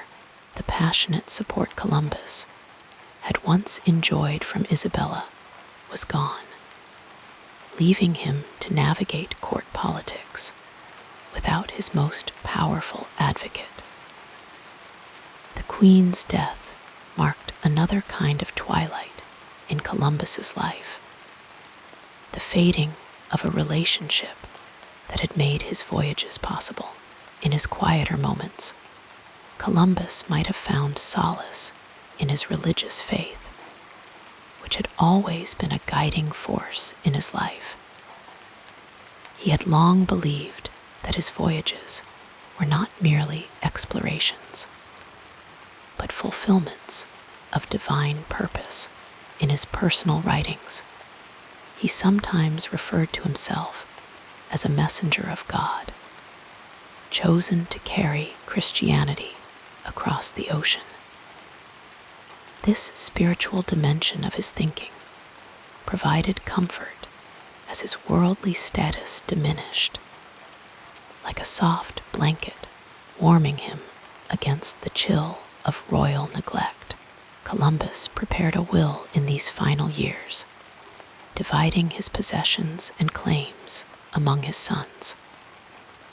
To Diego, his legitimate son, he left his main titles and claims, while ensuring that his second son, Fernando, born out of wedlock but deeply loved, was also provided for. This careful attention to his legacy extended beyond material concerns to his reputation and how future generations would remember his achievements. Like a gardener planting seeds that would bloom long after his departure, he tried to ensure that his discoveries would be properly attributed and remembered. The world Columbus had helped to create was already moving beyond him. Younger explorers like Amerigo Vespucci were beginning to understand the true nature of the lands Columbus had reached. Maps were being drawn that showed these territories not as extensions of Asia, but as new continents. The term New World was entering the vocabulary of Europeans, though Columbus himself never embraced this concept. Like a river flowing inevitably toward the sea, knowledge was advancing beyond what the aging admiral could accept. In early 1506, Columbus's health took a significant turn for the worse. The pain in his joints intensified, and his mobility became even more limited. He was increasingly confined to his bed in his modest home in Valladolid. The man who had once commanded the boundless horizon now found his world narrowed to a single room, with occasional visits from his sons and a few loyal friends, providing connection to the outside world. The contrast between his earlier life of adventure and these confined final days carries a poignant reminder of life's inevitable transitions. As spring arrived in Valladolid that year, bringing gentle warmth and the scent of blossoms through his window, Columbus prepared for his final journey. On May 20, 1506, with his sons at his bedside, he spoke his last words and slipped away from this world. Like a ship disappearing over the horizon, his last recorded words were, "Into your hands, O Lord, I commend my spirit," a final expression of the faith that had guided him throughout his remarkable life. Columbus died believing he had reached Asia, never knowing that his voyages had connected two worlds previously unknown to each other. This misunderstanding does not diminish his achievement, but rather adds a layer of human complexity to it. Like a dream that reveals truths the dreamer cannot fully comprehend, Columbus's discovery contained meanings beyond his own understanding. After his death, Columbus's remains began an odyssey that in some ways mirrored his life of travel and discovery. Initially buried in Valladolid, his body was later moved to Seville in 1542 at the request of his daughter-in-law. His remains were transferred to Santo Domingo in the Caribbean. Later, when Spain ceded Hispaniola to France, what were believed to be his remains were moved to Havana, Cuba, and then back to Seville after Cuba gained independence throughout these movements. Some confusion arose about the authentic location of his remains, with both Seville and Santo Domingo claiming to house the true resting place of the explorer. This uncertainty about where Columbus finally came to rest seems a fitting echo of the ambiguities that surround his life and achievements. In the centuries following his death, Columbus's legacy has undergone numerous reinterpretations. Initially hailed without qualification as a heroic discoverer, his reputation later became more complex as the devastating impact of European colonization on indigenous peoples became more widely acknowledged. The full tapestry of his legacy includes both remarkable achievement and troubling consequences. A reminder that human actions often carry impacts far beyond what their initiators could foresee or intend. The world Columbus helped to create through his voyages was one of unprecedented exchange between previously separated hemispheres. Plants, animals, people, ideas, and unfortunately diseases began to cross the Atlantic in both directions, creating what historians now call the Columbian Exchange. Potatoes and tomatoes from the Americas transformed European cuisine and agriculture. European livestock changed the landscape and economy of the Americas. These exchanges rippled through both worlds like gentle waves, spreading across still water, gradually but fundamentally altering human societies on both sides of the Atlantic. Columbus's navigational achievements remain impressive even when viewed through the lens of modern understanding. Without modern instruments, relying on dead reckoning and celestial navigation, he successfully crossed an ocean whose breadth was not yet accurately known. His miscalculation of the Earth's circumference, smaller than the actual size, might have discouraged others from attempting such a voyage, yet his confidence and determination carried him forward into the unknown, like a dreamer who follows a vision others cannot see.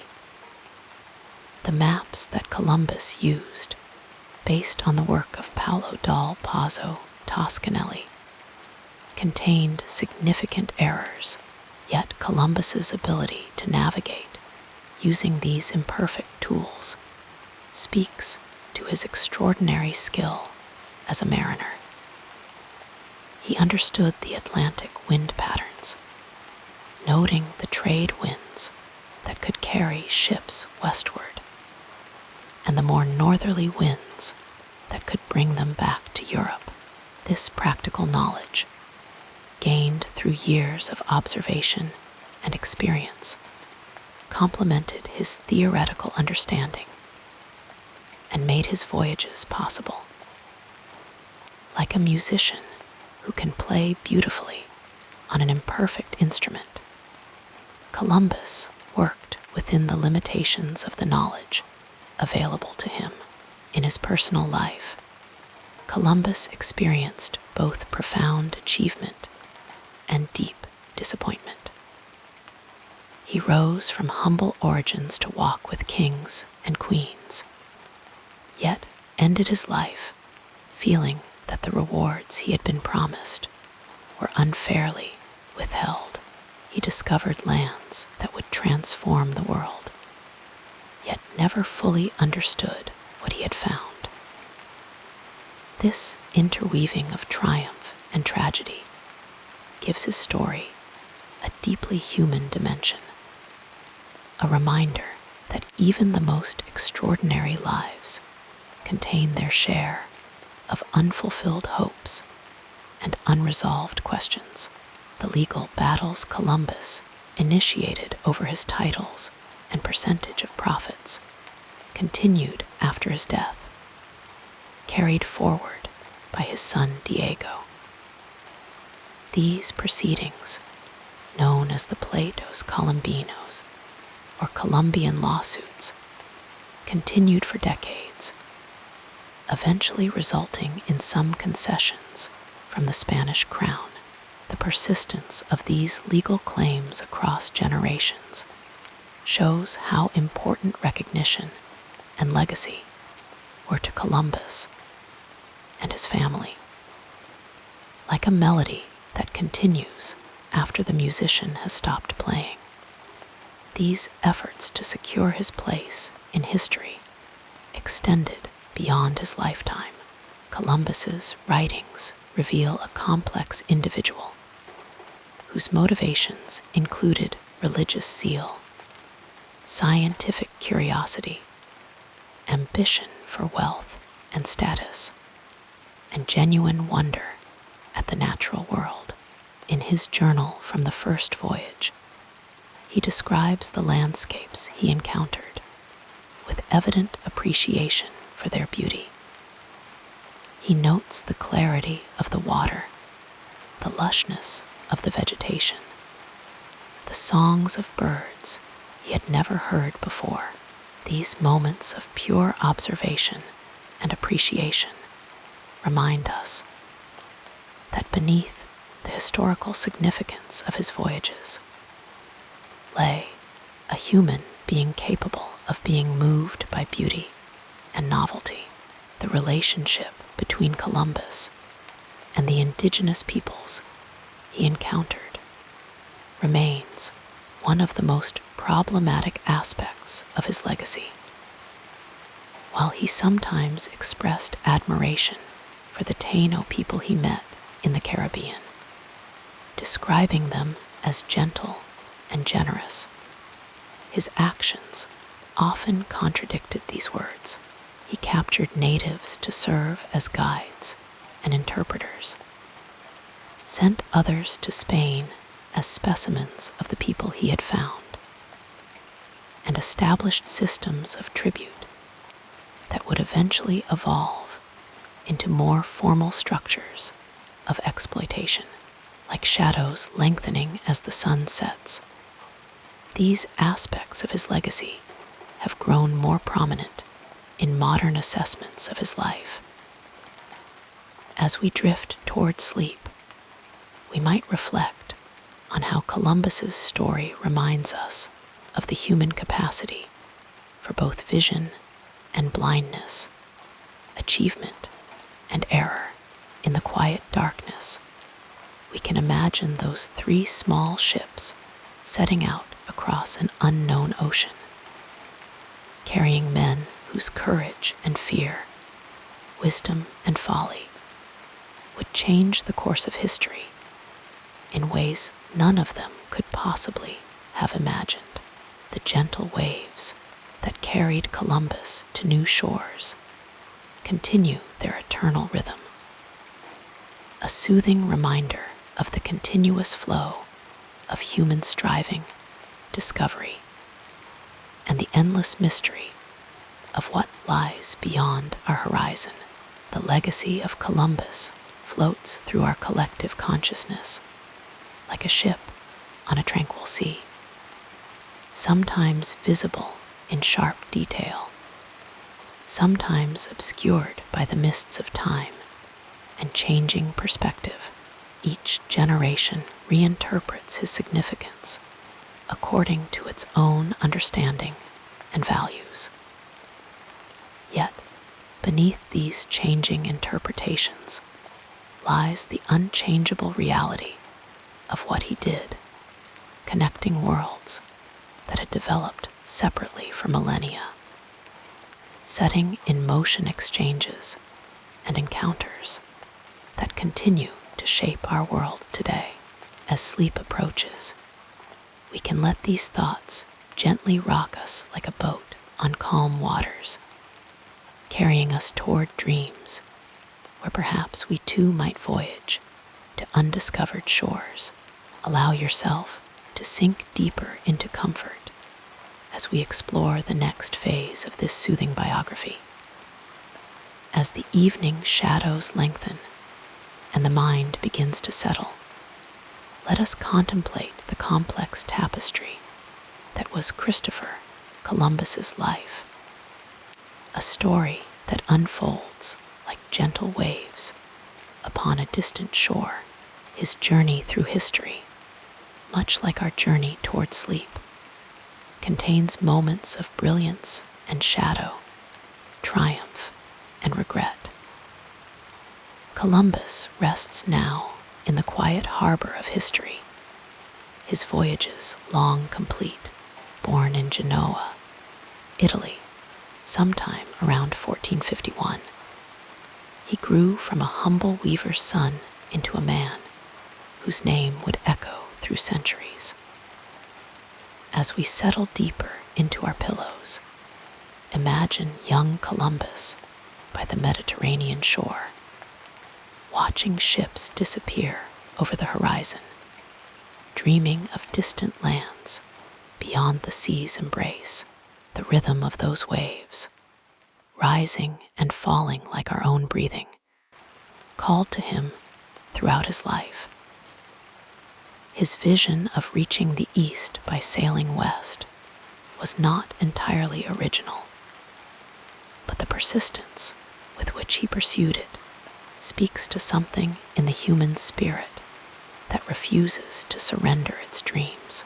For years, he sought patronage, moving like a gentle wanderer from court to court, facing rejection after rejection, until finally, Queen Isabella and King Ferdinand of Spain provided the support he needed. Their decision, made in the soft golden light of possibility, would alter the tapestry of human history in ways none could foresee. In the warm embrace of our beds, we might imagine those three small ships, the Nina, the Pinta, and the Santa Maria, setting sail in September 1492, the creaking of timbers, the billowing of sails, the whispered prayers of sailors venturing into the unknown. For 70 days, they drifted across the Atlantic, cradled by currents and guided by stars, until land appeared on the horizon like a dream taking shape. Columbus made 4 voyages across the Atlantic, each one carrying him further into a complex relationship with the lands and peoples he encountered. He never reached Asia, his intended destination, but instead found himself in a world unknown to Europeans, islands of stunning beauty inhabited by peoples with their own rich histories and cultures. The soft sands of the Bahamas, the gentle breezes of Cuba, the lush landscapes of Hispaniola, all entered European consciousness through his descriptions, like new colors being added to a painting. As our thoughts drift like clouds across a twilight sky, we consider how Columbus's achievements have been viewed through different lenses across time. For centuries, he was primarily celebrated as a daring explorer, a visionary who opened new horizons for European expansion and knowledge. Statues were raised in his honor. Countries and cities were named after him, and the date of his first landing in the Americas became a holiday celebrated throughout much of the Western Hemisphere. In the quiet stillness of approaching sleep, we can acknowledge that Columbus's legacy now rests in more complicated waters. The man who once stood as a symbol of discovery and progress has become, for many, a symbol of colonization's painful beginnings. The systems he established on Hispaniola, where he served as governor, included harsh treatment of indigenous peoples. The tribute systems he implemented required gold from populations who had little access to it, and resistance was met with violence. These actions cast long shadows, like those that stretch across our bedroom floors as evening deepens into night. The Taino people, who greeted Columbus with generosity, suffered greatly in the years following his arrival. Disease, forced labor, and displacement decimated their population. As we breathe deeply and feel the comfort of our beds, we might reflect on how historical figures contain multitudes, their achievements and failures intertwined like threads in the blanket that keeps us warm. Columbus himself experienced the rise and fall of fortune's tide. After his initial celebration as the Admiral of the Ocean Sea, he faced criticism for his governance, was temporarily arrested, and saw his privileges and powers reduced. His final years were spent in a gentle twilight of diminished influence, seeking recognition for his accomplishments and compensation for what he believed he was owed. He died in 1506, perhaps never fully understanding the magnitude of what he had set in motion, like a pebble dropped in water, creating ripples that would eventually reach distant shores. The Columbian Exchange, as historians now call it, transformed both hemispheres in profound ways. Plants, animals, peoples, and pathogens moved across the Atlantic in both directions, changing ecosystems, diets, populations, and economies. Potatoes from the Americas would eventually feed growing European populations, while European wheat would take root in new soils. These exchanges continue to shape our world today, influencing what we eat, the languages we speak, the beliefs we hold, even the peaceful dreams we might soon enter. In our modern world, Columbus's legacy continues to evolve, like stars slowly wheeling across the night sky. Many places have reconsidered Columbus Day celebrations, sometimes replacing them with Indigenous Peoples Day, to acknowledge the complex impact of European arrival in the Americas. Museums and educational institutions now present more nuanced views of Columbus, acknowledging both his navigational achievements and the suffering that followed in his wake. Perhaps there is wisdom to be found in this more balanced view, a recognition that human history, like human beings themselves, contains light and shadow, achievement and error. As sleep begins to embrace us with gentle arms, we might find that this complexity offers its own kind of comfort, a reminder that we need not see historical figures as either heroes without flaw or villains without virtue. Columbus's navigational skills were indeed remarkable for his time. Without modern instruments, relying on dead reckoning, the stars, and his experience of wind and current patterns. He crossed an ocean considered impassable and found his way back multiple times.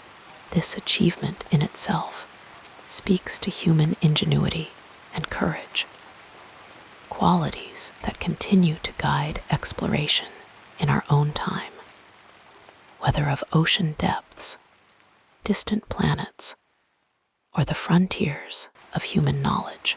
Yet his encounters with the peoples of the Caribbean remind us of the importance of seeing others in their full humanity, of approaching difference with respect rather than assumptions of superiority.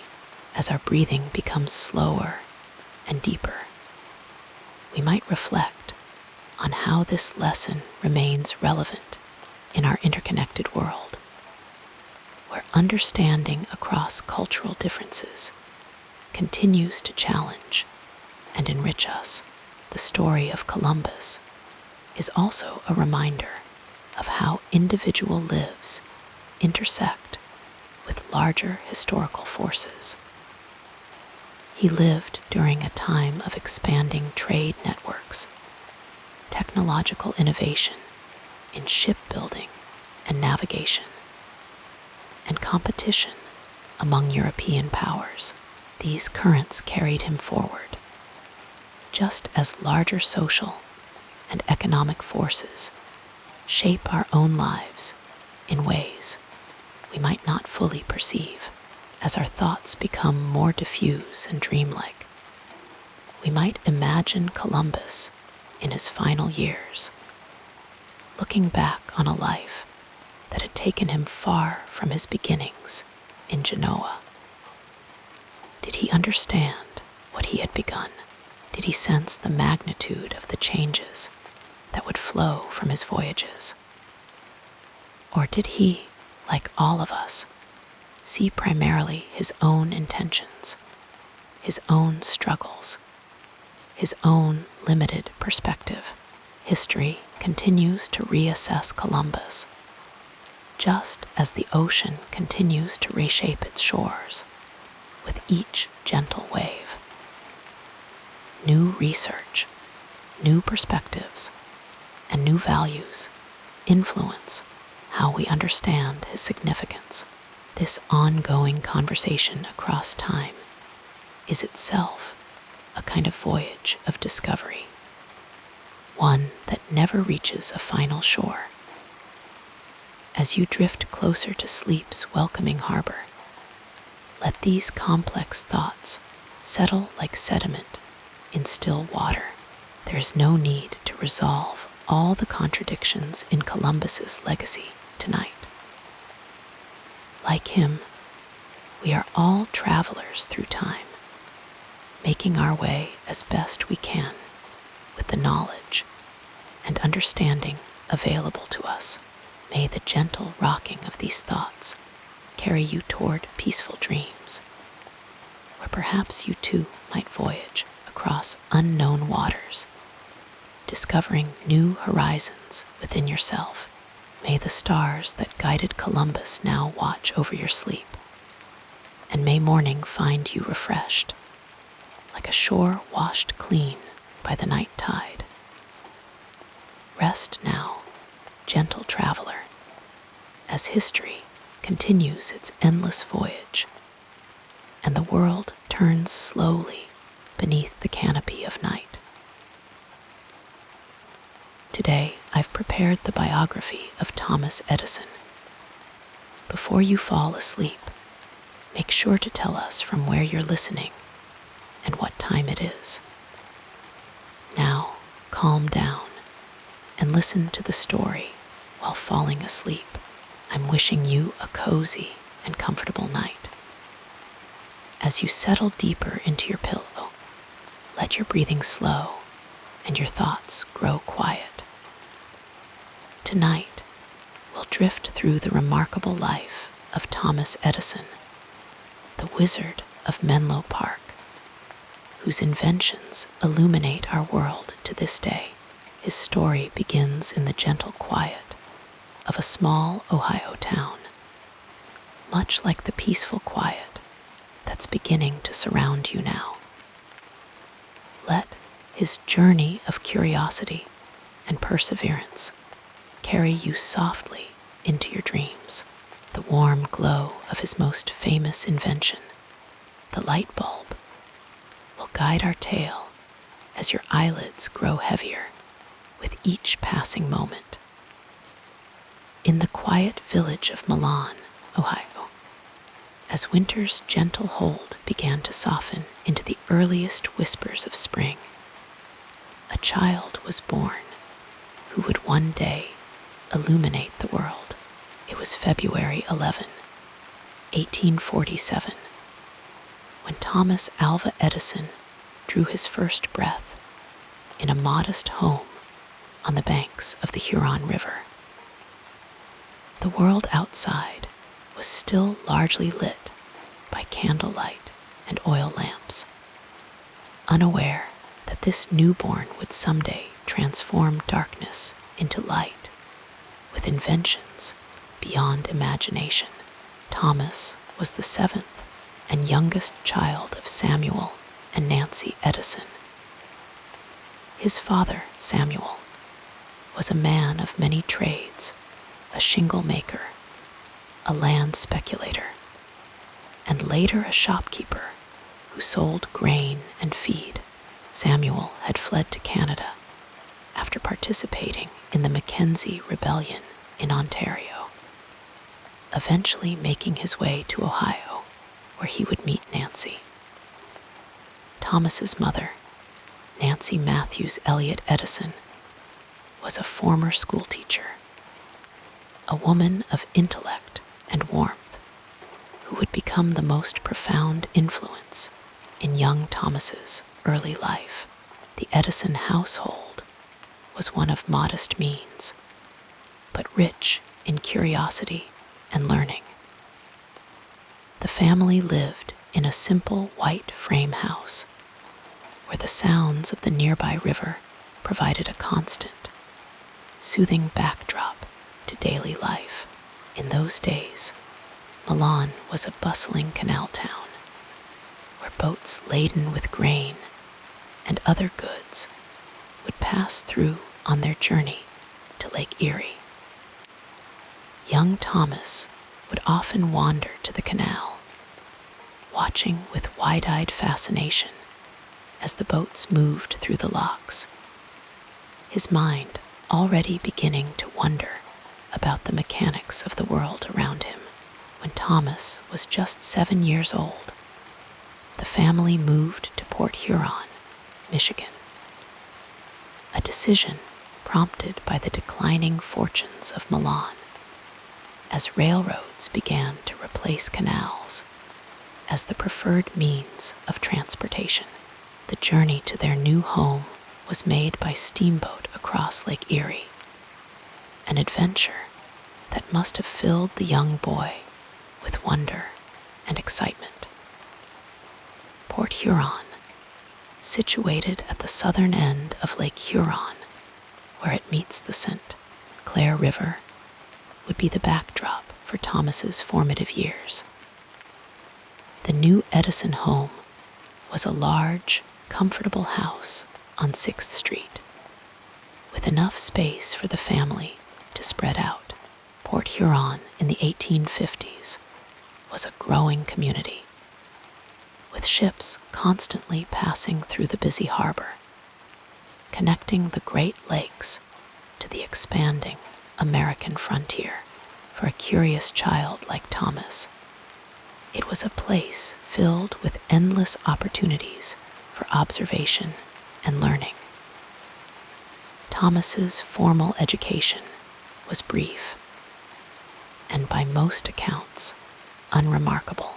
He attended school for only a few months, where his restless mind and questioning nature were often at odds with the rote learning methods of the time. His teacher reportedly considered him addled or slow, a misunderstanding that wounded the sensitive boy deeply. When Nancy Edison learned of this assessment, she promptly removed her son from school, deciding instead to educate him at home. This decision would prove to be a turning point in young Thomas's life. Nancy, drawing upon her experience as a teacher, provided her son with a rich and varied education. She read to him from works of literature, history, and science, encouraging his natural curiosity and love of learning. Under her patient guidance, Thomas developed a voracious appetite for knowledge, often reading books far beyond his years.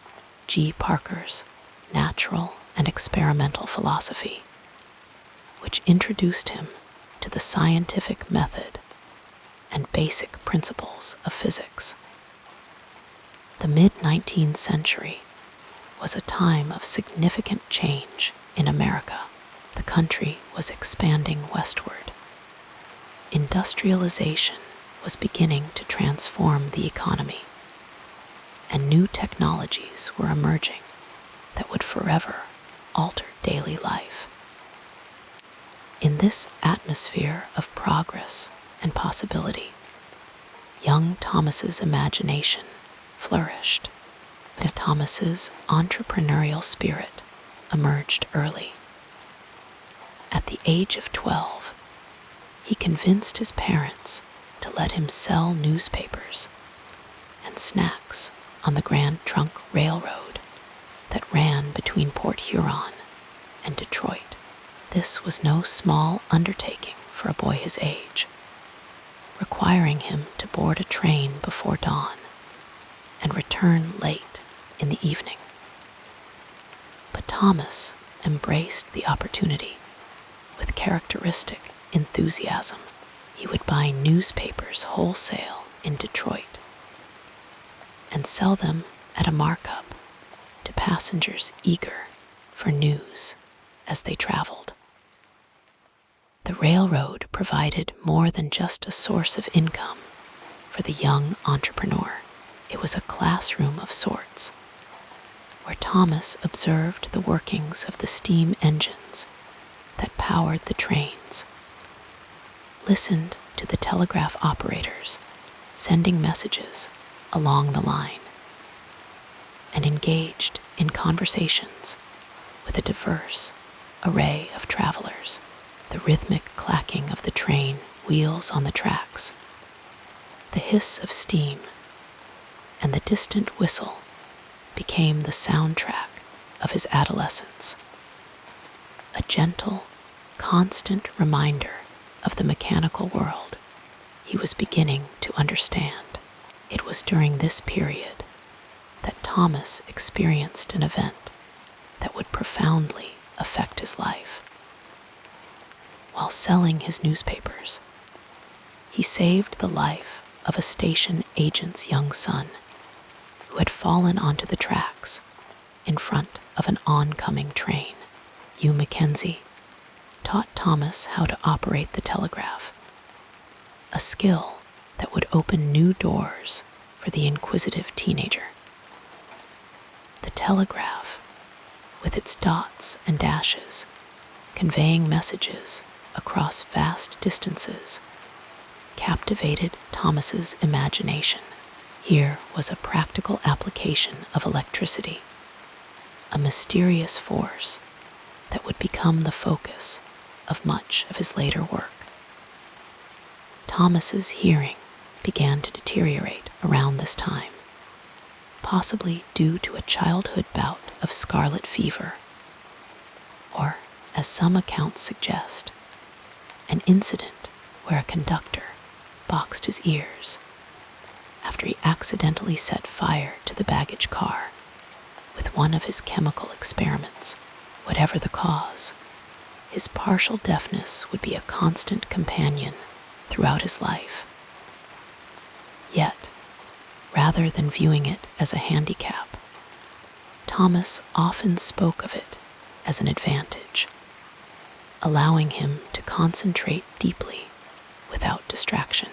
The Civil War cast its long shadow over America during Thomas's teenage years. While he was too young to enlist, the conflict affected him in various ways. Paper shortages meant his newspaper business sometimes struggled, and the telegraph became increasingly important for transmitting news from the battlefields.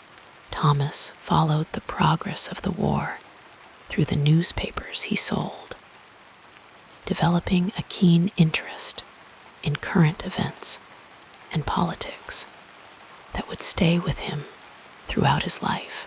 By the age of 15, Thomas had become proficient enough as a telegraph operator to secure a job as a replacement for an operator who had left to fight in the war. This marked the beginning of a period of wandering for the young man, as he traveled from city to city across the Midwest, working as a telegrapher. These years were filled with new experiences and observations. As Thomas moved through Cincinnati, Indianapolis, Louisville, and other growing American cities, the life of a telegrapher in the 1860s was one of both routine and responsibility. Thomas would sit for hours, transcribing messages that ranged from personal greetings to critical business transactions and news reports. The work required concentration, accuracy, and speed, all qualities that would serve him well in his later inventive career. During the quiet night shifts, Thomas would read voraciously, continuing the self-education his mother had begun. It was also during these wandering years that Thomas began to experiment with improving the telegraph equipment he used daily. He developed a repeating device that could send automatic telegraph signals, an early indication of his inventive genius. His colleagues often found him tinkering with the equipment, always seeking ways to make it work more efficiently. In 1868, at the age of 21, Thomas moved to Boston, where he worked as an operator for Western Union. Boston was a center of scientific and technological innovation, and Thomas absorbed the intellectual atmosphere of the city like a sponge. He attended lectures at the Boston Tech, which would later become the Massachusetts Institute of Technology, visited the Boston Public Library, and began to more seriously pursue his own inventions. His first patented invention, an electronic vote recorder, was designed to allow legislators to cast their votes more quickly. Although technically sound, the device was rejected by politicians who preferred the slower voting method that allowed time for lobbying and persuasion. This early disappointment taught Thomas a valuable lesson about the importance of market demand in successful invention, a principle he would apply throughout his career. Thomas's early life was shaped not only by his experiences and observations, but also by the broader context of American society. During the mid-19th century, he came of age during a time of tremendous change and opportunity. The Industrial Revolution was transforming the American landscape, with factories, railroads, and new technologies altering traditional ways of life. The aftermath of the Civil War brought both challenges and possibilities as the nation sought to rebuild and reunite. In this environment, a self-taught young man with mechanical aptitude and entrepreneurial spirit could find opportunities that might not have existed in earlier times or more rigid societies. Thomas's background, neither privileged nor impoverished, placed him in a position to observe both the working class and the emerging industrial elite. His father's various business ventures, though not always successful, provided Thomas with early exposure to commerce and enterprise. The Edison family home in Port Huron was a place of warmth and intellectual stimulation. Nancy Edison continued to encourage her son's curiosity and learning, even as his experiments sometimes led to mishaps. There was the time young Thomas accidentally set fire to a barn, and another incident where chemicals from his basement laboratory created noxious fumes that permeated the house. Through it all, his mother's belief in his potential remained unwavering. Thomas's relationship with his father was more complex. Samuel Edison, practical and sometimes stern, did not always understand his son's obsession with experiments and inventions, yet he provided Thomas with an example of perseverance and adaptability, qualities that would serve the inventor well throughout his life. Despite occasional tensions, there was a fundamental respect between father and son that deepened as Thomas began to achieve success. The gentle rhythms of life in Port Huron, the changing of the seasons, the comings and goings of ships in the harbor, the gradual introduction of new technologies into everyday life, formed the backdrop against which Thomas's character developed. The natural world provided both inspiration and materials for his experiments. He collected specimens, observed natural phenomena, and developed the habit of careful observation that would later be central to his work as an inventor. As Thomas's telegraphy career advanced, he began to save money to pursue his inventions more seriously. His wandering years had given him a broad perspective on American life and technology, exposing him to different working environments and a wide range of people.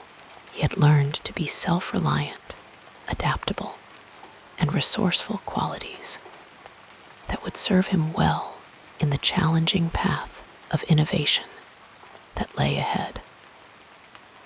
By the time Thomas Edison left Boston in 1869, moving to New York City to seek greater opportunities, he had already begun to establish himself as more than just a telegrapher. He was becoming an inventor, a problem solver, a young man with vision and determination.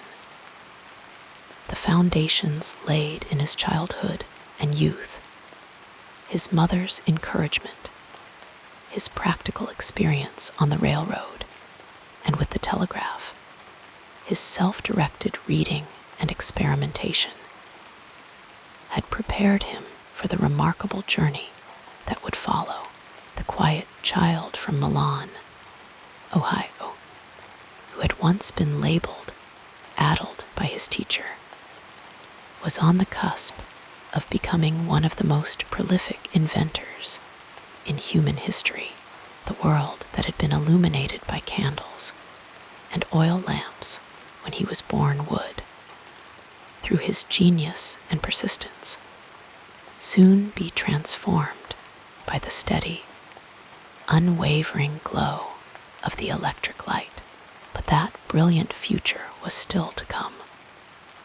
As the young Thomas Edison made his way to New York City, carrying with him the dreams, experiences, and lessons of his early years, let us drift further into the story as we explore the next part of this fascinating journey.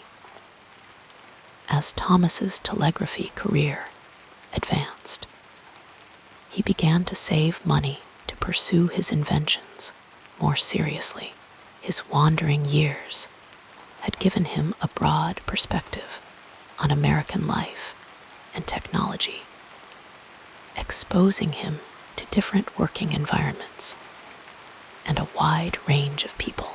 He had learned to be self-reliant, adaptable, and resourceful qualities that would serve him well in the challenging path of innovation that lay ahead.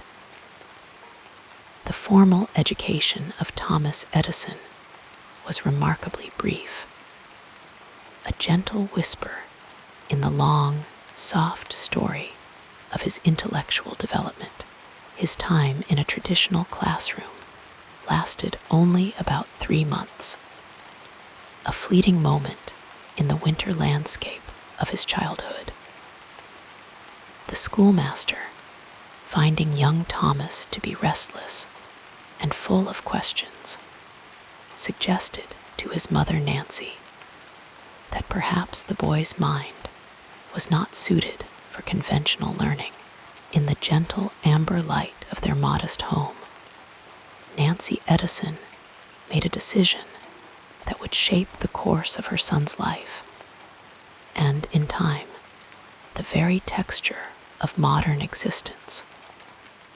She would teach him herself in the tranquil hours of their days together. Nancy introduced Thomas to the written word, guiding his curious fingers across the pages of books that opened like windows onto distant worlds. She read to him in a soothing voice that carried him through stories and ideas, nurturing in him a love of language and knowledge that would sustain him throughout his life. The soft rustle of turning pages became a familiar comfort, a sound that promised new discoveries. Nancy, who had once been a schoolteacher herself, understood the delicate art of awakening a child's natural curiosity. She did not force learning upon him, but rather allowed his questions to lead the way, like a stream finding its natural course through a meadow. When Thomas asked why the sky was blue or how birds could fly, she would help him seek the answers, teaching him that knowledge was not something to be passively received, but actively pursued. By the age of 12, Thomas had developed a particular fondness for science. G. Parker's School of Natural Philosophy, a gentle introduction to the principles of physics, and Thomas devoured it with the quiet intensity that would become his hallmark. The book explained the fundamental forces of nature in clear, accessible language, and Thomas found himself drawn especially to the descriptions of electricity, that mysterious force that seemed to dance at the edge of human understanding. The family's modest home library grew as Thomas's father, Samuel, recognized his son's thirst for knowledge and brought home books whenever he could. In the soft glow of lamplight, Thomas would lose himself in these volumes, his mind drifting through realms of chemistry, physics, and mechanics. He read not just for pleasure, but with purpose, his young mind already beginning to see connections between ideas, possibilities that others might miss. When Thomas was 12, a pivotal moment in his education arrived in the form of a small printing press, a gift from his father, named after the railroad where his father worked. This modest publication contained news, advertisements, and announcements that Thomas gathered from passengers and railroad employees. The soft thump of the press became a rhythmic backdrop to his days as he taught himself the patient craft of typesetting and editing. The railroad itself became an extension of Thomas's classroom. The long, rocking journeys between stations gave him time to read and think, while the stops offered opportunities to gather news and sell his papers. The gentle sway of the train cars seemed to match the cadence of his thoughts, a soothing rhythm that allowed his mind to wander and wonder. The passengers, with their diverse backgrounds and experiences, became unwitting teachers, sharing stories and knowledge that expanded Thomas's understanding of the world. A particularly significant figure in Thomas's early intellectual development was James U. Mackenzie, a station agent at Mount Clemens, who took an interest in the bright young newspaper seller. Mackenzie taught Thomas the basics of telegraphy, introducing him to the dots and dashes of Morse code that would become as familiar to him as the alphabet in the quiet tapping of the telegraph key. Thomas found a new language, a way of communicating that seemed almost magical in its ability to transcend distance. The chemistry experiments that Thomas conducted in a makeshift laboratory on the train might have remained a private pursuit had it not been for a fortunate incident that unfolded like a dream on a summer day. U. Mackenzie from being struck by a runaway train, the grateful father offered to teach Thomas the art of telegraphy. In the gentle hours of evening, after the bustle of the day had subsided, Mackenzie guided Thomas through the rhythmic language of dots and dashes, a code that would become as natural to him as breathing. As Thomas mastered telegraphy, he found himself drawn into a community of operators who shared a common language and purpose. These men, scattered across the vast network of telegraph offices, became his colleagues, and in some cases, his mentors. The soft clicking of telegraph keys formed a background melody to their conversations, as they shared not only messages, but also knowledge, techniques, and ideas. One such mentor was Franklin Leonard Pope, a telegraph engineer who welcomed Thomas into his home in Elizabeth, New Jersey, and provided him with space to work on his inventions in the peaceful evenings after work.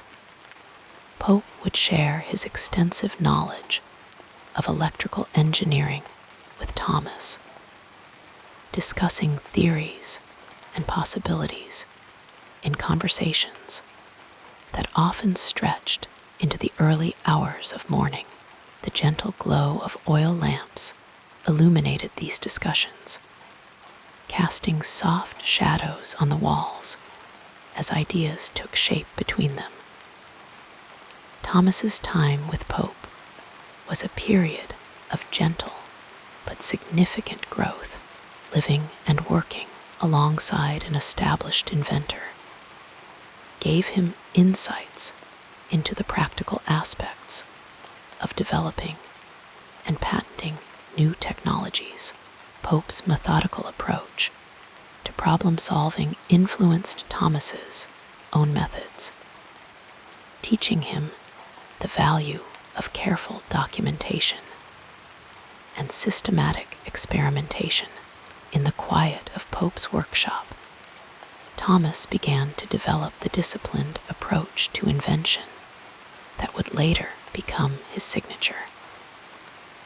Another influential figure in Thomas's intellectual development was Benjamin Bredding, a telegrapher and electrician whose technical knowledge complemented Thomas's intuitive understanding of electrical systems. Bredding introduced Thomas to the more formal aspects of electrical theory, guiding him through the mathematical principles that underlay the practical applications they both loved. Their conversations had a gentle rhythm, moving back and forth between abstract concepts and concrete examples, theory and practice intertwining like threads in a tapestry. The telegraph offices where Thomas worked during his wandering years became informal classrooms, places where knowledge was shared and skills were honed. In the quiet hours of night shifts, when traffic was slow, operators would discuss new techniques, share books, and sometimes conduct impromptu experiments with the equipment at hand.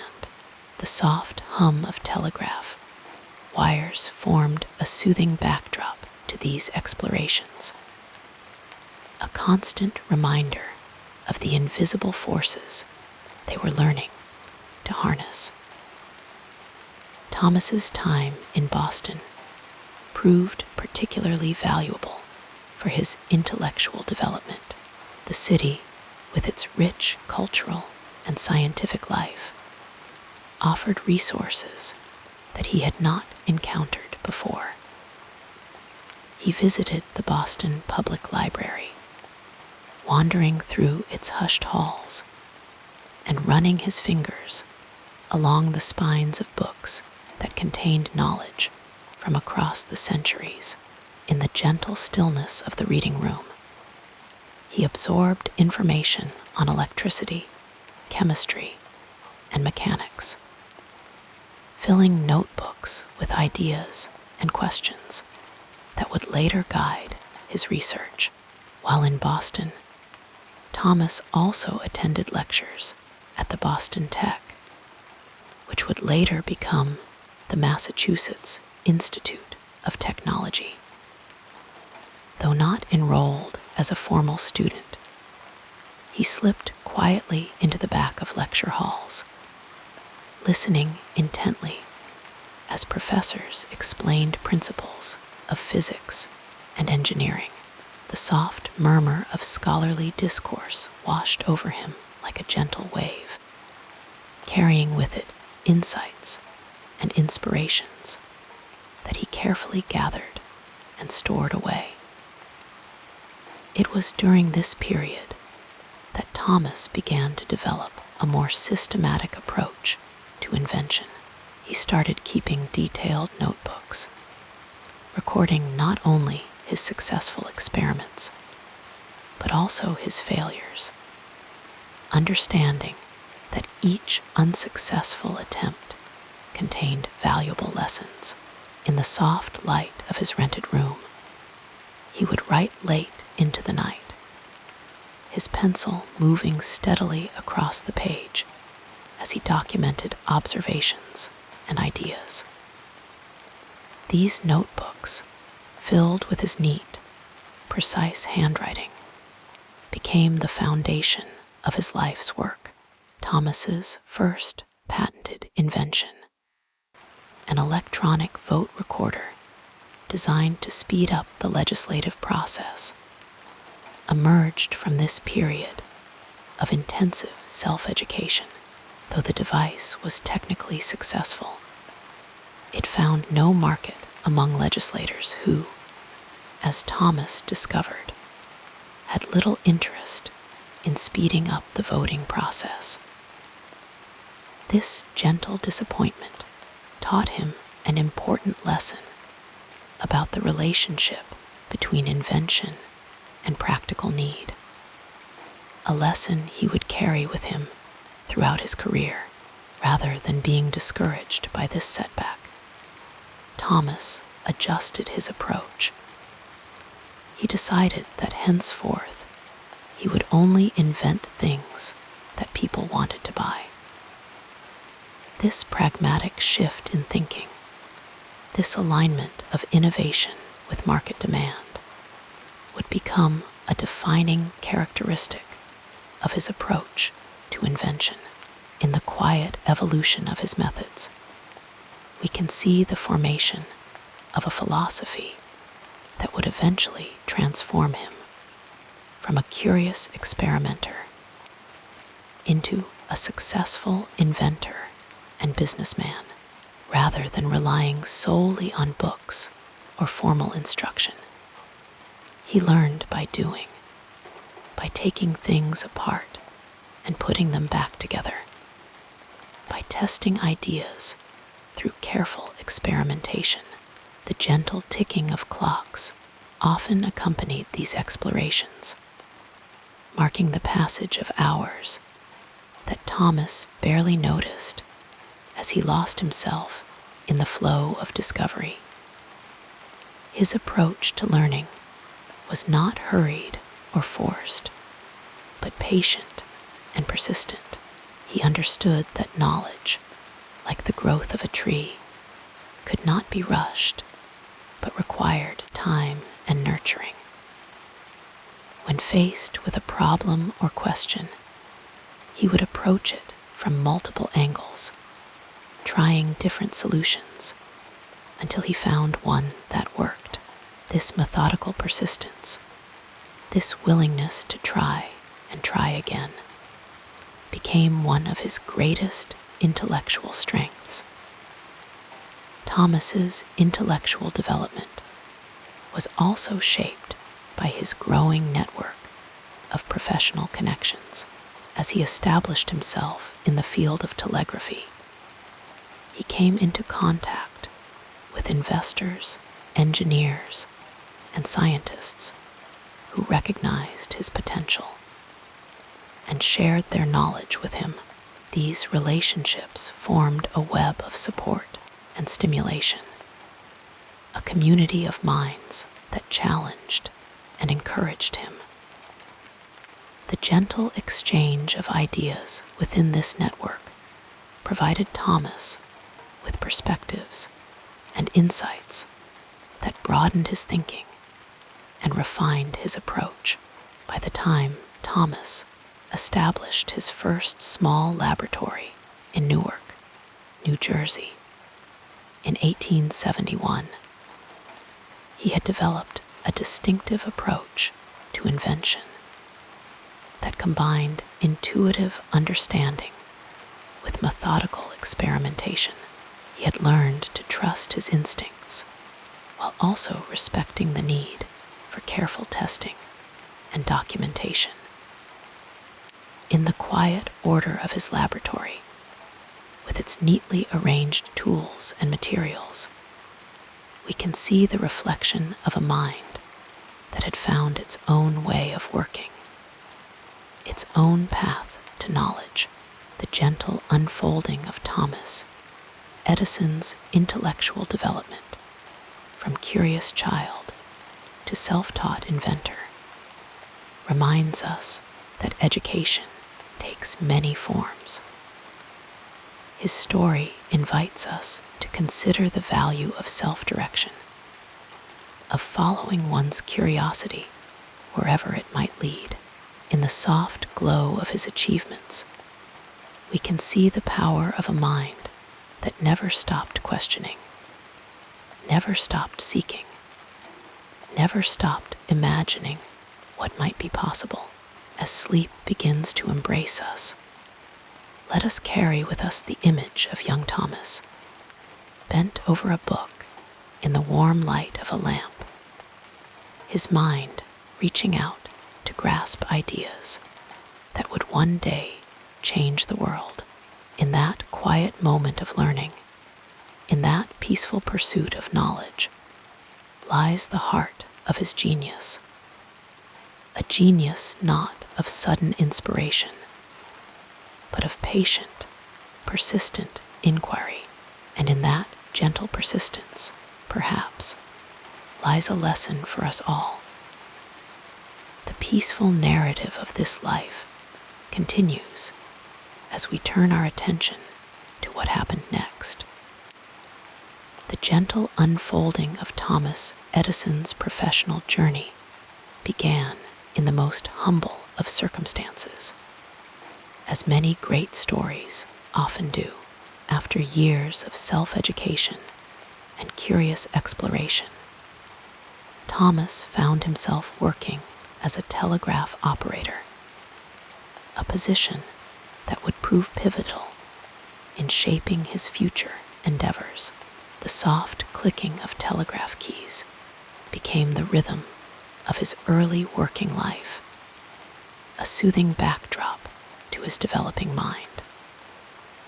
In those quiet hours of the night shift, when the world around him slept, Edison would often find moments to read, to think, and to dream of possibilities that others had yet to imagine. By the time Thomas established his first small laboratory in Newark, New Jersey, in 1871, he had developed a distinctive approach to invention that combined intuitive understanding with methodical experimentation. He had learned to trust his instincts while also respecting the need for careful testing and documentation. In the quiet order of his laboratory, with its neatly arranged tools and materials, we can see the reflection of a mind that had found its own way of working, its own path to knowledge. Edison's Newark laboratory became a sanctuary of creativity, a place where ideas could breathe and grow. The soft golden light of oil lamps would illuminate his workspace long into the night, casting gentle shadows on walls that witnessed the birth of numerous inventions. The air carried the mild scent of wood, metal, and the occasional whiff of chemicals, all combining into what Edison might have considered the perfume of progress.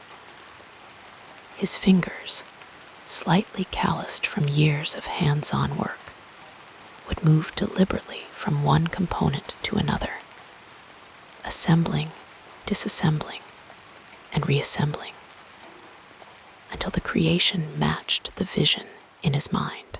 In those early Newark days, Edison focused much of his attention on improving telegraph technology, the field he knew most intimately.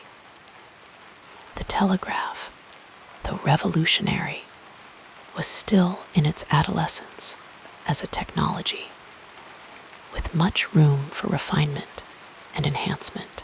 Edison saw these limitations not as obstacles, but as invitations, gentle whispers of possibility that called to his inventive spirit.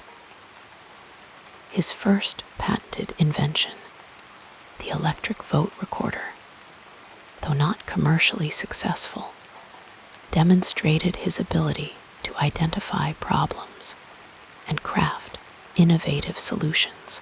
The rhythm of Edison's early career was unhurried yet purposeful, like the steady flow of a river that knows its destination, but is not anxious about arrival. In 1869, he patented his first commercially successful invention, an improved stock ticker called the universal stock printer.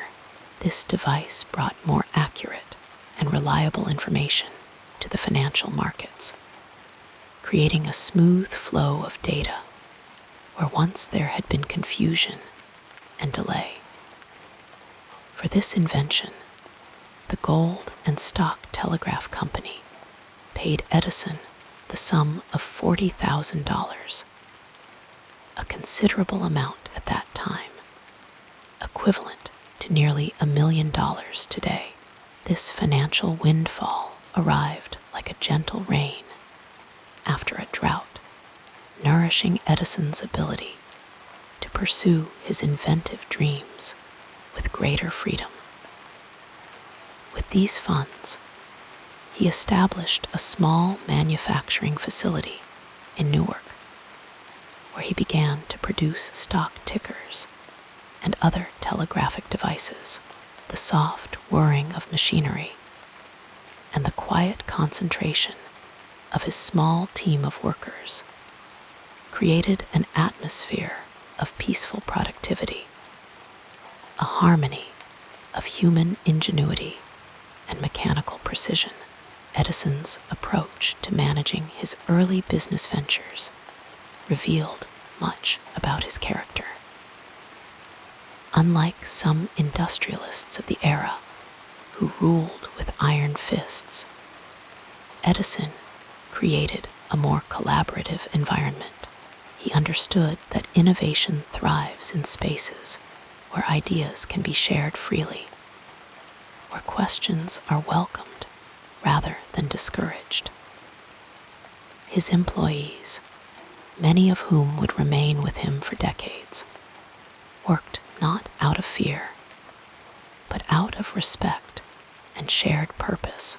The gentle hum of conversation that filled his workshop was the sound of minds working together, building upon each other's insights in a continuous flow of creativity.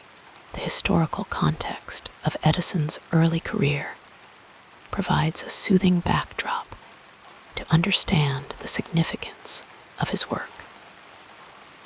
America in the 1870s was a nation still healing from the wounds of civil war, seeking to rebuild and reimagine itself. The Industrial Revolution was transforming the landscape, both literally and figuratively, as steam power and mechanization changed how people lived and worked. Communication technologies were particularly important in this era of expansion, as they helped bind together a vast and growing nation. Edison's improvements to the telegraph came at a time when businesses and individuals alike were hungry for faster, more reliable ways to connect across distances. During these formative professional years, Edison developed relationships that would prove instrumental to his future success.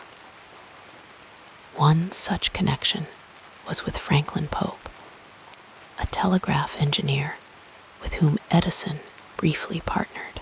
Their collaboration, though not long-lasting, provided Edison with valuable insights into the business side of invention. The gentle exchange of ideas between these two minds, each with their own strengths and perspectives, enriched Edison's understanding of how to bring innovations from concept to market. Another significant relationship was with Edison's first wife, Mary Stilwell, whom he married in 1871. Mary, who had worked in one of his shops, provided a domestic haven for the inventor, a quiet space where his mind could rest and rejuvenate. Their home became a sanctuary from the demands of his growing business, a place where Edison could find the peaceful repose necessary for creative thinking. Though their marriage would face challenges, in these early years, Mary's presence offered Edison the emotional stability that supported his professional endeavors. As we drift deeper into our exploration of Edison's early career, we find him facing numerous challenges with quiet determination. Financial difficulties would sometimes visit his doorstep, like unwelcome guests arriving without warning. The economic panic of 1873, which triggered a lengthy depression in the American economy, created ripples that reached even Edison's growing enterprise. Orders slowed, payments were delayed, and the future seemed temporarily shrouded in uncertainty. Yet, Edison met these challenges with the same methodical approach he applied to his inventions. He would sit quietly in his laboratory, sometimes late into the night, reviewing his financial ledgers by the soft glow of lamplight. With patient deliberation, he would consider options, adjust plans, and find ways to continue his work despite economic headwinds. This resilience, this gentle persistence in the face of obstacles, became one of Edison's defining characteristics. Technical challenges, too, were constant companions on Edison's inventive journey. Each new device, each improvement to existing technology, presented puzzles to be solved. Sometimes, a solution would evade him for weeks or months. Like a shy animal hiding in the underbrush, Edison would pursue these solutions with unhurried determination, knowing that often the answer would come not in a moment of frantic searching, but in a moment of quiet contemplation. By 1874, Edison had begun to shift his focus somewhat, moving beyond telegraph technology to explore other electrical innovations. His mind, always seeking new territories to explore, turned to the possibility of sending multiple messages simultaneously over a single telegraph wire, a technology known as quadruplex telegraphy. This innovation would allow telegraph companies to transmit 4 separate messages over one wire, 2 in each direction, significantly increasing capacity without the expense of laying new lines. The development of quadruplex telegraphy was not a straight path, but rather a meandering journey with detours and pauses along the way. Edison would work on the problem for hours, then set it aside to allow his subconscious mind to continue the work while he attended to other matters. Sometimes insights would come to him in those drowsy moments between wakefulness and sleep, when the mind is most receptive to gentle whispers of inspiration. The successful completion of the quadruplex telegraph in 1874 marked a significant milestone in Edison's career. Western Union, recognizing the value of this innovation, purchased the rights for the substantial sum of $10,000. This transaction not only provided Edison with additional financial resources, but also solidified his reputation as an inventor of practical, commercially valuable technologies. The quiet satisfaction he must have felt, knowing his creation would improve communication across the nation, surely provided motivation for his continued work. During this period, Edison also began experimenting with acoustic telegraphy, which would eventually lead him toward the phonograph. These experiments reveal the interconnected nature of innovation, how one line of inquiry often opens doors to unexpected possibilities. Edison's mind moved like a gentle breeze through fields of knowledge, picking up seeds of ideas and carrying them to new ground where they could take root and flourish. By 1876, Edison had outgrown his Newark laboratory and sought a more spacious environment for his expanding vision. He established a new laboratory in Menlo Park, New Jersey, a facility that would become known as the world's first industrial research laboratory.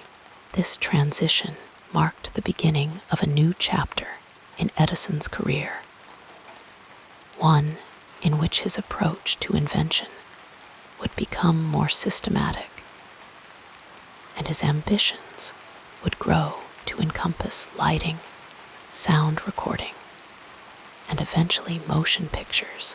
The Menlo Park Laboratory was designed to be a place of both order and inspiration. Large windows allowed natural light to fill the spaces during daylight hours, creating an atmosphere conducive to careful observation and detailed work. The layout of the facility encouraged both focused individual effort and collaborative problem solving. Edison carefully selected the equipment and materials that filled the laboratory, ensuring that his team would have the resources needed to pursue a wide range of investigations.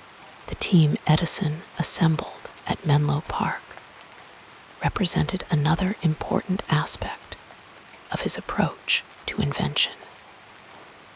He recognized that no single person, not even someone with his remarkable intellect and energy, could possess all the knowledge and skills needed for the ambitious projects he envisioned.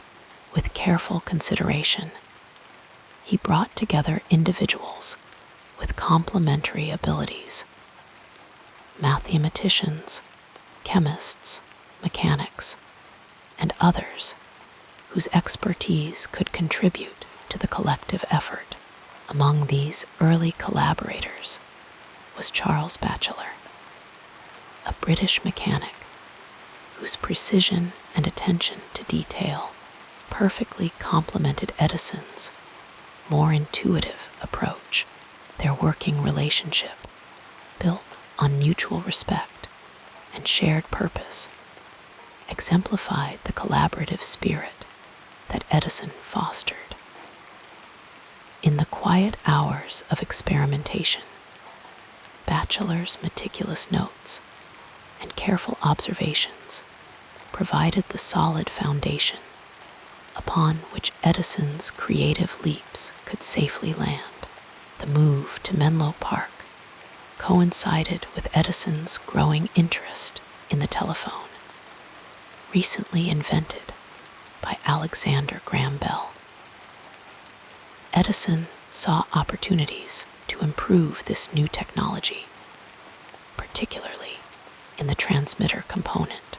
With characteristic patience, he explored various approaches to creating a more effective transmitter, eventually developing the carbon button transmitter, an innovation that significantly improved the clarity and volume of telephone conversations. This period of Edison's career illustrates an important aspect of his genius: his ability to build upon and improve the innovations of others. Rather than seeing Bell's telephone as a completed invention, Edison perceived it as a work in progress, a technology still in need of refinement. This perspective, this gentle recognition that most innovations emerge not fully formed, but through gradual improvement, informed much of Edison's work throughout his career.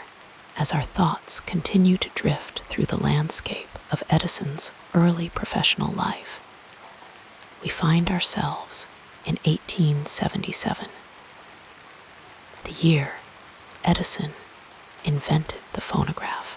This remarkable device, which could record and reproduce sound, emerged somewhat unexpectedly from his work on telegraph and telephone improvements.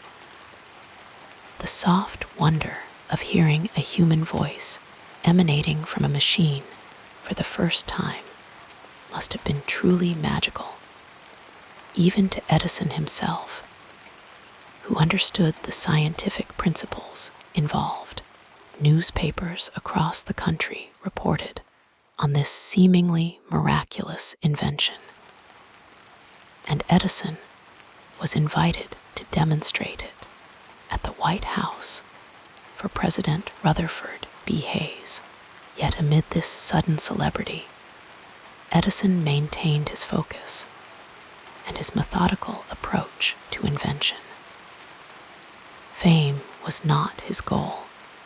It was merely a byproduct of his relentless pursuit of useful innovation. As we near the end of our exploration of Edison's early career, we find him standing at the threshold of what would become, perhaps, his most famous achievement: the development of a practical electric light system. By 1878, Edison had turned his attention to this challenge, recognizing both its technical difficulty and its potential to transform how people lived. The soft glow of electric light would eventually replace the flickering flames of gas lamps and candles, creating safer, cleaner illumination for homes and businesses alike. The path to a practical electric light would not be easy or straight. It would require thousands of experiments, numerous setbacks, and the collaborative efforts of Edison's entire team. But the foundation for this success had been laid in those early years, in the telegraph offices, where young Thomas first learned about electricity, in the Newark workshop, where he developed his approach to invention, and in the relationships he built with collaborators who shared his vision. As sleep gently beckons, we can imagine Edison in his Menlo Park laboratory, surrounded by the tools of his trade and the team he had assembled.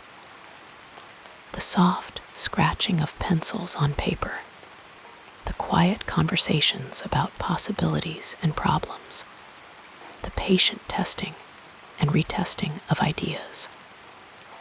These were the sounds and rhythms of creation. In this peaceful environment of focused purpose, innovations that would change the world were taking shape, emerging not in dramatic moments of inspiration, but through the gentle, persistent application of curiosity, knowledge, and determination. Edison's early career teaches us that great achievements often come not from dramatic leaps, but from patient steps, not from solitary genius, but from collaborative effort, not from rigid adherence to convention, but from the courage to explore new paths. As we drift into slumber, may we carry with us the quiet wisdom of Edison's approach, the value of persistence, the importance of practical application, and the power of believing that solutions can be found if we only have the patience to look for them. As you relax deeper, let us now softly explore the next chapter of this soothing biography. The path to a practical electric light would not be easy or straight.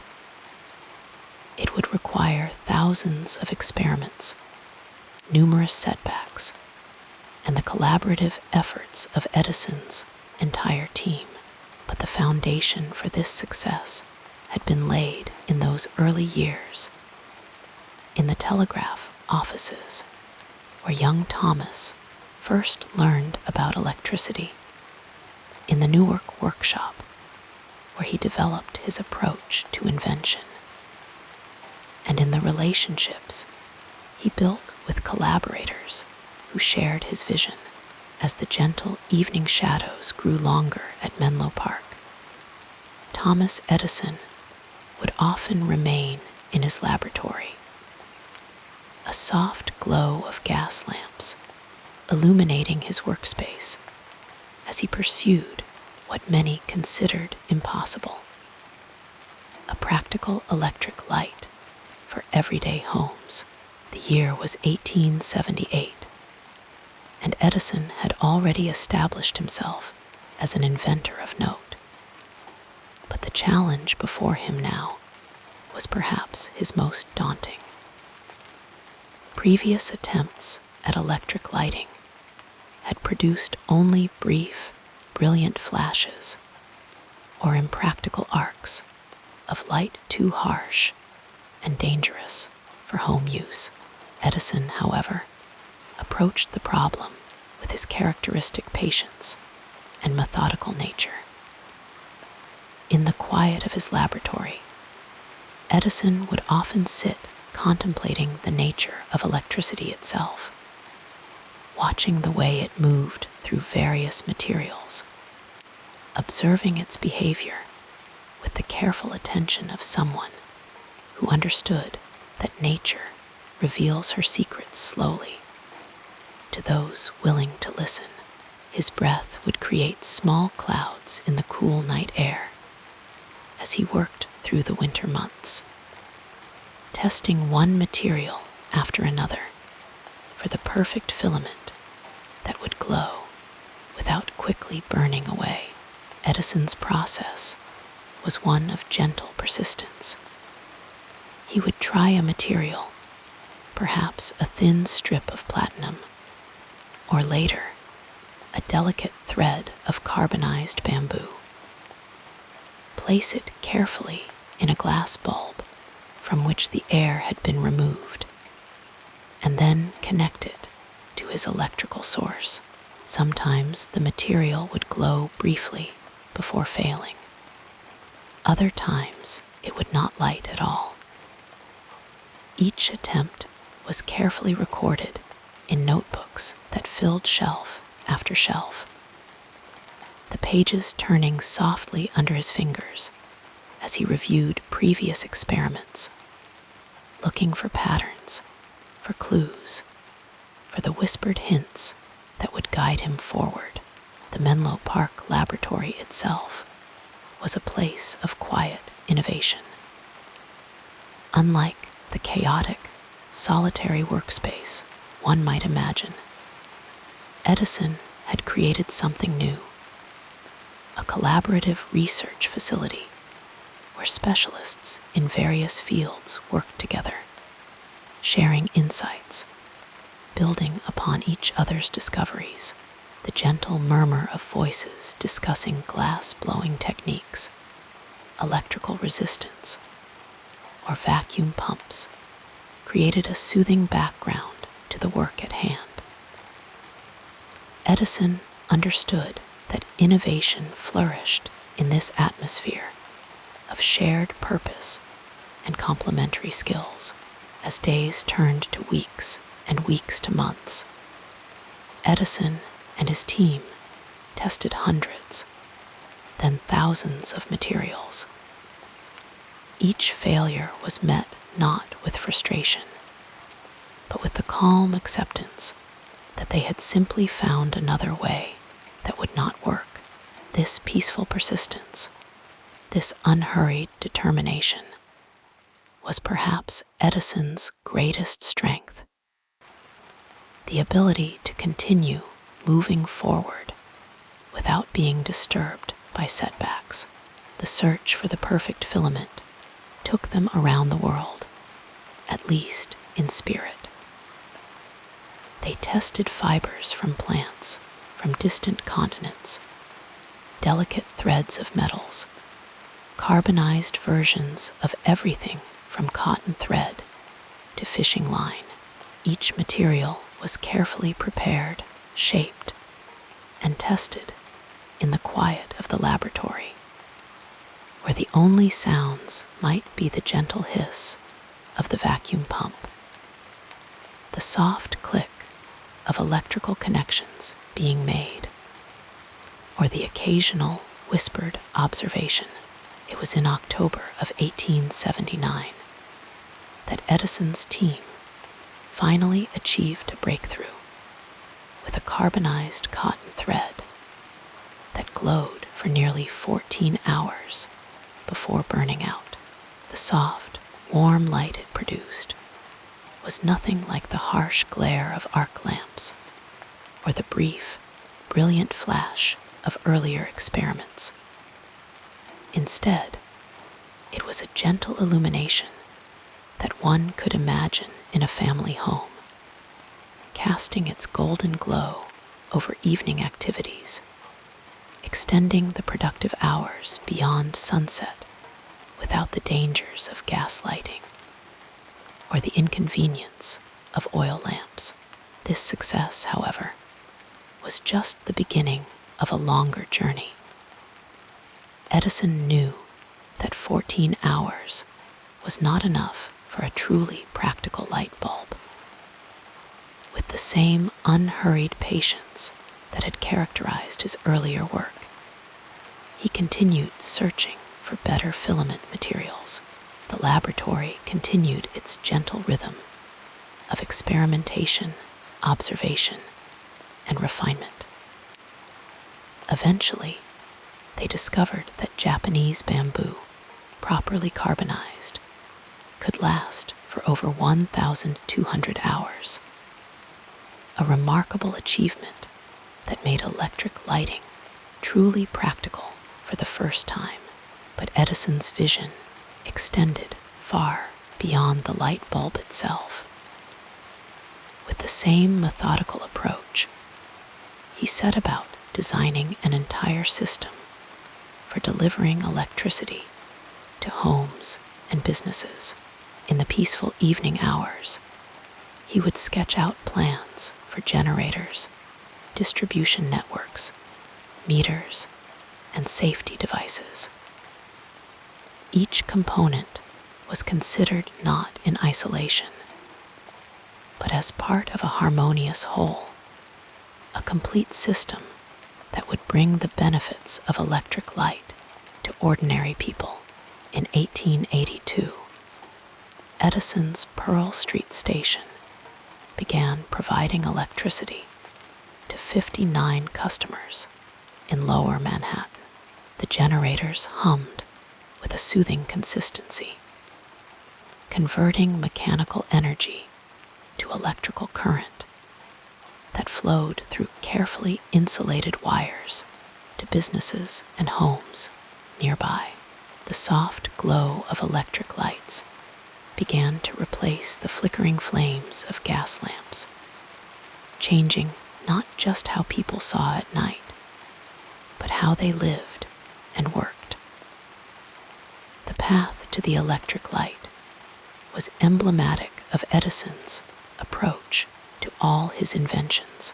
The phonograph, perhaps his most original creation, came about through the same patient observation and experimentation.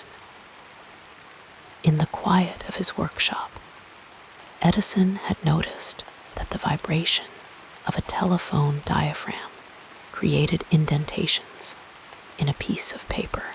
This simple observation led him to wonder if sound vibrations could be recorded and then reproduced. Working with his team, Edison created a device with a cylinder wrapped in tinfoil. A needle attached to a diaphragm would indent the tinfoil when sound waves hit the diaphragm.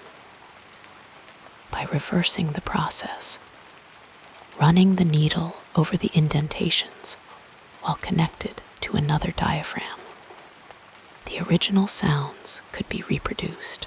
The first words Edison recorded and played back were the nursery rhyme, "Mary Had a Little Lamb," spoken in his gentle, slightly nasal voice. The sound quality was poor by today's standards, tinny and distant. But it was the first time in human history that a voice had been captured and preserved, able to be heard again long after the original sound waves had faded away. The motion picture camera followed a similar path of development. Edison and his team, particularly his colleague William Kennedy Laurie Dixon, created a device called the kinetograph to capture moving images on film and the kinetoscope to view them. These early motion pictures were simple affairs, brief glimpses of people in motion, animals moving, or scenes from everyday life. Viewers would look through a peephole at the top of a wooden cabinet to see these moving images, one person at a time. The experience was intimate and personal, a quiet moment of wonder as still photographs seemed to come to life. Throughout his long career, Edison's approach remained consistent, patient observation, methodical experimentation, and practical application. His laboratory at West Orange, New Jersey, which he established after Menlo Park, was even larger and more comprehensive than its predecessor. Walking through its spacious rooms, one would hear the gentle sounds of creation, the soft scratching of pencils on paper as ideas were sketched out, the quiet conversations between collaborators sharing insights, the barely audible clicks and whirs of experimental devices being tested and refined. Edison's influence extended far beyond his specific inventions. He helped to create the modern research and development laboratory, where teams of specialists could work together on complex problems.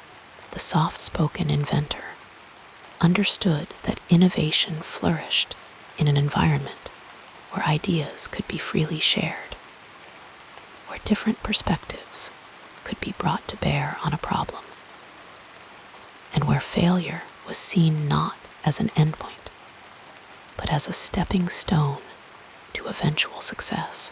His approach to patent protection and commercialization also changed how invention was viewed. Edison saw clearly that an invention that remained in the laboratory, however brilliant, had little impact on the world. With calm determination, he worked to bring his creations to market, to make them practical and affordable for ordinary people.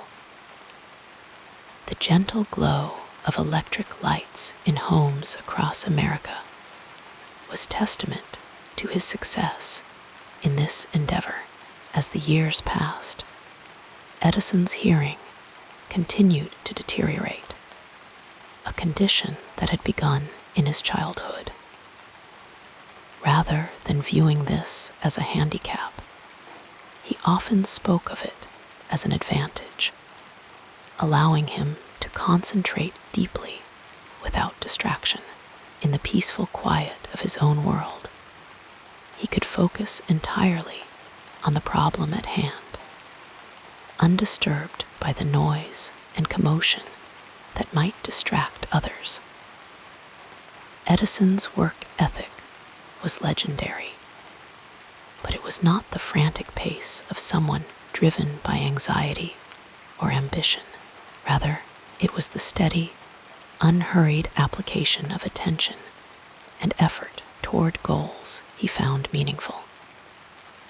He would often work through the night, not because he was racing against a deadline, but because he was so absorbed in the gentle flow of exploration and discovery that he lost track of time.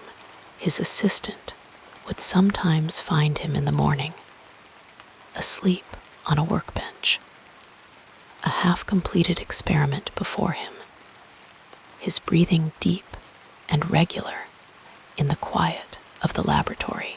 The inventor's relationship with his second wife, Mina Miller Edison, provided a peaceful counterpoint to his work.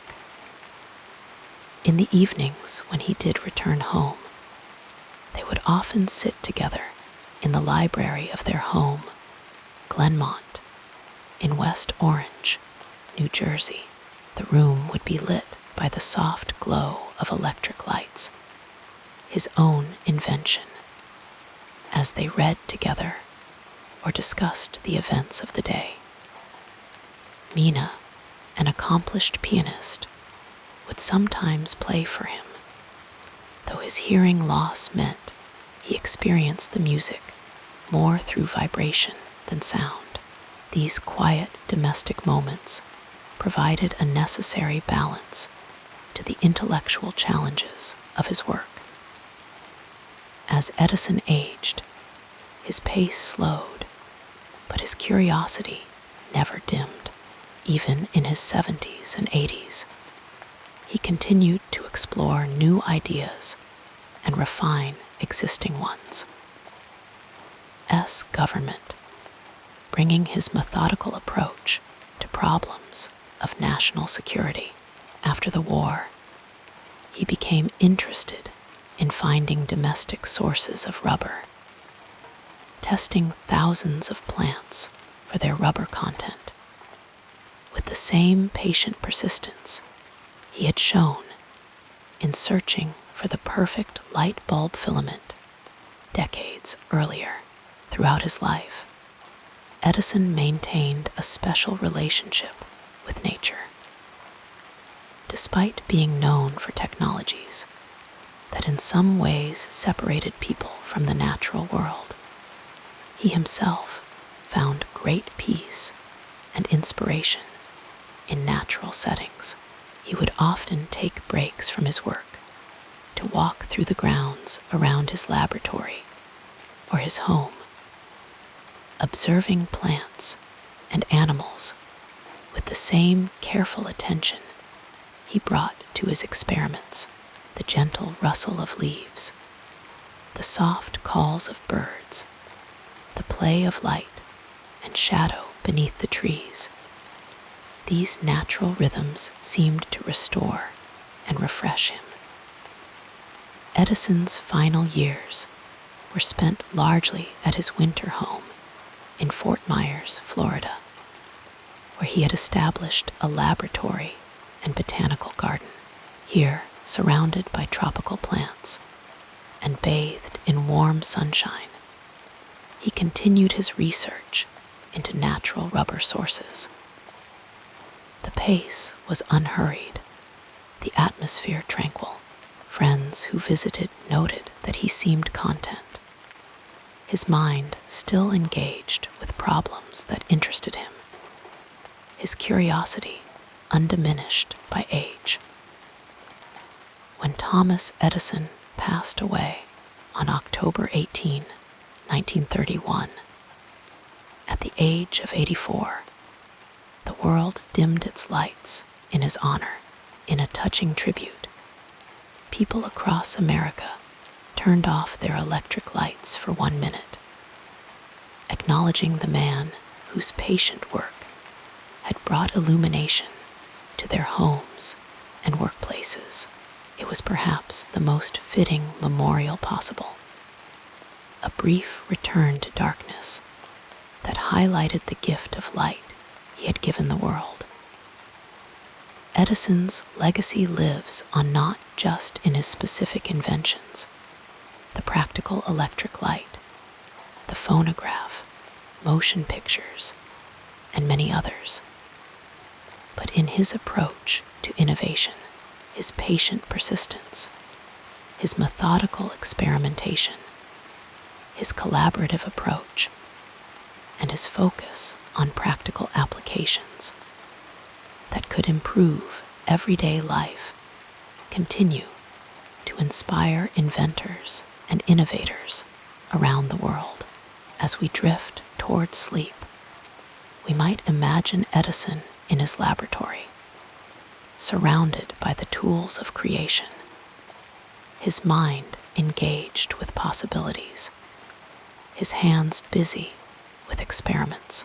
The soft glow of electric light illuminates his workspace, a tangible manifestation of what can be achieved through patient effort and unwavering determination.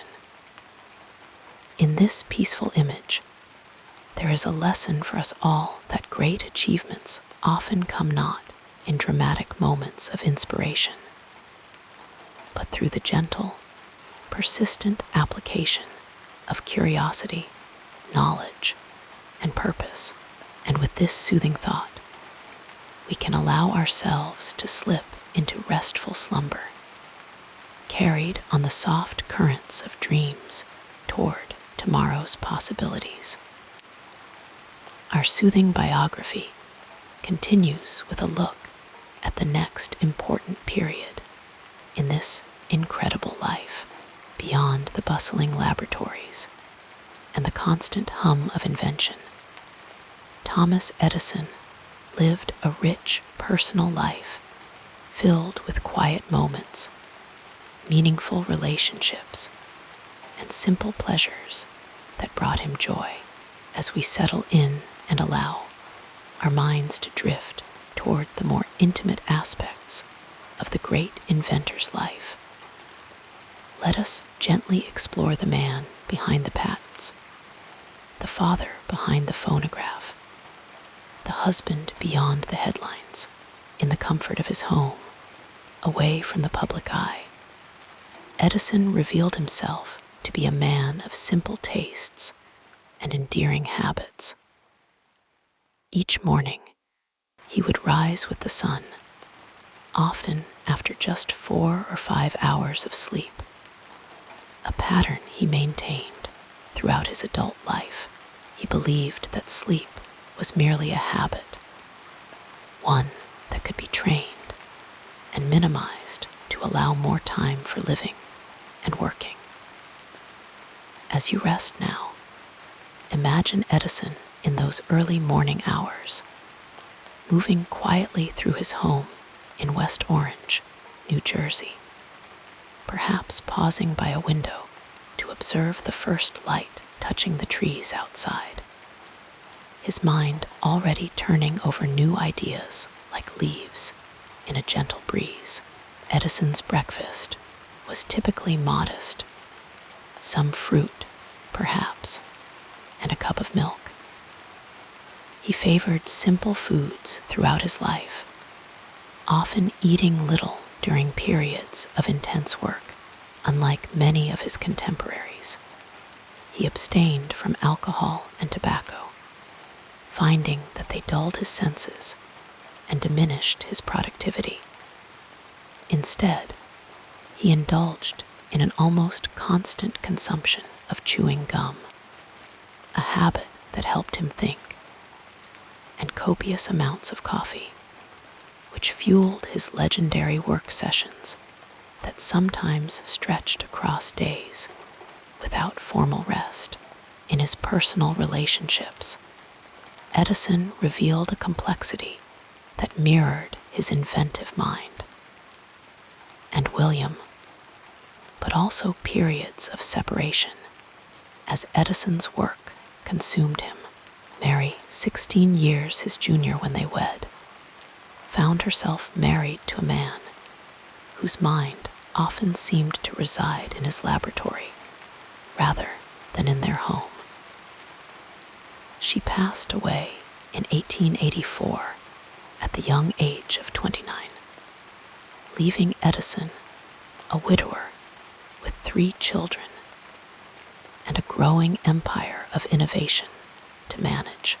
2 years later, Edison found love again with Mina Miller, the daughter of a wealthy inventor and businessman.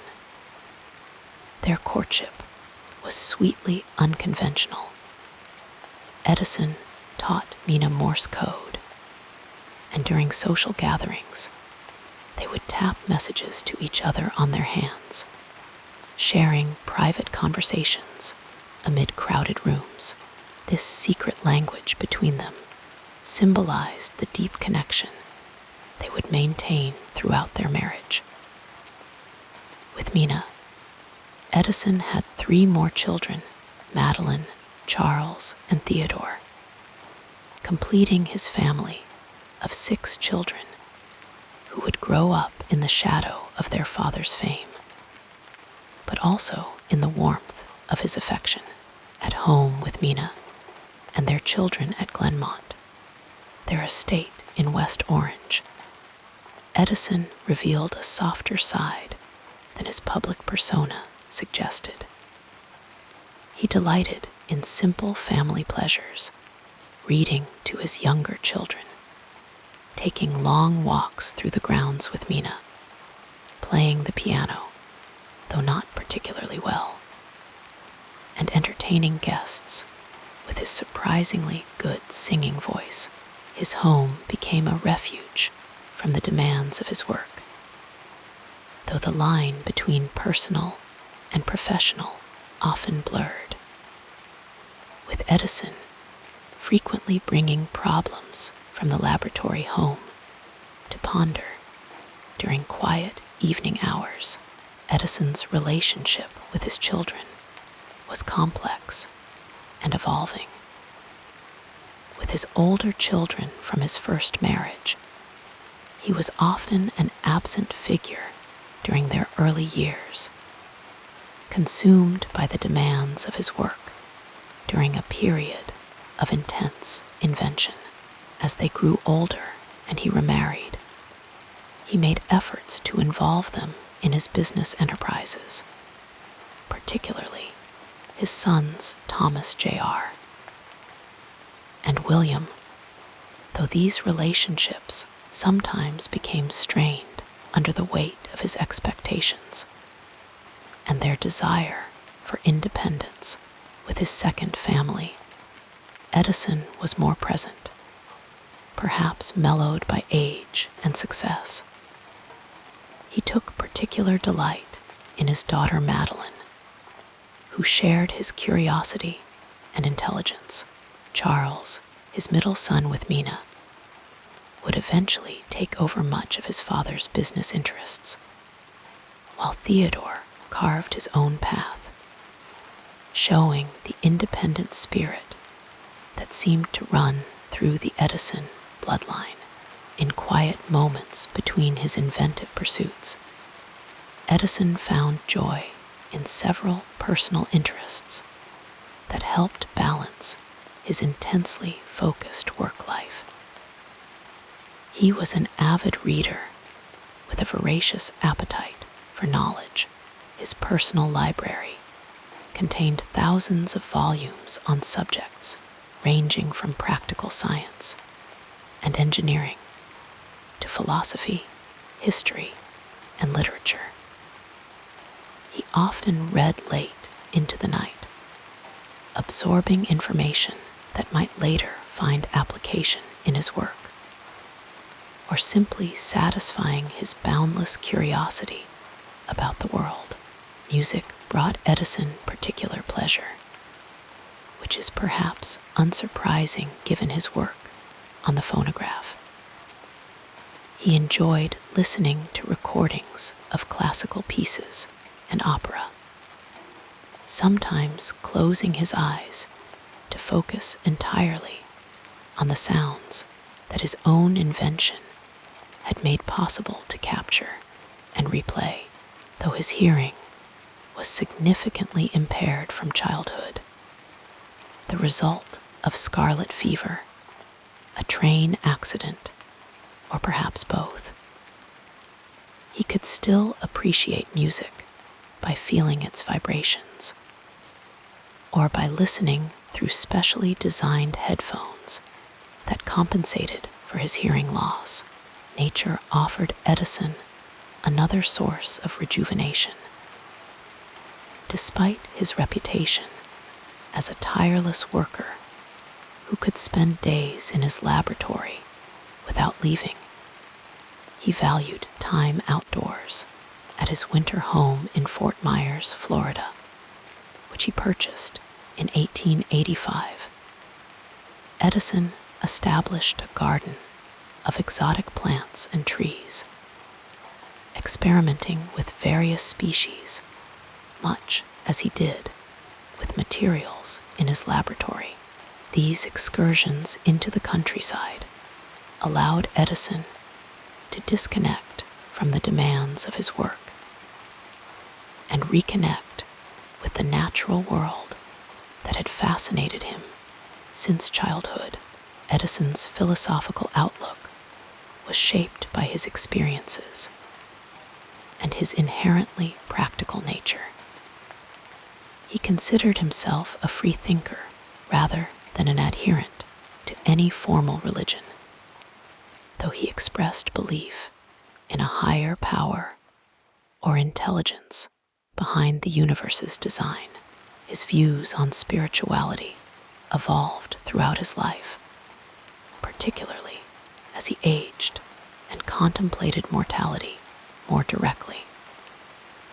In his later years, he conducted experiments attempting to communicate with the dead, not out of superstition, but from his characteristic curiosity and desire to apply scientific methods to all questions, even those concerning the afterlife.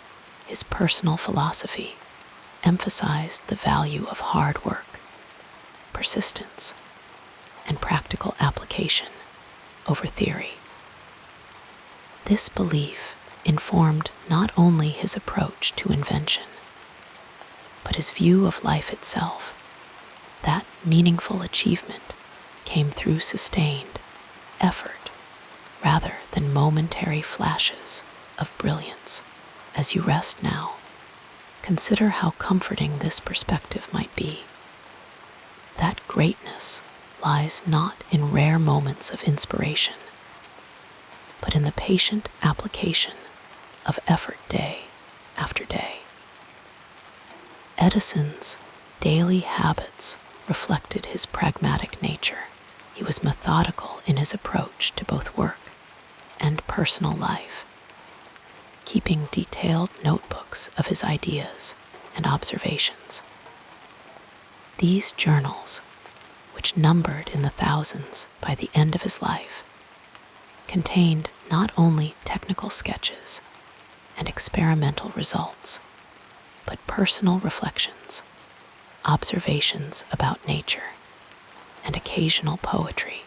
Writing was for Edison both a practical tool and a means of processing his thoughts, a quiet activity that brought order to his constantly active mind. Despite his fame and success, Edison maintained relatively simple personal tastes. His clothing was functional rather than fashionable, and he showed little interest in the trappings of wealth beyond what allowed him to continue his work and provide for his family. He did, however, enjoy certain comforts: a good chair in which to read, quality tools for his experiments, and later in life, automobiles for transportation and exploration. As Edison aged, he developed rituals that brought him comfort and continuity. Each year on his birthday, February 11th, he would gather with family for a modest celebration, often receiving books as gifts, which pleased him more than any luxury item could. He maintained correspondence with friends and fellow inventors around the world, exchanging ideas and observations in letters written in his distinctive, flowing handwriting. Sleep, which Edison claimed to need little of, nonetheless played an interesting role in his creative process. Though he prided himself on requiring minimal rest, observers noted that he would often take short naps throughout the day, sometimes dozing in a chair or on a workbench in his laboratory. During these brief periods of rest, solutions to problems would sometimes come to him, emerging from his subconscious as his conscious mind relaxed its grip. Perhaps in this, there is wisdom for us all that rest is not merely the absence of activity, but an essential part of the creative process, allowing our minds to make connections that focused attention might miss. In his final years, as his health began to decline, Edison found peace in simpler pleasures, watching birds in his garden, listening to music on the phonograph he had invented decades earlier, and spending quiet evenings with Mina, who had been his companion for 45 years. His pace slowed, but his curiosity remained, his mind still turning over problems and possibilities, even as his body weakened. As we drift toward sleep ourselves, we might imagine Edison in one of these peaceful moments, perhaps sitting on the porch of his Florida winter home, watching the sunset paint the sky in gentle hues of orange and pink, the warm breeze carrying the scent of the exotic plants he had collected from around the world. His hands, which had created so much, rest quietly in his lap. His eyes, which had observed so carefully, gaze softly at the horizon. His mind, which had worked so tirelessly, finds a moment of tranquil appreciation for the beauty and wonder of the world he had helped to transform. In this gentle image of Edison at rest, there is perhaps the most important lesson of his personal life, that even the most driven and productive among us need moments of quiet reflection, of simple joy, of connection with others and with the natural world. As sleep begins to enfold us in its gentle embrace, we can carry this soothing thought with us into our dreams, allowing the rhythm of our breath to slow and our minds to drift peacefully into rest. Just as Edison himself finally found rest after a life of remarkable creation and discovery, let your mind float with these gentle recollections as we move forward in our story. The journey of Thomas Edison was not without its valleys and shadows, those quiet moments of doubt and difficulty that shaped his character as surely as his triumphs shaped his legacy. As we continue our gentle exploration of this remarkable man's life, let us turn now to the challenges that visited him along his path, like soft rain on a window pane, persistent, yet somehow part of the beauty of the whole experience. In the early days of Edison's career, when he was just a young telegraph operator, he faced the gentle but persistent obstacle of his hearing loss. This condition had begun in his childhood, possibly from scarlet fever, though Edison himself sometimes attributed it to an incident when a train conductor lifted him by his ears onto a moving train. Whatever the cause, the world of sound gradually receded from him like the tide drawing away from shore. Yet Edison found in this challenge an unexpected gift. The quieter world allowed him to concentrate deeply, to sink into problems without distraction. My deafness has not been a handicap, but a help, he once remarked in a moment of reflection. The soft silence that surrounded Edison became a cocoon within which his ideas could take shape. Like dreams forming in the peaceful darkness of night, he learned to read lips and to feel vibrations, adapting to his changing senses with the same creativity he applied to his inventions. This early challenge taught him patience and perspective, qualities that would serve him well through the many difficulties that lay ahead on his winding path. As Edison established his first small laboratory in Menlo Park, New Jersey, financial worries would often visit him in the quiet hours. Money flowed through his hands like water, spent on materials, on failed experiments, on the salaries of the men who worked alongside him. There were nights when Edison would lie awake, the moonlight casting gentle shadows across his bedroom, wondering if his next invention would bring the funds needed to continue his work. These financial pressures were a constant companion, a soft but persistent voice whispering doubts into his ear. Yet Edison responded to these concerns with a tranquil determination. He would rise in the morning, splash cool water on his face, and return to his laboratory with renewed purpose. When funds grew particularly tight, he would turn his attention to smaller, more practical inventions that might bring immediate income. Improvements to telegraph systems, stock tickers, and other devices that businesses would purchase quickly, like a gardener who plants quick-growing vegetables alongside slower fruit trees. Edison balanced his grand visions with practical necessities, learning the delicate art of patience in the process. Perhaps the most soothing lesson Edison learned from these financial challenges was the value of persistence.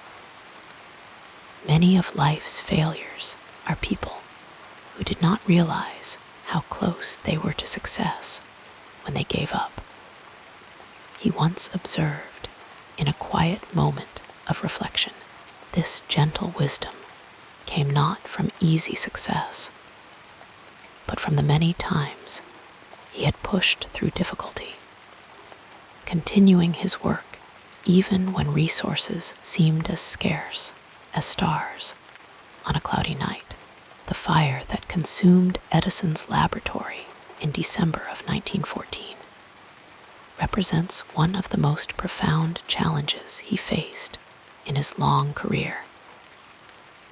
Edison was 67 years old when flames engulfed his West Orange complex, destroying buildings, equipment, and years of research. The fire spread with a quiet hunger through the night, consuming chemicals that created beautiful but devastating colors in the darkness. Blues and greens and purples rising into the winter sky. By morning, damage estimated at $919,788. An enormous sum at the time had been done. With years of records and experiments reduced to ash and embers, the scene the next day was one of quiet desolation. Workers stood in small groups, speaking in hushed tones as they surveyed the ruins. Some wept silently at the loss of their life's work. Edison's son, Charles, found his father watching the smoldering remains with a strange tranquility. This response reveals something profound about Edison's approach to setbacks. Rather than allowing himself to be consumed by grief or anger, emotions that would have been entirely understandable, he chose to see the opportunity hidden within the loss. The next morning, Edison gathered his employees and spoke to them with gentle determination. Within weeks, the work of rebuilding had begun, with Edison redesigning the complex to be more efficient than before. Like a forest that regrows after a fire, incorporating the nutrients of what was lost into new growth, Edison's laboratory rose again, improved by the very disaster that had threatened to end his work. The night after the fire, Edison slept deeply for the first time in years. Perhaps there was a kind of release in having so much taken away at once, a liberation from the weight of past work, and the freedom to begin again with a clean slate. This teaches us that sometimes our greatest challenges can bring unexpected gifts, the chance to start anew, to reimagine what might be possible, to release ourselves from paths that may have been leading nowhere. Throughout his career, Edison faced countless technical failures, each one a small disappointment in the quiet hours of the laboratory. His work on the light bulb is perhaps the most famous example of this patient persistence through failure. Over many months, Edison and his team tested more than 6,000 plant materials as potential filaments for the incandescent bulb. Each attempt followed a gentle rhythm, the careful preparation of the material, the delicate placement within the glass bulb, the evacuation of air, the application of electricity, and then the soft watching and waiting to see if this might be the solution they sought. Most often, the result was failure. The filament would glow briefly and then fade to darkness, like a star disappearing at dawn.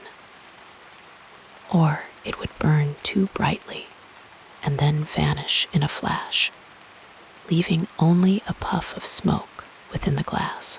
Each failure was noted in Edison's meticulous records, each one eliminated as a possibility. When asked about all these unsuccessful attempts, Edison replied with his characteristic gentle wisdom, "I have not failed." In these quiet hours of repeated disappointment, Edison developed a relationship with failure that few of us achieve. He came to see each unsuccessful experiment not as a defeat, but as a step forward, an elimination of one possibility that brought him closer to success, like a person walking through a maze who discovers a dead end and calmly turns back to try another path. Edison moved through his failures with a tranquil acceptance that they were simply part of the journey. The carbonized bamboo filament that eventually proved successful came after thousands of these gentle failures. When it finally burned steadily for over 13 hours, there was no great celebration, no shouting or dancing in the laboratory.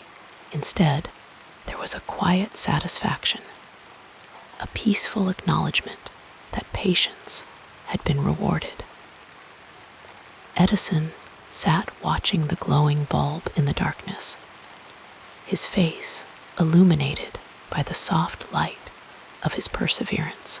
Personal losses, too, visited Edison throughout his life, each one leaving its mark upon his heart. The death of his first wife, Mary, in 1884, left him a widower with 3 young children. The loss came suddenly. Mary had suffered from a brain tumor that was only diagnosed in its final stages. Edison had been absorbed in his work, and some biographers suggest he carried a quiet guilt about not recognizing the seriousness of her condition sooner. In the weeks after Mary's passing, Edison would sometimes be found sitting alone in his library late at night, a book open but unread in his lap, his gaze distant as if looking into memories. The children would hear him moving about the house in the small hours, unable to find rest. Yet, even in this deeply personal grief, Edison eventually found his way forward. He hired a young woman named Mina Miller to help care for his children, and in time, their relationship blossomed into love. They married in 1886, beginning a partnership that would last for the rest of Edison's life. What Edison learned from this personal loss was the gentle truth that life continues its flow even after great sadness. Like a stream that finds new channels after a fallen tree blocks its path, he came to understand that grief and joy could exist together, that new beginnings could honor rather than replace what had been lost. This wisdom informed his approach to other losses and challenges in his life. The death of friends and colleagues, the growing distance from his children as they pursued their own paths, the gradual recognition of his own mortality as he aged. Edison's relationship with his children presented another kind of challenge, one more subtle than fires or financial worries, but perhaps more difficult to resolve. His absorption in his work meant that he was often absent from their daily lives, present in body but distant in mind, struggled particularly with living in the shadow of his famous father, eventually changing his name and moving away to establish his own identity. In his later years, Edison would sometimes speak of this regret in quiet moments, acknowledging that his single-minded focus on invention had come at a cost to his family relationships. But this gentle regret teaches us something important about balance, about the need to tend to our personal gardens even as we pursue our work in the world. Edison's challenge with his family reminds us that success in one area of life does not automatically bring fulfillment in others, that each relationship requires its own kind of attention and care, like different plants needing different amounts of sunlight and water to thrive. As Edison entered his 70s, health challenges began to visit him more frequently, like old acquaintances stopping by with increasing regularity. Diabetes affected his energy and required careful management of his diet.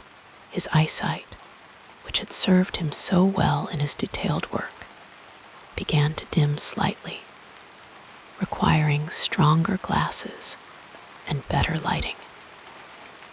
His hands, which had built so many devices, occasionally trembled with a slight palsy that made fine work more difficult.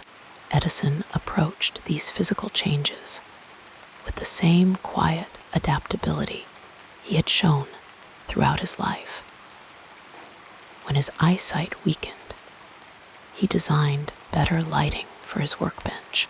When his hands became less steady, he developed tools with larger handles and braces to support his arms.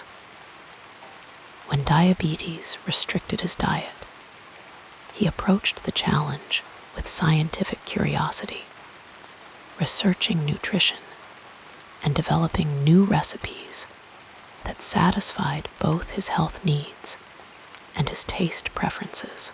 In these physical limitations, Edison found yet another opportunity for innovation, turning his inventive mind to the challenges of his own body. There is something deeply moving about this.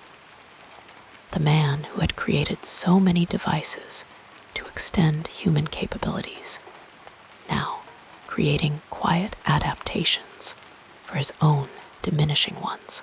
It reminds us that creativity can serve us throughout our lives, helping us adapt to each new season with grace and ingenuity. The greatest test of Edison's resilience came not from external events, but from within his own mind, the challenge of remaining open to new ideas in a rapidly changing world. As the 20th century progressed, new scientific theories emerged that challenged Edison's understanding of electricity and matter. Einstein's theories of relativity, the development of quantum mechanics, and advances in theoretical physics presented concepts that were difficult for Edison to reconcile with his practical, experimental approach to science. In moments of frustration, Edison would sometimes dismiss these new theories as abstract nonsense, preferring to trust what he could observe and measure directly. Yet, in his better moments, often in the quiet evenings as he sat on his porch watching the stars emerge, he would acknowledge the limitations of his own understanding with a humble acceptance that was perhaps his most admirable quality. This gentle humility in the face of the universe's mysteries allowed Edison to continue learning even into his final years, to approach new ideas with curiosity rather than rejection, to maintain the wonder that had driven him since childhood, drifting like clouds across the evening sky. We now move to the next part of this calming life story.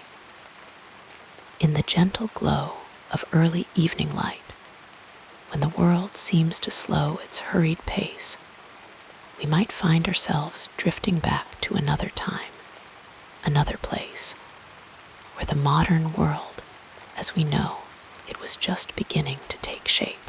It was into this world that Thomas Alva Edison was born, on a cold winter's day in February of 1847, in the small village of Milan, Ohio.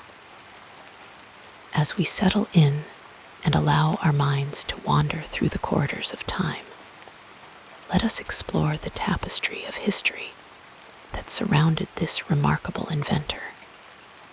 The soft background hum of a world in transformation that provided the canvas for his innovations. The America of Edison's childhood was a nation still finding its identity, still expanding westward across vast prairies and mountain ranges. When young Thomas took his first breath, the Mexican-American War was drawing to a close, bringing California and the Southwest into the Union. The gold rush would soon follow, drawing dreamers and fortune seekers westward. Much like Edison himself would later be drawn to the possibilities of electricity and sound, Edison's early years unfolded against a backdrop of growing tension in America. The debate over slavery intensified as he learned his letters and developed his curiosity about how things worked.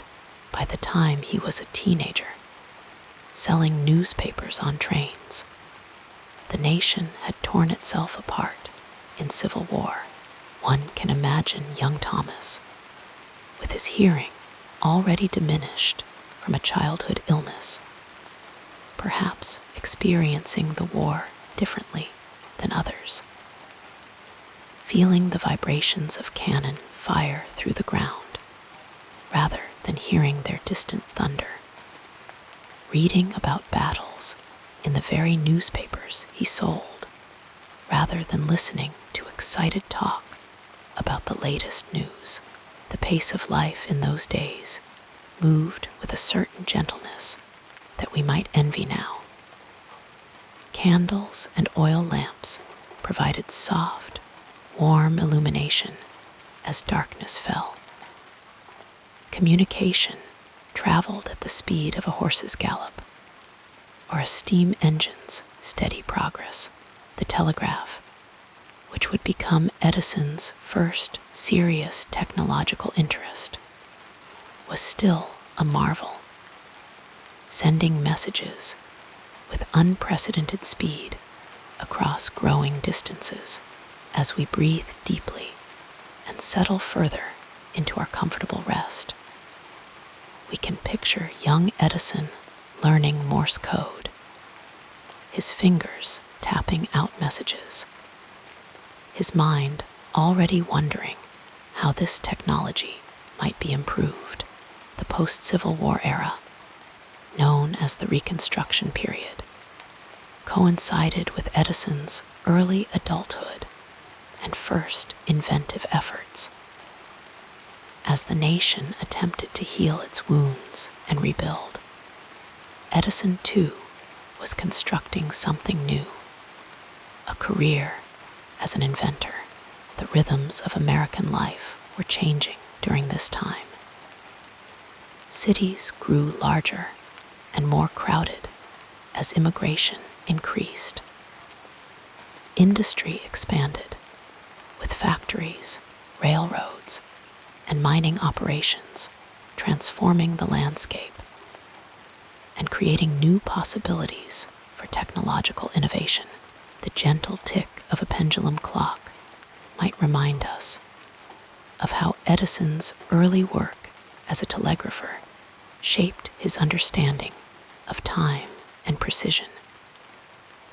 In telegraph offices across the Midwest, he observed the importance of reliable, consistent operation of machines. The steady clicking of telegraph keys provided a soothing background rhythm to his developing thoughts about electrical systems and communication technologies. As the 1870s arrived with their soft golden light of progress and innovation, Edison established his famous laboratory in Menlo Park, New Jersey. The world around him continued its gradual transformation. The Centennial Exhibition in Philadelphia in 1876 celebrated 100 years of American independence, with displays of new technologies from around the world. Visitors marveled at Alexander Graham Bell's telephone, another communication device that would soon change how people connected with one another across distances. Edison's work unfolded against this backdrop of growing technological optimism. The Victorian era, spanning much of the 19th century, brought with it particular sensibilities about progress, morality, and the role of science in improving human life. Queen Victoria's long reign in England influenced culture far beyond British shores, creating an atmosphere where innovation was celebrated, but also expected to uphold certain values and contribute to social improvement. The gentle rustling of women's long skirts and the soft click of men's boots on wooden floors provided the soundtrack to this era of proper manners and formal social interactions. Edison himself, though often absorbed in his work and somewhat indifferent to social niceties, nevertheless operated within this cultural context. His inventions were celebrated not just for their technical ingenuity, but for how they might improve home life, education, and moral development. As we sink deeper into our comfortable rest, we might imagine the soft glow of Edison's most famous invention, the practical incandescent light bulb, perfected in 1879. Before this innovation, darkness was held at bay by the warm, flickering light of gas lamps and candles. Edison's steady, reliable electric light changed humanity's relationship with the night, extending productive hours and creating new possibilities for evening activities. The soft, steady illumination from his carbon filament bulbs gradually replaced the dancing shadows cast by older forms of lighting. The 1880s brought the Gilded Age, a time of rapid economic growth, industrialization, and widening gaps between the wealthy and the poor. Edison's work continued against this complex social backdrop. This technical debate unfolded alongside growing labor unrest, immigration debates, and questions about America's identity in a rapidly changing world. The gentle hum of Edison's early electrical generators might remind us of how new sounds were entering the human experience during this period. The world was becoming louder, more mechanized, yet still maintained pockets of tranquility where one could escape the growing noise of progress. Edison himself sought such quiet spaces for thinking, though his own hearing difficulties perhaps gave him a different relationship with silence than most people experienced. As the calendar pages turned softly into the 1890s, Edison's work expanded to include motion pictures. The world was increasingly fascinated with capturing and reproducing reality.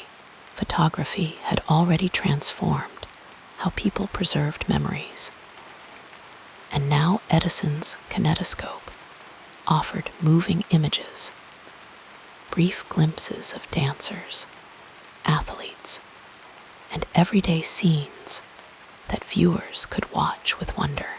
These early films, flickering with a gentle rhythm, offered a new way of seeing the world, of preserving moments that would otherwise be lost to time. The closing years of the 19th century brought with them a certain reflective quality. As people contemplated the enormous changes the Victorian era had witnessed, telegraph lines crisscrossed continents and ocean floors. Railroads connected distant cities. Factories produced goods in quantities never before imagined, and Edison's electrical innovations were gradually transforming homes, businesses, and public spaces.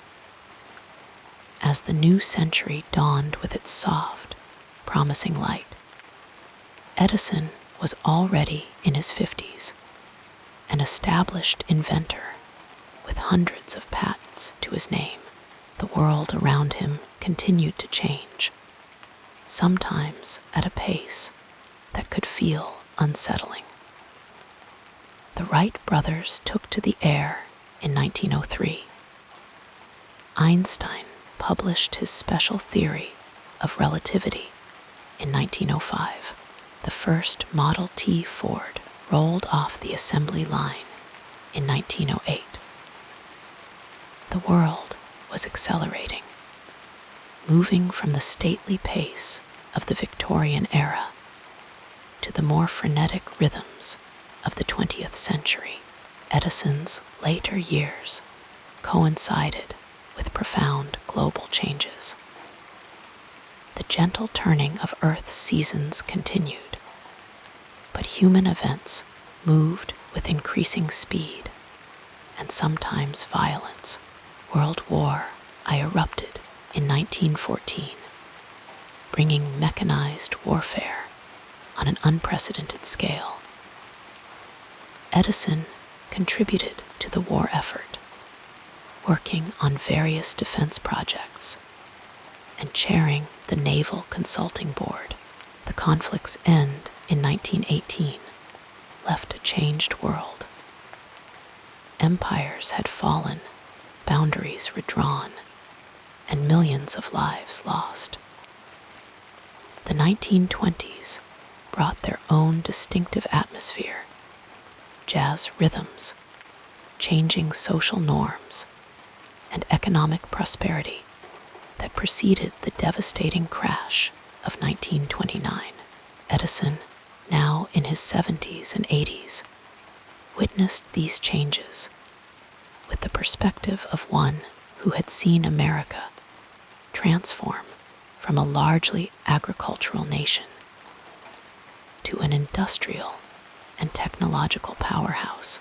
His own work had contributed significantly to this transformation. Throughout these changing times, Edison maintained his curious nature and work ethic.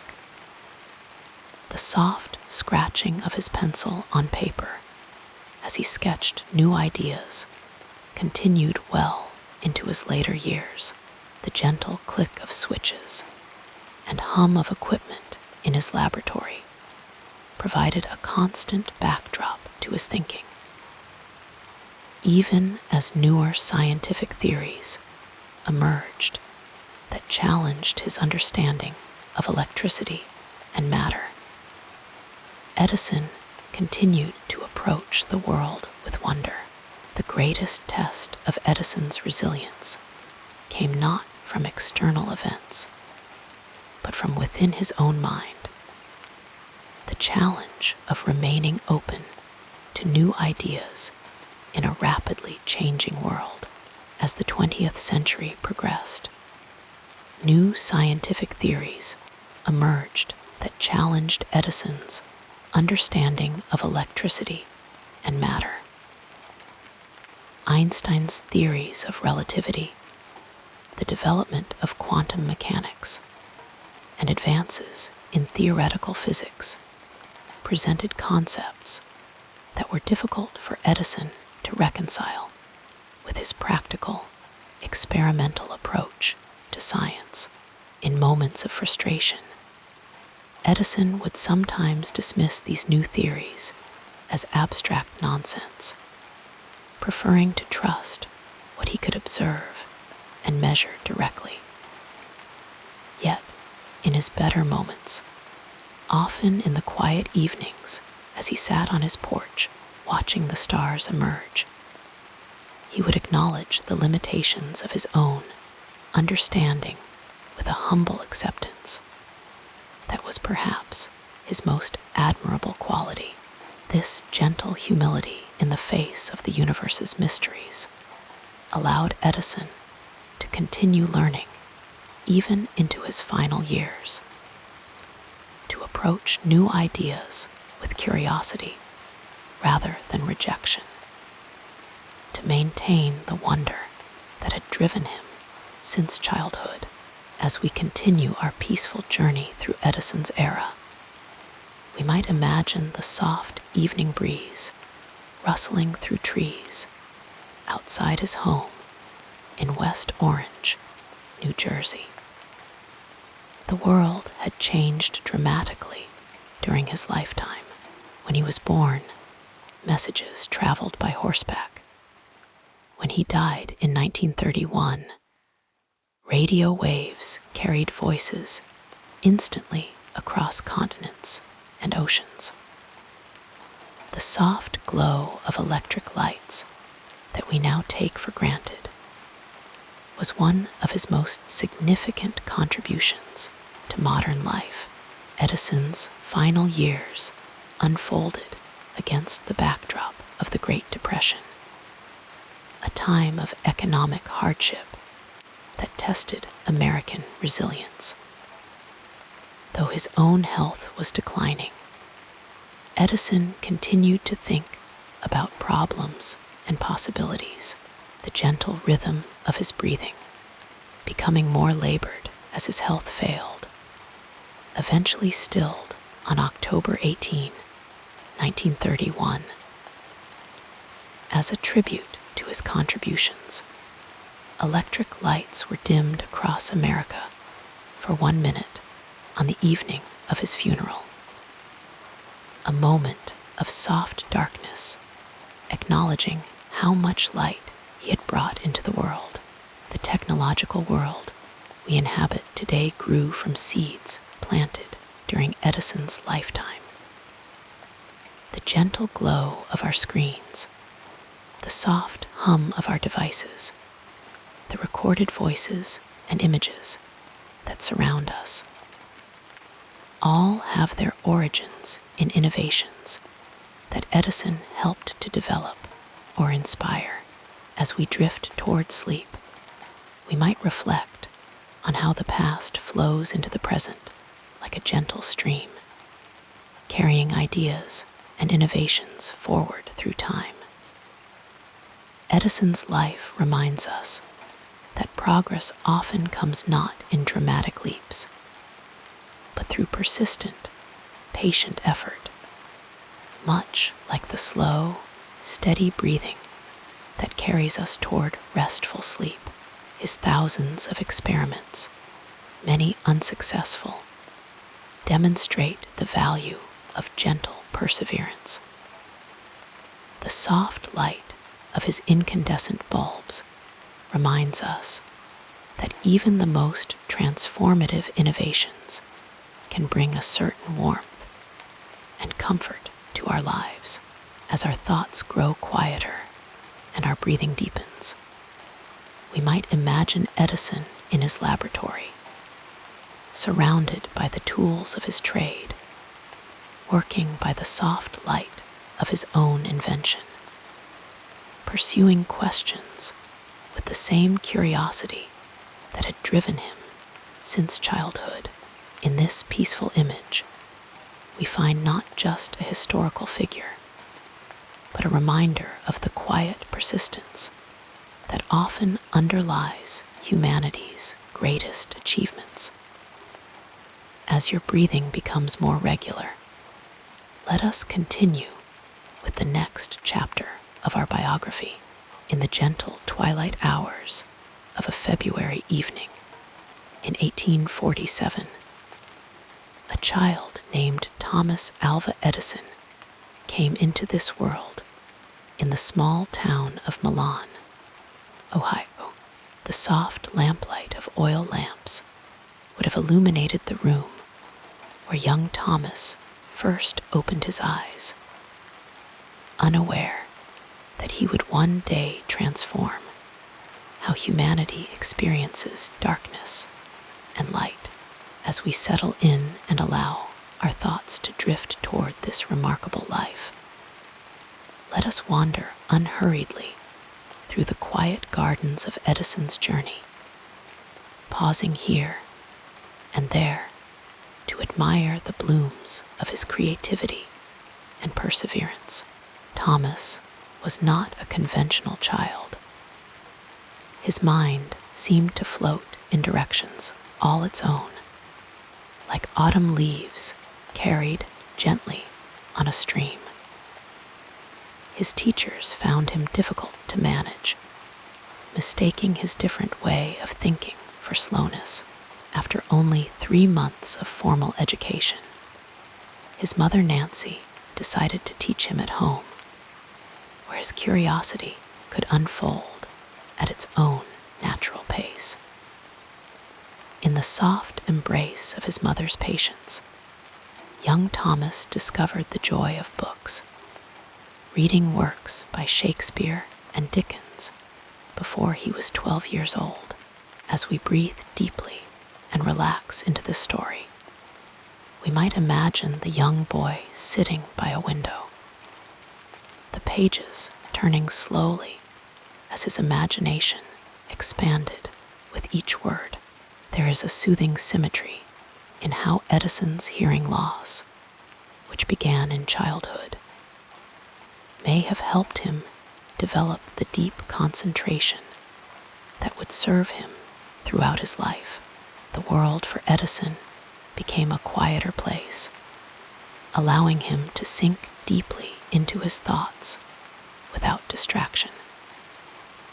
Some believe his hearing difficulties resulted from scarlet fever, while others suggest it came from an incident where a conductor lifted him by his ears onto a train.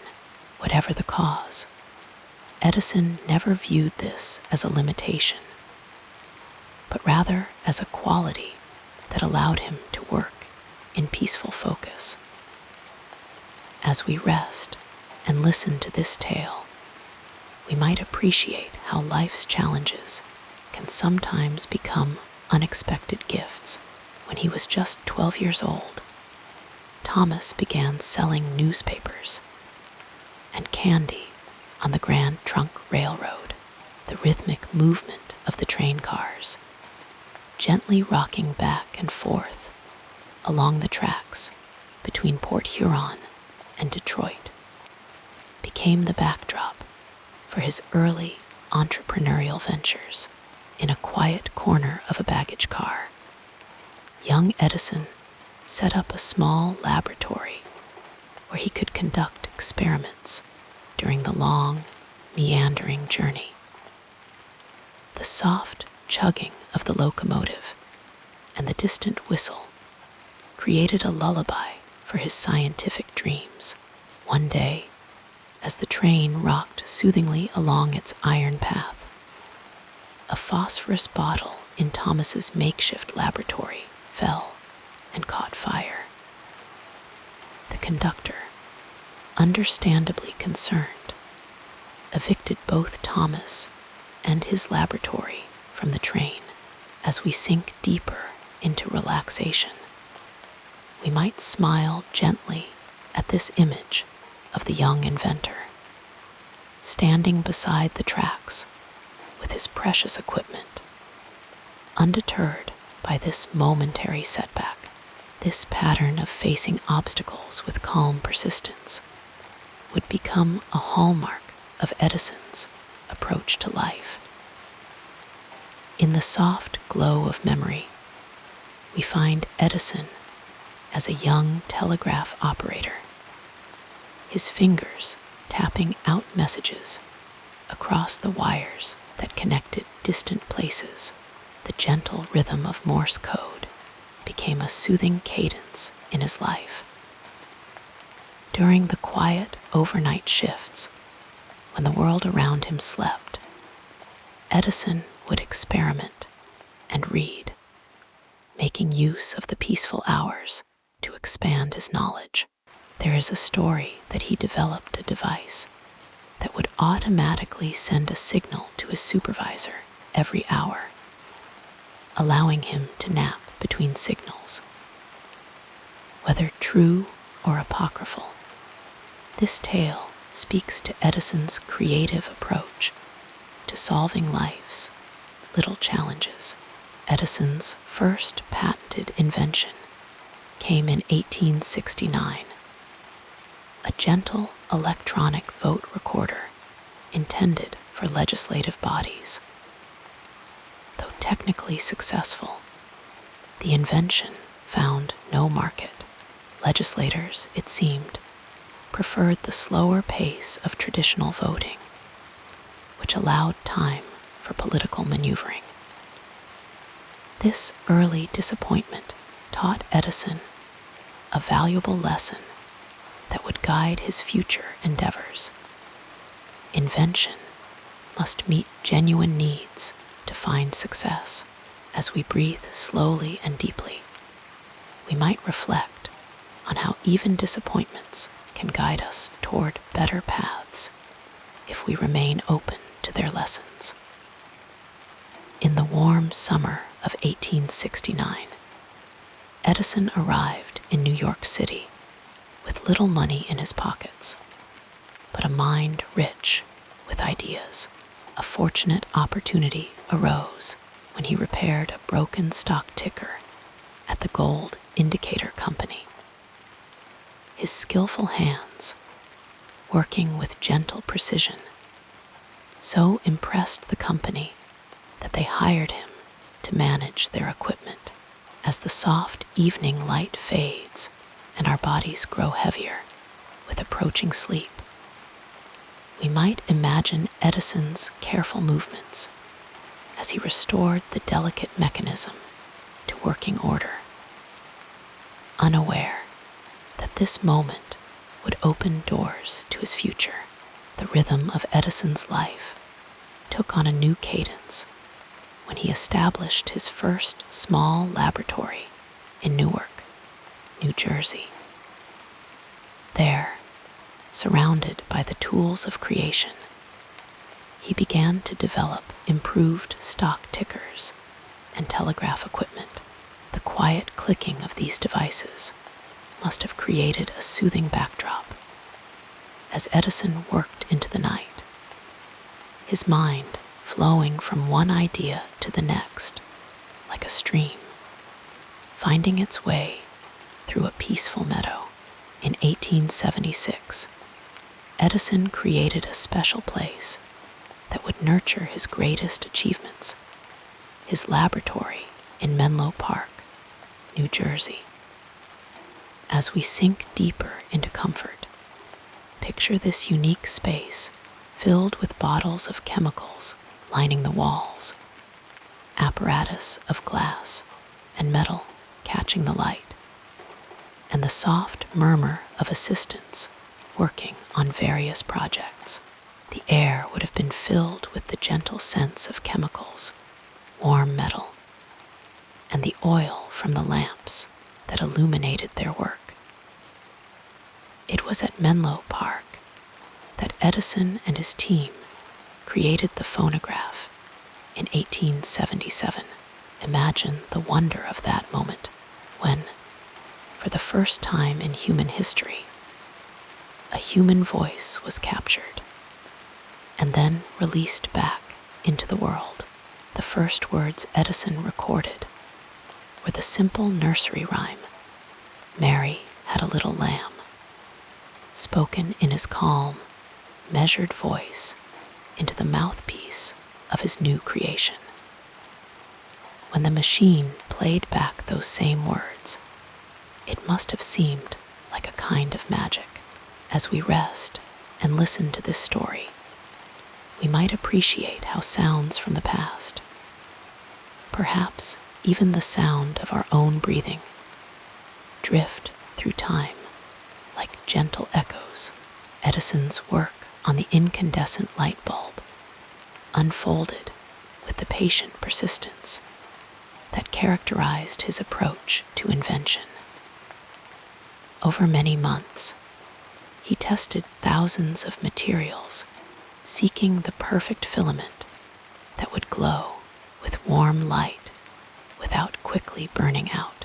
There is something deeply soothing in imagining Edison and his team working through the night. The laboratory illuminated by gas lamps as they sought to create a new kind of light. After more than 6,000 experiments with different materials, they found success with a carbonized bamboo filament that could burn for over 1,200 hours. As we breathe slowly and evenly, we might visualize the soft, warm glow of that first successful bulb, illuminating the tired but satisfied faces of Edison and his team. Lesser known is Edison's work on the electric pen, a precursor to modern tattoo needles and copy machines. This device used a small motor to move a needle up and down, punching tiny holes in paper to create a stencil. When ink was rolled over the stencil, it would pass through the holes to create copies on papers placed beneath. The gentle buzzing sound of this pen must have been a constant companion during its development. Like the soft hum of a bumblebee on a lazy summer afternoon, Edison's life was not only filled with invention, but also with family and quiet moments of joy. In 1871, he married Mary Stilwell, who had worked at one of his shops. Their home life brought a different kind of warmth to Edison's world. And William. Edison, though often absorbed in his work, found time to share tender moments with his family. There is a touching story of how he created a special telegraph line between his home and laboratory so he could tap out messages of love to his wife throughout the day. As we drift toward sleep, we might imagine these gentle expressions of affection traveling along the wires, connecting two hearts despite physical distance. After Mary's passing in 1884, Edison found love again with Mina Miller, whom he married in 1886. Their courtship has a particularly charming quality. Edison taught Mina Morse code so they could tap messages to each other on their hands when in company, sharing private conversations through gentle touch without speaking aloud. This quiet, intimate form of communication seems perfectly suited to our current state of peaceful reflection. Edison's relationship with his children revealed a playful side to his nature. He would create special puzzles and toys for them, bringing his inventive mind to the art of parenting. His daughter Marion recalled how her father would sometimes take breaks from his work to lie on the grass with his children, watching clouds drift across the sky and describing the shapes he saw. These moments of quiet wonder remind us that even the most brilliant minds need time for simple pleasures and rest. The peaceful grounds of Edison's estate in West Orange, New Jersey, provided a sanctuary where he could stroll among the trees and flowers, allowing his thoughts to wander freely. He believed that some of his best ideas came during these unhurried walks, when his mind was relaxed and open. The gentle rustling of leaves and the soft songs of birds created a natural symphony that refreshed his spirit after long hours in the laboratory. As our bodies grow heavier with approaching sleep, we might imagine joining Edison on one of these tranquil walks, our footsteps falling softly on the garden paths. Edison had a special fondness for camping trips with his friends Henry Ford and Harvey Firestone. These industrial visionaries called themselves the vagabonds and would travel to quiet places in the countryside, setting up tents and cooking over open fires. Away from the demands of their busy lives, they would share stories and ideas under star-filled skies. Edison particularly enjoyed these opportunities to connect with nature and simple living. The crackling of the campfire and the chorus of night insects would have created a soothing backdrop for their conversations, much like the gentle sounds that might be accompanying us now as we rest. In his later years, Edison continued to work with the same patient dedication that had characterized his earlier life. Even as his hair turned white and his steps slowed, his mind remained curious and active. He turned his attention to finding a domestic source of rubber, testing thousands of plants for their potential. This project, like so many others, demonstrated his belief in the value of persistent effort as we breathe deeply and allow ourselves to sink further into relaxation.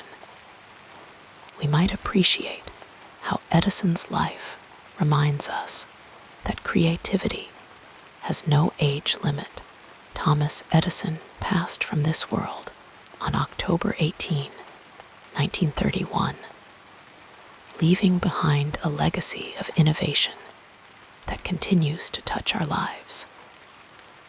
In a beautiful tribute, people around the nation dimmed their lights at the moment of his funeral, a gesture of gratitude for the man who had helped illuminate their homes and lives.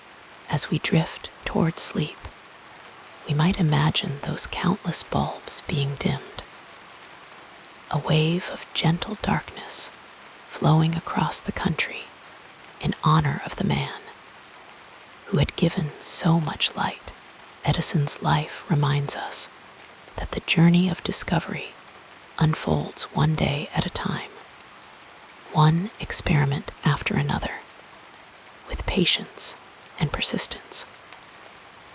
Like the slow process of falling asleep, where we gradually release the thoughts and tensions of the day, Edison's work shows us that meaningful progress often comes not in sudden leaps, but in gentle, consistent effort as our breathing becomes deeper and our thoughts grow quieter. We carry with us the soft glow of Edison's legacy, illuminating our dreams with the warm light of human ingenuity and perseverance. The calming story continues as we gently examine what happened next in this remarkable journey. In his later years, Edison continued to work with the same patient dedication that had characterized his earlier life. Even as his hair turned white and his steps slowed, his mind remained curious and active. He turned his attention to finding a domestic source of rubber, testing thousands of plants for their potential. This project, like so many others, demonstrated his belief in the value of persistent effort. As we breathe deeply and allow ourselves to sink further into relaxation, we might appreciate how Edison's life reminds us that creativity has no age limit. The gentle passing of time brought Thomas Edison into his 70s with a softened but undiminished enthusiasm for discovery. His laboratories in West Orange, New Jersey, became a place of unhurried contemplation and steady experimentation. The rubber project occupied much of his attention during these twilight years, as he sought to free America from dependence on foreign rubber supplies. With methodical care, Edison and his team examined over 17,000 plant species, eventually identifying goldenrod as a promising source. Picture the aging inventor moving slowly among rows of plants, his weathered hands carefully examining leaves and stems, his eyes still bright with curiosity beneath his bushy white eyebrows. The rhythm of Edison's later work had a soothing quality to it.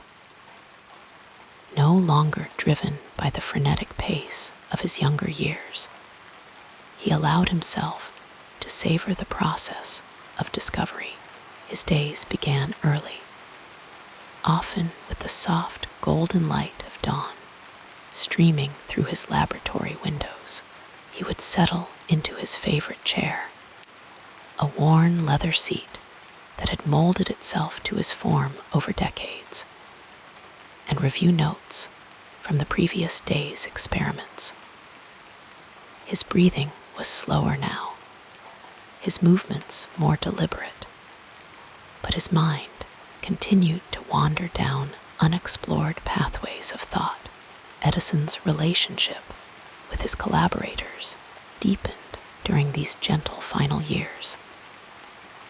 Young scientists and engineers would gather around him, their voices hushed in respect, as he shared stories from his long career. His laughter, when it came, was warm and genuine, rippling through the laboratory like a comfortable wave. He became not just an inventor, but a mentor, passing along not only technical knowledge, but also his philosophy of patient persistence. These words would hang in the air, settling slowly into the minds of his listeners like seeds finding fertile soil. As the seasons turned and the calendar pages flipped unhurriedly toward the late 1920s, Edison's health began to gradually decline. Yet even as his body weakened, his creative spirit remained resilient.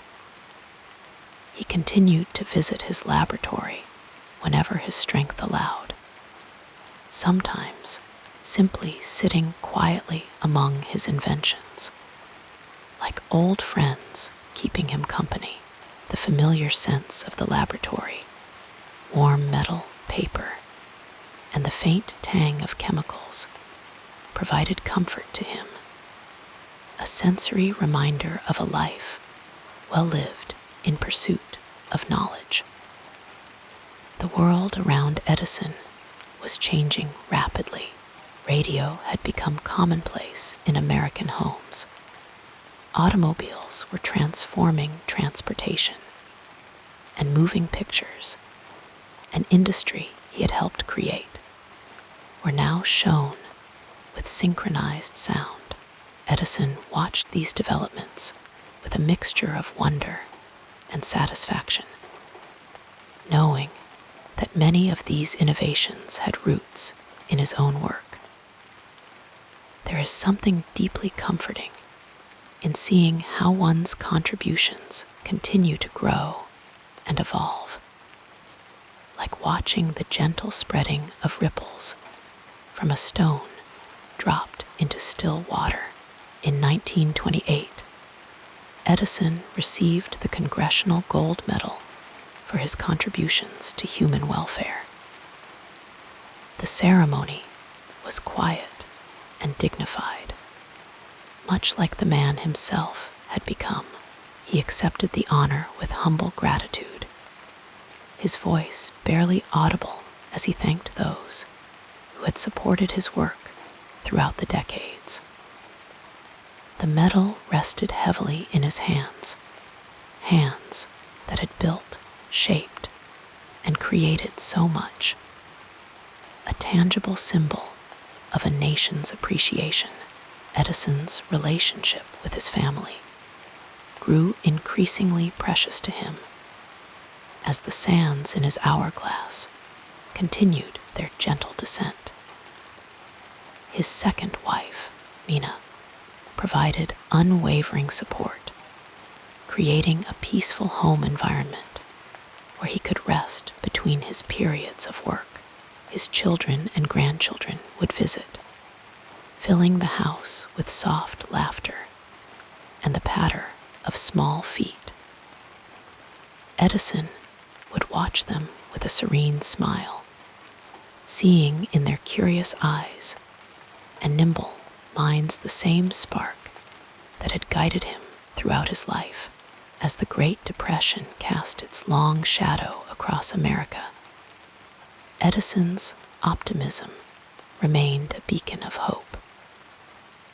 He believed firmly that innovation and hard work would eventually lift the nation from its economic troubles.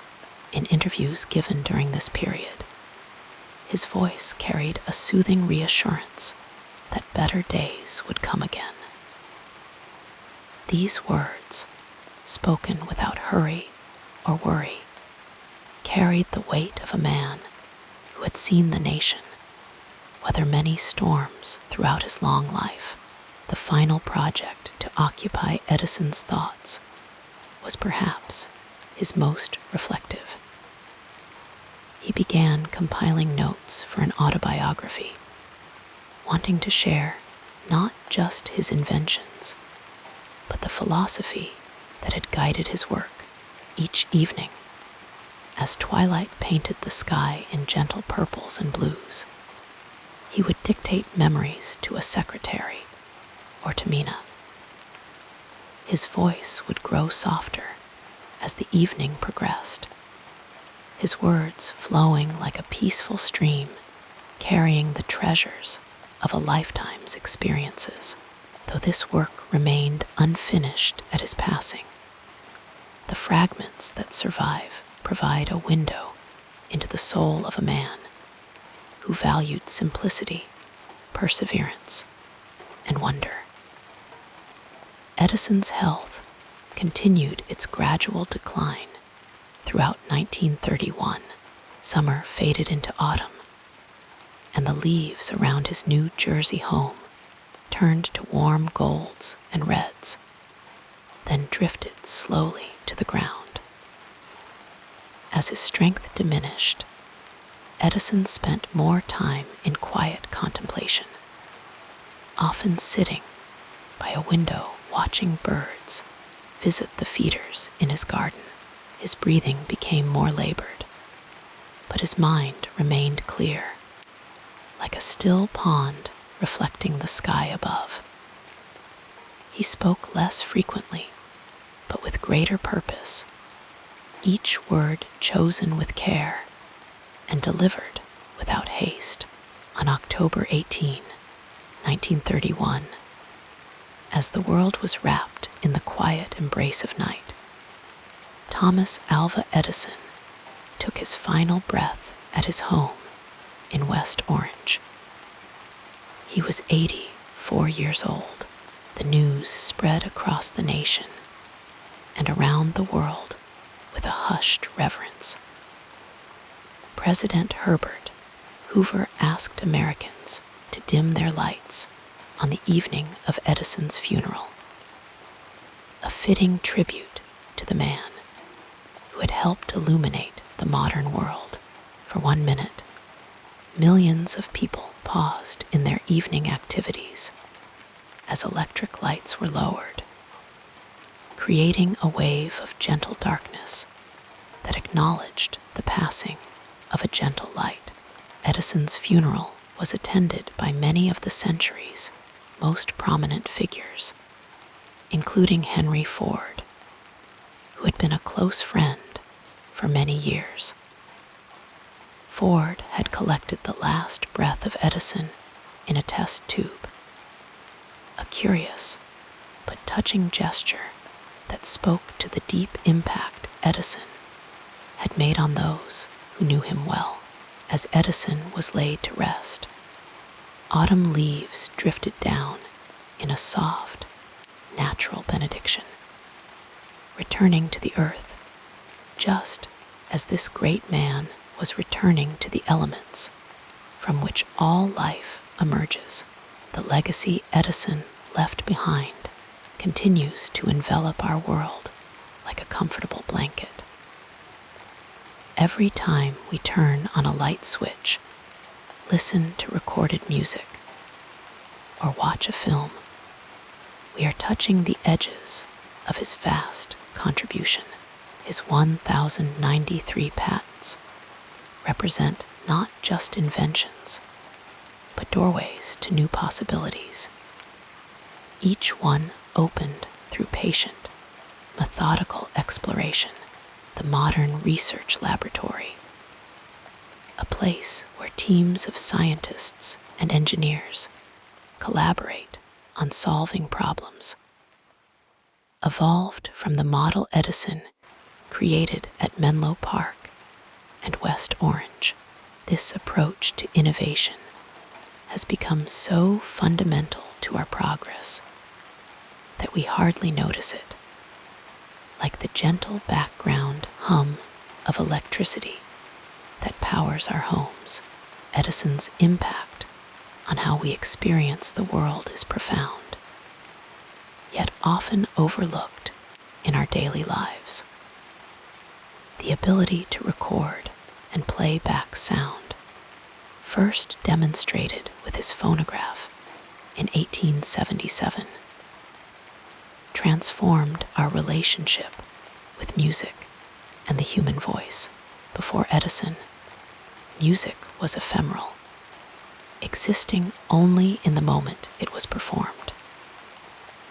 After Edison, melodies and voices could be captured and preserved, allowing us to experience them again and again, like returning to a favorite dream. This gift of permanence to something as fleeting as sound was perhaps one of his most poetic contributions. The motion picture industry, which now soothes and stimulates millions of minds each day, owes its existence to Edison's early experiments with his kinetoscope. Though he did not envision the full potential of cinema as an art form, he created the technological foundation upon which others would build. From those first flickering images of simple movements has grown an entire world of visual storytelling that helps us process our emotions, understand different perspectives, and sometimes simply escape into restful fantasy. Edison's approach to innovation continues to influence how we think about creativity and problem solving. His emphasis on trial and error, the willingness to try thousands of materials before finding the right one for a light bulb filament, reminds us that failure is not an endpoint, but simply a step in the journey toward success. This perspective offers comfort in our own moments of doubt or disappointment, encouraging us to continue with gentle persistence rather than giving up when our first attempts don't succeed. The research laboratory at Menlo Park, often called the Invention Factory, established a model for collaborative creativity that continues to shape our approach to innovation. Edison understood that bringing together minds with different types of expertise could create a fertile environment for new ideas to emerge and grow. This insight has blossomed into the research and development departments that exist in companies and universities around the world, places where knowledge can flow freely between individuals like a gentle current carrying nutrients through a healthy ecosystem. Edison's relationship with electricity fundamentally altered human experience of day and night. Before the widespread adoption of electric lighting, our activities were largely governed by the natural rhythms of sunlight. Edison's practical electric light system gradually released us from these constraints, allowing us to choose when to be active and when to rest.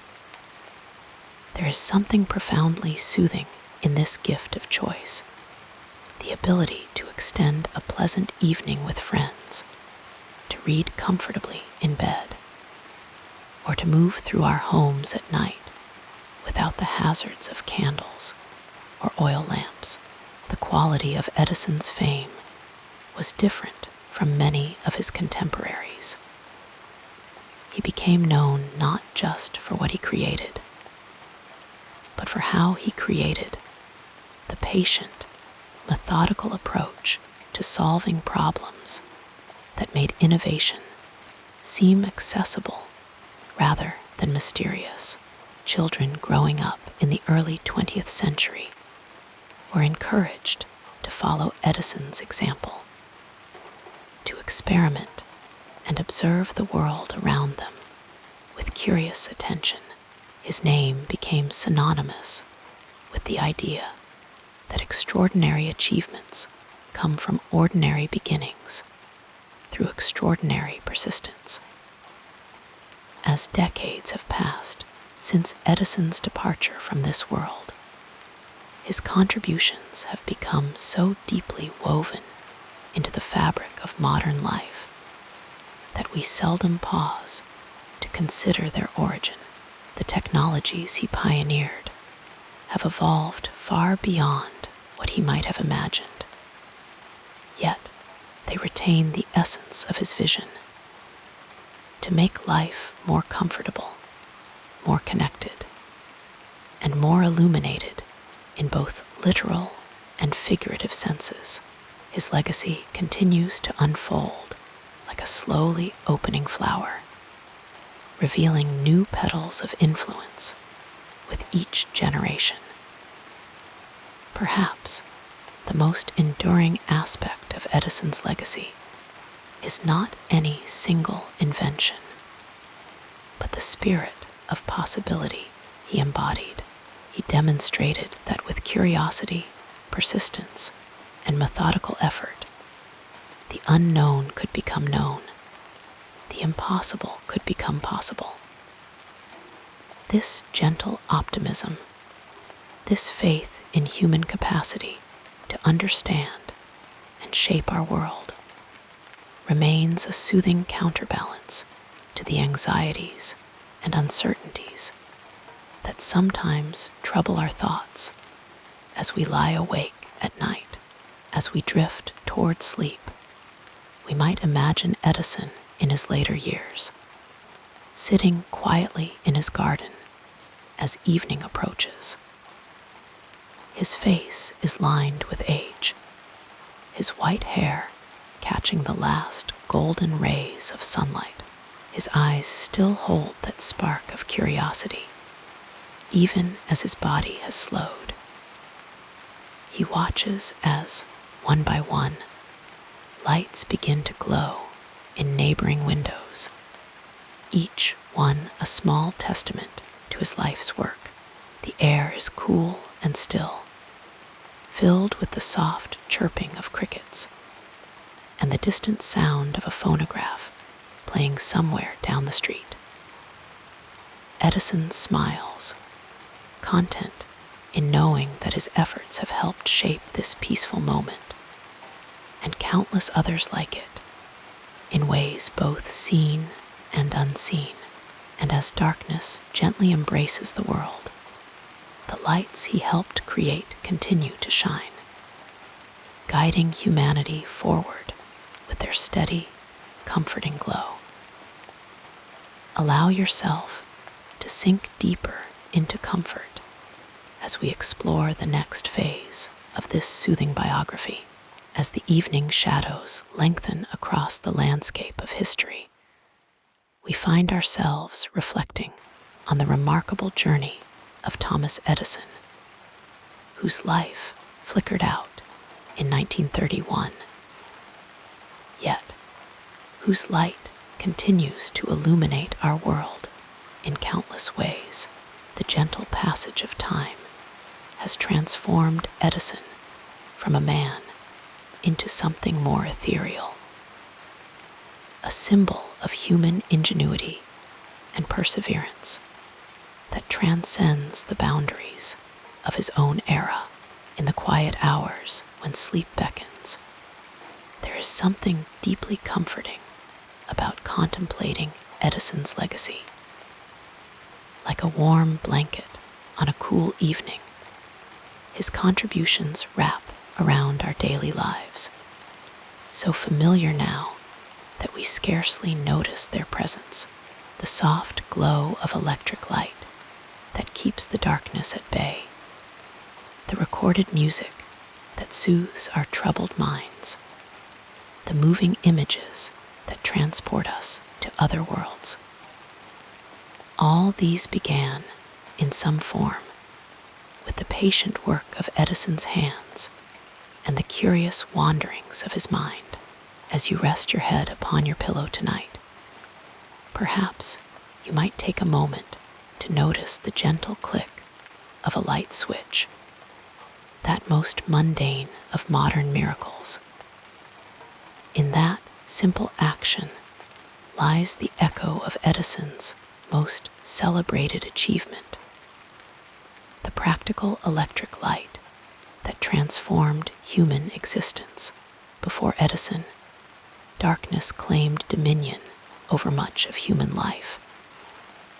After him, night became an option rather than an imperative, a choice rather than a constraint. Edison's path was never illuminated by sudden flashes of brilliance alone. Rather, it was lit by the steady, unwavering flame of persistence. There is a lullaby of reassurance in these words, a gentle reminder that our own setbacks are not endpoints, but merely waypoints on longer journeys. In the soft hours before sleep claims us, we might find comfort in Edison's approach to creativity. His famous invention factory at Menlo Park, New Jersey, was not a place of frantic energy, but of methodical exploration. Edison understood that innovation requires both inspiration and perspiration, both dreaming and doing. His laboratories were places where ideas could breathe and grow, where failure was not feared, but embraced as a necessary step toward success. As your breathing slows and your thoughts begin to drift, consider how Edison's influence flows like a gentle stream through the landscape of modern life. The films that tell our stories, the recorded music that expresses our emotions, the batteries that power power our portable devices. All these trace their lineage back to Edison's workshops. Even the very process of organized research and development that drives technological progress today bears the imprint of his methodical approach to innovation. Edison's relationship with sleep itself was complex and fascinating. He was known to require very little sleep, often working through the night when an idea captured his imagination. Yet, he also mastered the art of the brief restorative nap, sometimes dozing in a chair with a metal ball in his hand. As sleep approached, his fingers would relax, dropping the ball to the floor with a clatter that would awaken him, his mind refreshed and ready to continue its explorations. Perhaps there is wisdom in this balance, the recognition that rest is not the enemy of productivity, but its essential partner. The passage of decades has softened some of the sharper edges of Edison's legacy. History now acknowledges the contributions of those who worked alongside him. The countless minds that contributed to what were often presented as solitary achievements. This more nuanced understanding does not diminish Edison, but humanizes him, transforming him from an unreachable icon into a more relatable figure. A man of extraordinary gifts who nonetheless relied on collaboration and community. In our drowsy contemplation, we might also find meaning in Edison's relationship with nature. Despite his focus on technological innovation, he maintained a deep appreciation for the natural world. In his later years, he worked to develop a domestic source of rubber, experimenting with thousands of plants in search of a viable alternative to imported materials. This blend of technological vision and environmental awareness feels particularly relevant in our own time.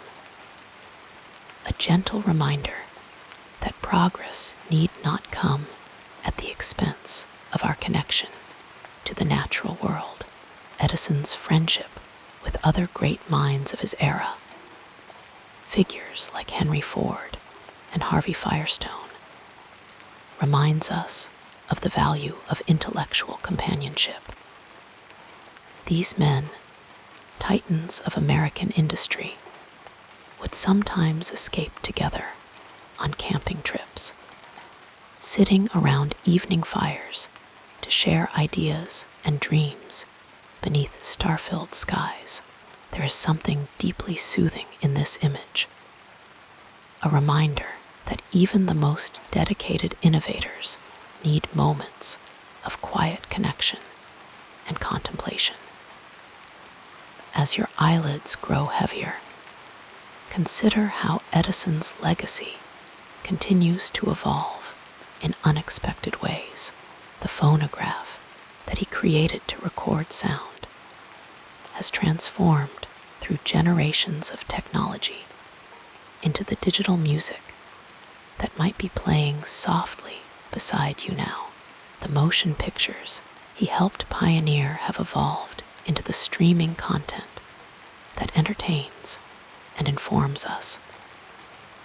His work on batteries continues in the research that powers electric vehicles and renewable energy storage, like ripples spreading outward from a stone dropped in still water.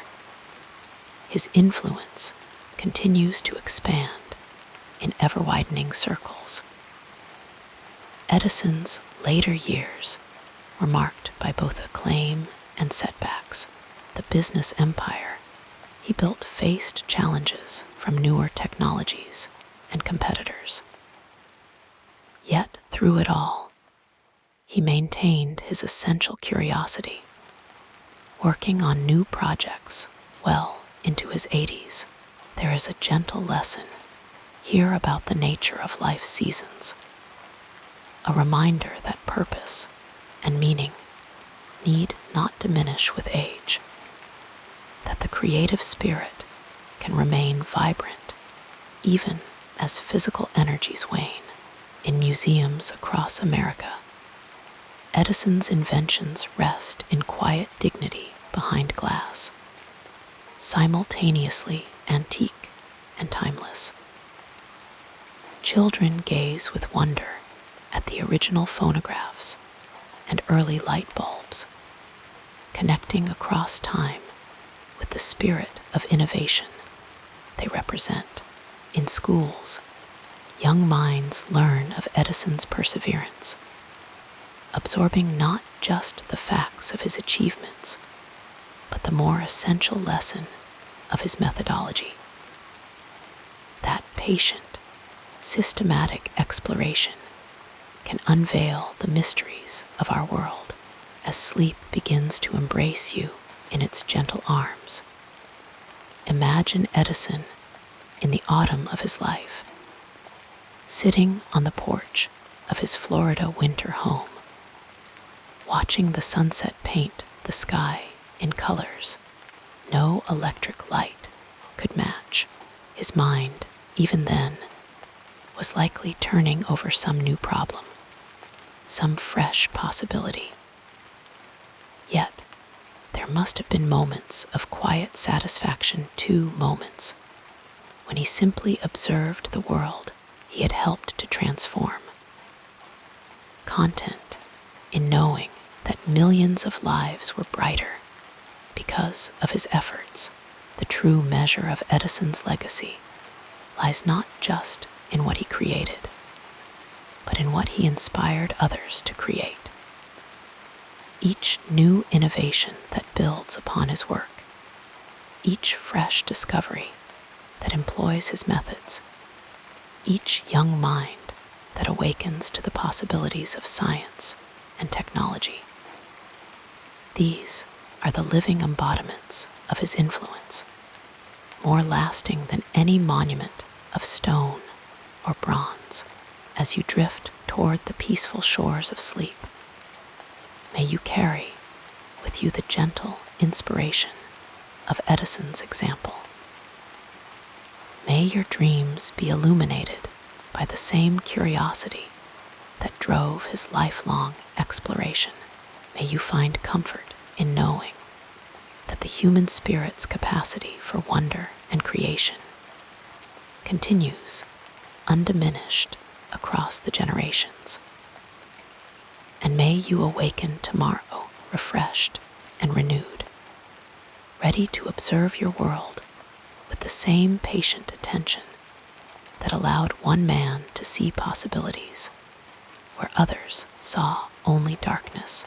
Sleep well, dream deeply, and rest in the soft glow of a legacy that continues to light our way forward.